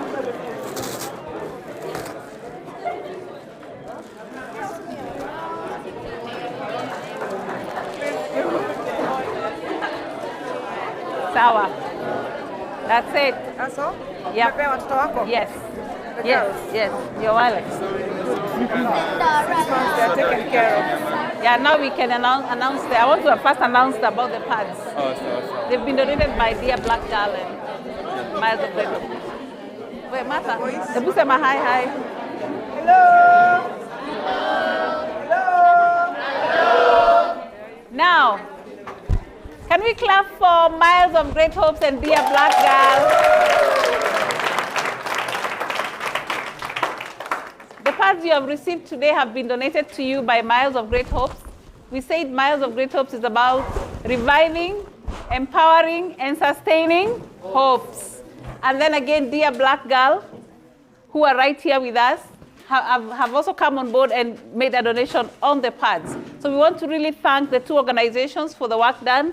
We also want to thank Rift Valley National Polytechnic. The water you have taken here came from Rift Valley National Polytechnic. The calendars and many other, the trees that we planted also came from Rift Valley National Polytechnic. And so I want us to really celebrate all these organizations that are here. Nyota also here, Swire, and Dear Black Girl. I've already mentioned that. Yes? SGBV. Ashley's Events. We cannot forget Ashley's Events because the after party is courtesy of Ashley's Events and Myles of Great Hopes. So, and for now, for us to start off with the after party, sijui keki iliekwa wapi. I'm trying to look for it. But, yes? Sawa. Sawa. Wakati anapotoa keki, let me invite, there's a girl who wanted to sing. Where is that girl? Ako wapi huyo mrembo? Mwenye alisema she's a musician. I want to give you an opportunity to sing for us as we begin the after party. Now, yes? It's a very beautiful cake. Yeah, it is.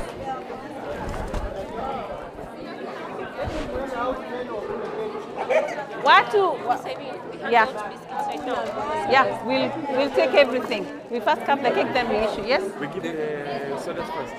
No fat. Sorry? Kidogo tu. You need some. Eh? The Chinese girl from Japan. Ansi. Oh, the lady. Yes, the one Akuje. Yes. Yes. Wakuwa wamesettle down. Yes. Wakisettle down. Tuketi tafadhali, kila mtu aketi tafadhali, look for where to sit. At this point, mwalimu, I'm looking for the principal. The principal, please come forward. And the principal and the board members.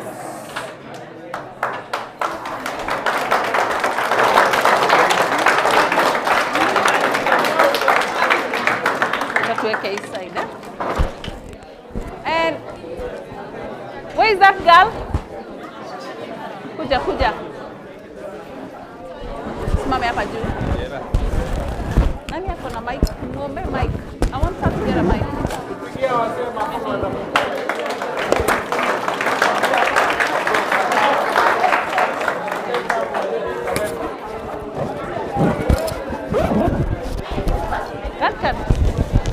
A mic for the girl. Nataka aimbe. Nataka msichana aimbe. Give her a mic.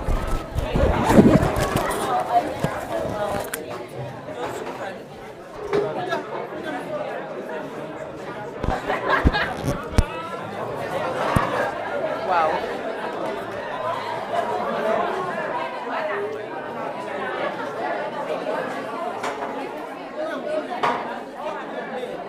Unaitwa nani? Jane. Jane. So maybe tusimame kando kidogo tu ndio Jane aweze kuimba. Nataka tusimame hapa. Order. Order. Oh yeah, sure. Pascal, please join us here. Please join us because we will be cutting this cake. Now, ladies and gentlemen, I hope you're all seated. Please, watu waketi tafadhali. Like I said, Class, can we have one meeting? Yes? All right. Thank you. Like I said earlier, we are here courtesy of Myles of Great Hopes and Rift Valley National Polytechnic. And the cake in front of us, and maybe mwalimu can say imeandikwa nini? MOGH, it means Myles of Great Hopes. Yeah, Myles of Great Hope at Kerma.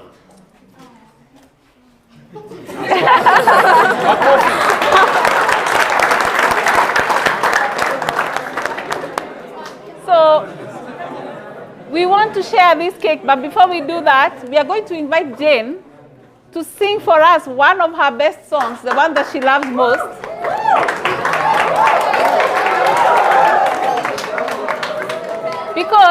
Because this is a celebration of love, this is a celebration of community, and we cannot come here, na huku ni kwenyu nyumbani, alafu tujifanye si ndio tunajua kuimba sana, si ndio? Tunajua mko na talanta pia, au sio? So Jane, uwanja ni wako, and then next I'll be calling the lady. I think they want to hear your voice, so maybe you can come forward. They just want to hear you say something after Jane, right? Twanga makofi hapo. So wakati huu tusikize Jane kwanza, si ndio? Sawa, mnyamaze msikie. Msipige kelele, at least hiyo wimbo ikuwe smart, si ndio? Haya tuanze. Tam tam tam keki ni tamu ae. Tam tam tam keki ni tamu ae. Ati tam tam tam keki ni tamu ae. Tam tam tam keki ni tamu ae. Ati tam tam tam keki ni tamu ae. I tell you. Tam tam tam keki ni tamu ae. Tam tam tam keki ni tamu ae. Tam tam tam keki ni tamu ae. Ni baraka kutoka kwa Mungu, kweli kweli ni baraka, sema ni baraka kutoka kweli kweli ni baraka, walimu wetu ni baraka, wabarikiwe ni baraka, waishi vyema ni baraka, kweli ni baraka kutoka kwa Mungu, kweli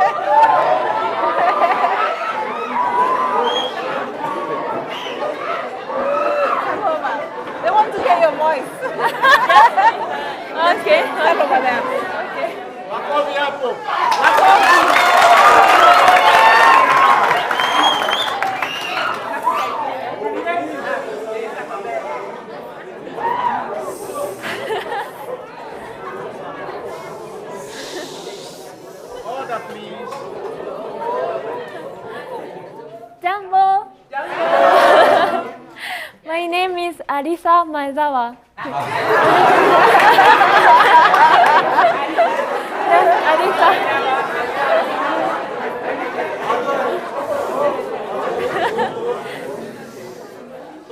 I am exchange student from Japan, and I study at UN as and studying economics and development.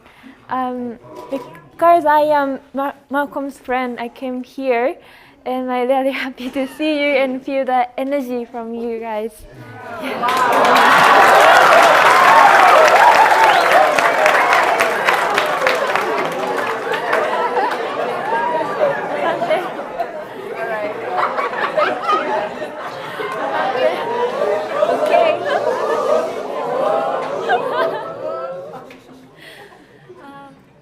We say arigato in Japanese, meaning we say thank you. So can you say arigato? Arigato.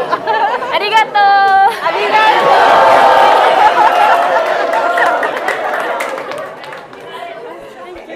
Thank you. All right. Wow.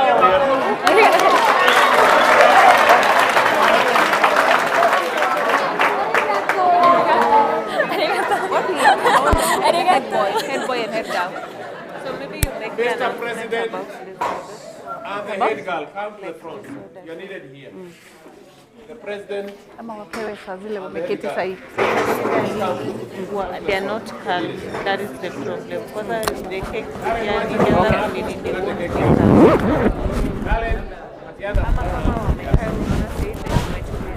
before we start cutting the cake.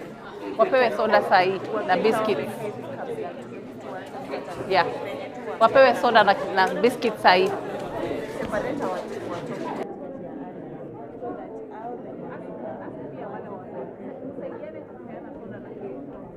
If you're not in uniform, get out. Huh? Sorry?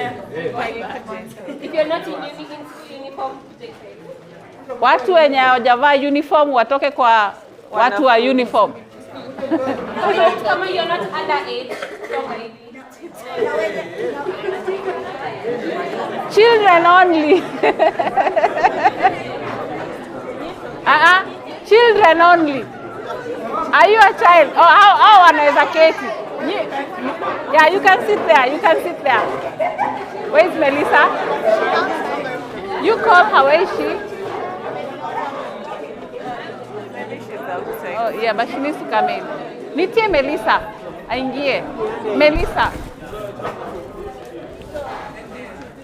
Come and sit with Cindy. Over here.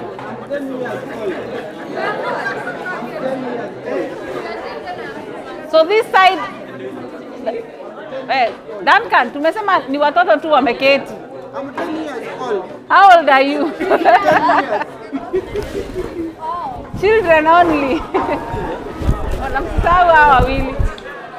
Namsisahau hawa wawili.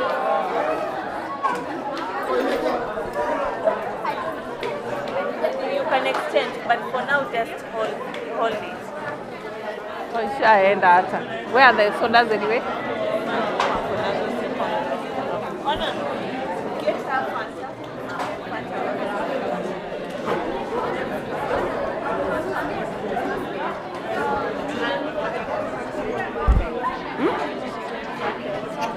Bado mjafikisha miaka ya underage. Aki Gen Z mnanimaliza.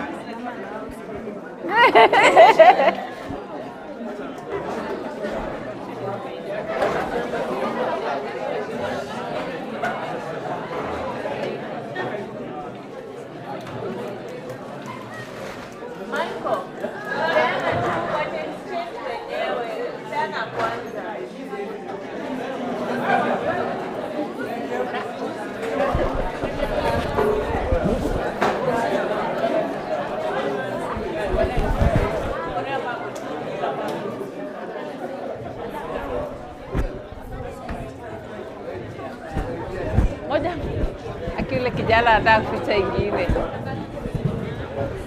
Moja. Wekelea tu hapo kwa meza. Wala anaweka ingine hivi alafu anataka kuficha ingine. kila mtu aekelee yake kwa meza.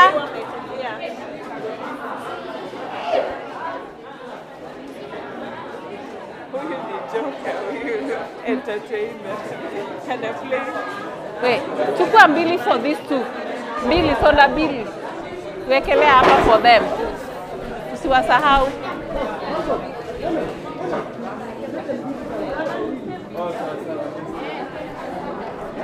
Leta mbili. Mbili for these two.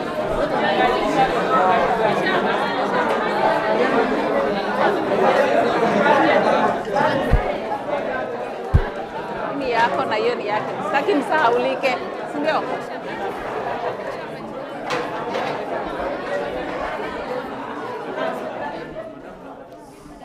Please weka soda yako mbele yako ndio nione ni nani hana. Please just put your soda on the table. Na isimame please.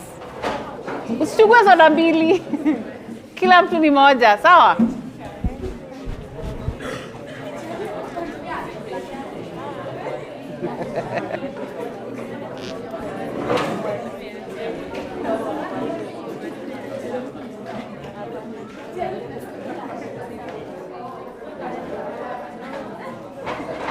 Biscuits zimepeanwa.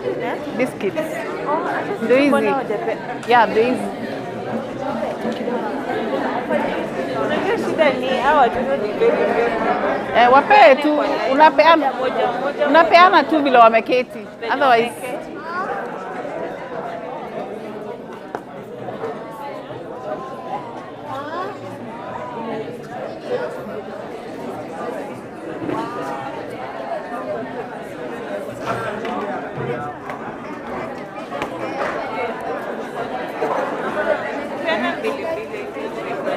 moja moja fast.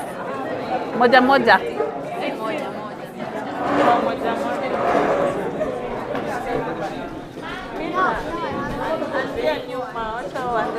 Anza nyuma.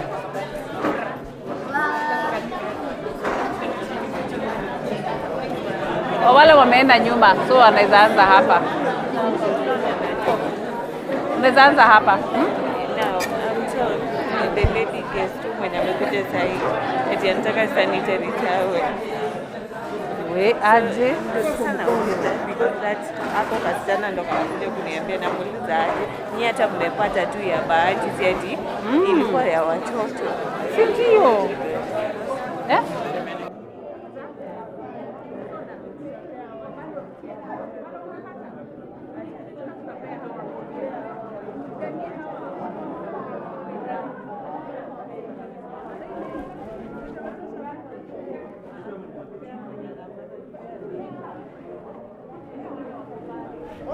Ana.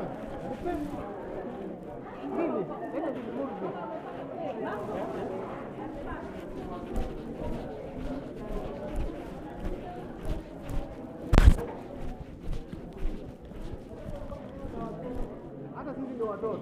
Weka yangu hiyo. Kwani wewe si mtoto ya baba yako?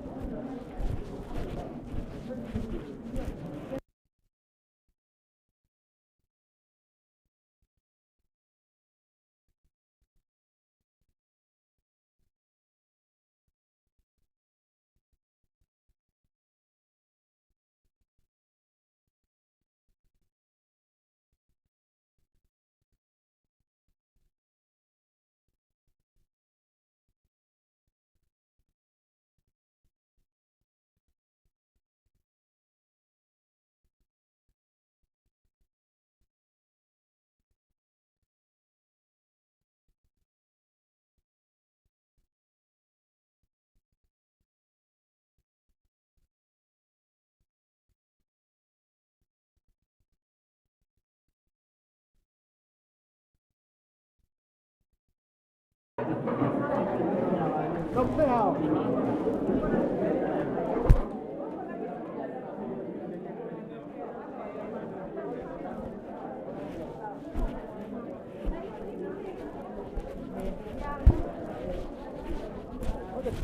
Kuna simu hapo nitaka kuongea na yeye. Na mtu hapa, dakika moja bado.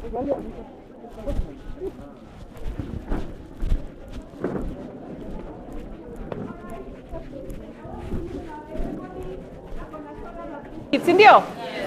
Good. Now we go to the next step. Let's go to the next step. You can stand in between. Yeah, somewhere here. Oh, hatukuleta. Oh, Right.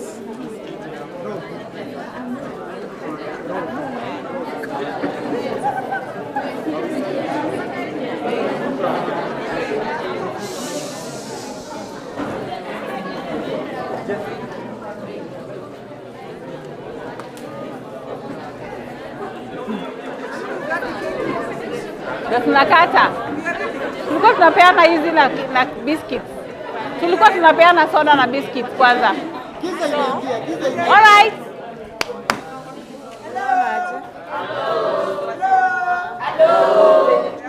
Okay, it's now time to cut the cake, right?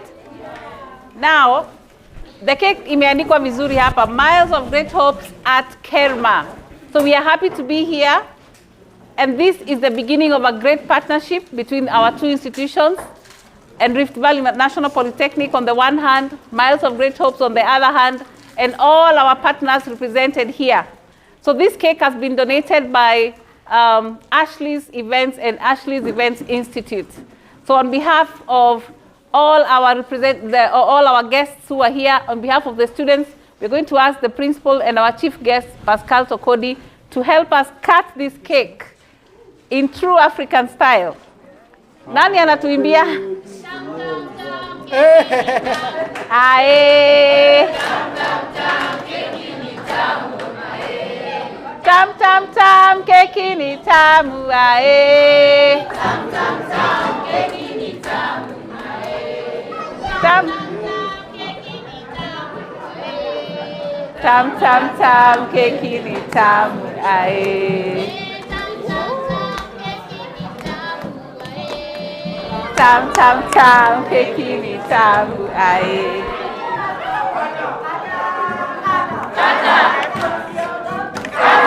Just small slices, alafu ina so yeah.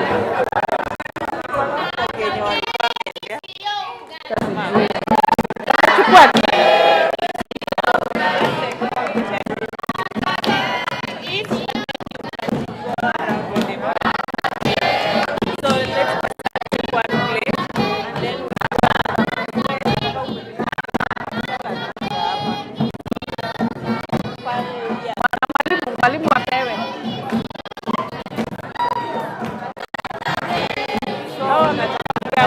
hawa wanapewa nafasi.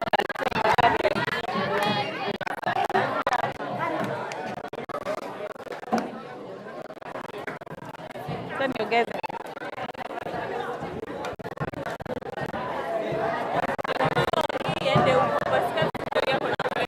Oh, okay.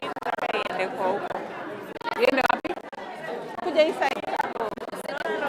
Okay. Sasa nipatie. Umekula.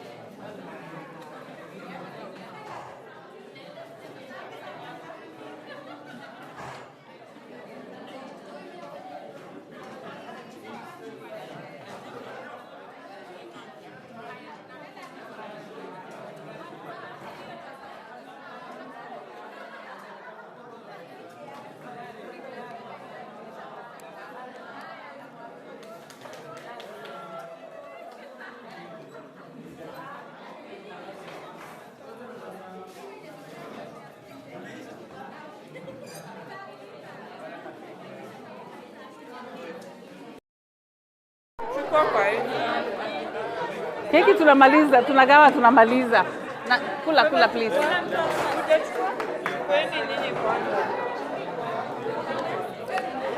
So wamepata. Ona, this girl, huyu hajakula keki. Malcolm. Huyu hajakula keki. Hata this one. Nani? Umekula keki? Umekula? Sawa.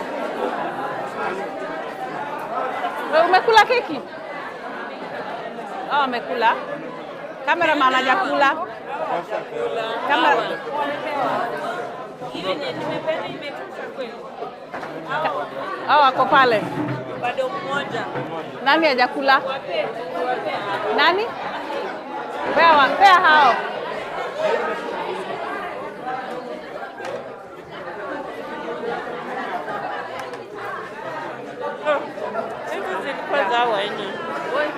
Hizi wacha tu niwapatie hizi. Thank you. Asante. So we'll do the photo session outside. Yeah. With them? Yeah. Sure. Tunaweza toka nje. So,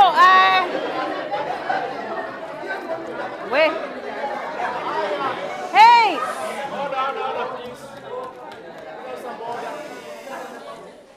Keki iko aje? Ni tamu? Unajua keki haikuangi ya kushiba, si ndio? Inakuanga ya kuonja tu.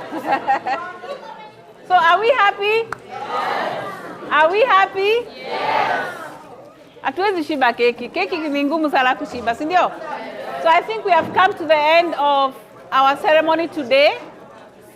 We have come to the end of our ceremony.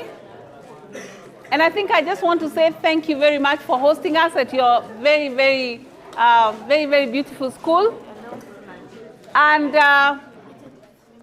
we will be leaving behind a few other gifts with the head teacher, with the principal. What we have given you is just to start you off. I'm sure that will last you about 5 months or so. And I want to, or 6 months. And I want to say thank you very much for being very patient since morning. I also want to say thank you on behalf of Myles of Great Hopes. Thank you on behalf of Rift Valley National Polytechnic. And thank you on behalf of all the organizations that are represented here. And to the students from the UON, when you go back, I want to say that we are very happy that you joined us in this course. Thank you for showing up. To the students and trainers from Rift Valley National Polytechnic, sisi tuko nyumbani. We are grateful to have found our new neighbors. And we will come back again, okay? We will come back again. And I'm sure we are going to do great things together. So at this point, I just want to ask the principal to say his closing remarks and maybe vote of thanks, because he is the host and he welcomed us very warmly. You guys have a great principal. That one. We are here today because Mr. Nderito came to Rift Valley National Polytechnic and we started a conversation. And I told him, I think we are going to visit you just to see the children. And so today was just coming to see you and to say hello to you and share a few things with you. And finally, to just share a meal with you as a sign of the commitment that we have as an institution and as individuals towards this institution. So I want to welcome you, Mr. Nderito, for a vote of thanks. But we are very grateful for hosting us, and thank you very much for being with us throughout the whole day. And Pascal, you came all the way to Nairobi to a little-known school in Joro, Kerma, when you hardly knew who we are or even what we are about. Ladies and gentlemen, this gentleman here, he did not take a lot of convincing for him to understand what we are about, what Kerma is about, but he bought the story. So before Mr. Nderito says something, Pascal, please, we are very grateful for showing up. I know it is not easy for a celebrity like you to just leave your big things. Na unakuja kufanya our small things. So we are really very grateful. So vote of thanks and then Head teacher, Mr. Principal. Thank you. Hi guys. Hi. Hi. What did we promise each other? The next time we're seeing each other, you're telling me you've done something with your life. Amen? Yes. Promise me that. Say promise. He who much is given, much is expected. So please pass this along. If you have friends out there, share with your knowledge what you've learned today. We can take this to the Take care, guys. So we just give them one and when you want to do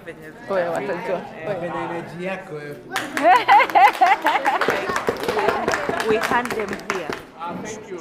I'm told she's one of the most needy students in the school.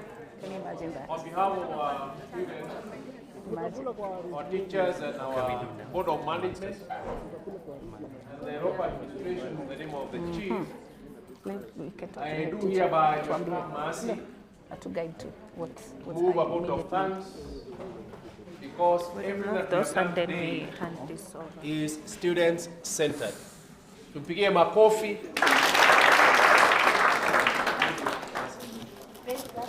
Ulikuwa wapi? Ukitafuta watu wa mkono. You're supposed to show up for me, man. On behalf of Kerma Senior School, I wish to extend our heartfelt gratitude to our distinguished guests for taking their time to visit us today. Your presence here has encouraged us, inspired us, and reminded us that you are not alone in our journey towards excellence. We deeply appreciate your willingness to listen to our needs.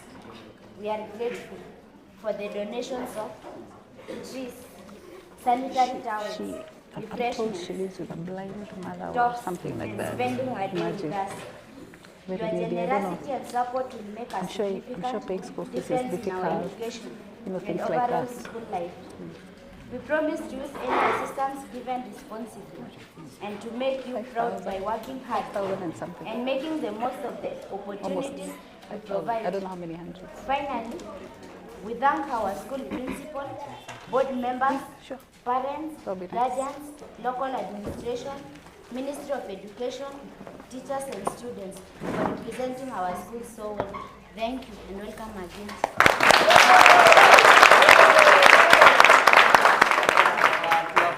Today, we are saying we have opened the gates today. Anytime you feel like getting to Kerma Senior School, you are most welcome. Thank you. As organizations, as an organization, as an individual, as a university, as a TVET, and anybody else that is interested in Kerma, our students, we have hope. We have hope. We have a tomorrow. We have a future. Say amen. Amen. And may the grace Of our Lord Jesus Christ, the love of God, and the fellowship of the Holy Spirit be with us now and forevermore. Amen. I think I'd call it a day. Amen. Thank you. Mwende salama. Asante. Masses. Yes. And we see our guests of Sinimu. Yes. Usiaje kabla hawajatoka. We have handed this Then over also to for you. the girls. Hand this over. The girls, come here. The head girl. Wapi? Ziende kwa ofisi, they can be given later. Yeah. So our girls come here.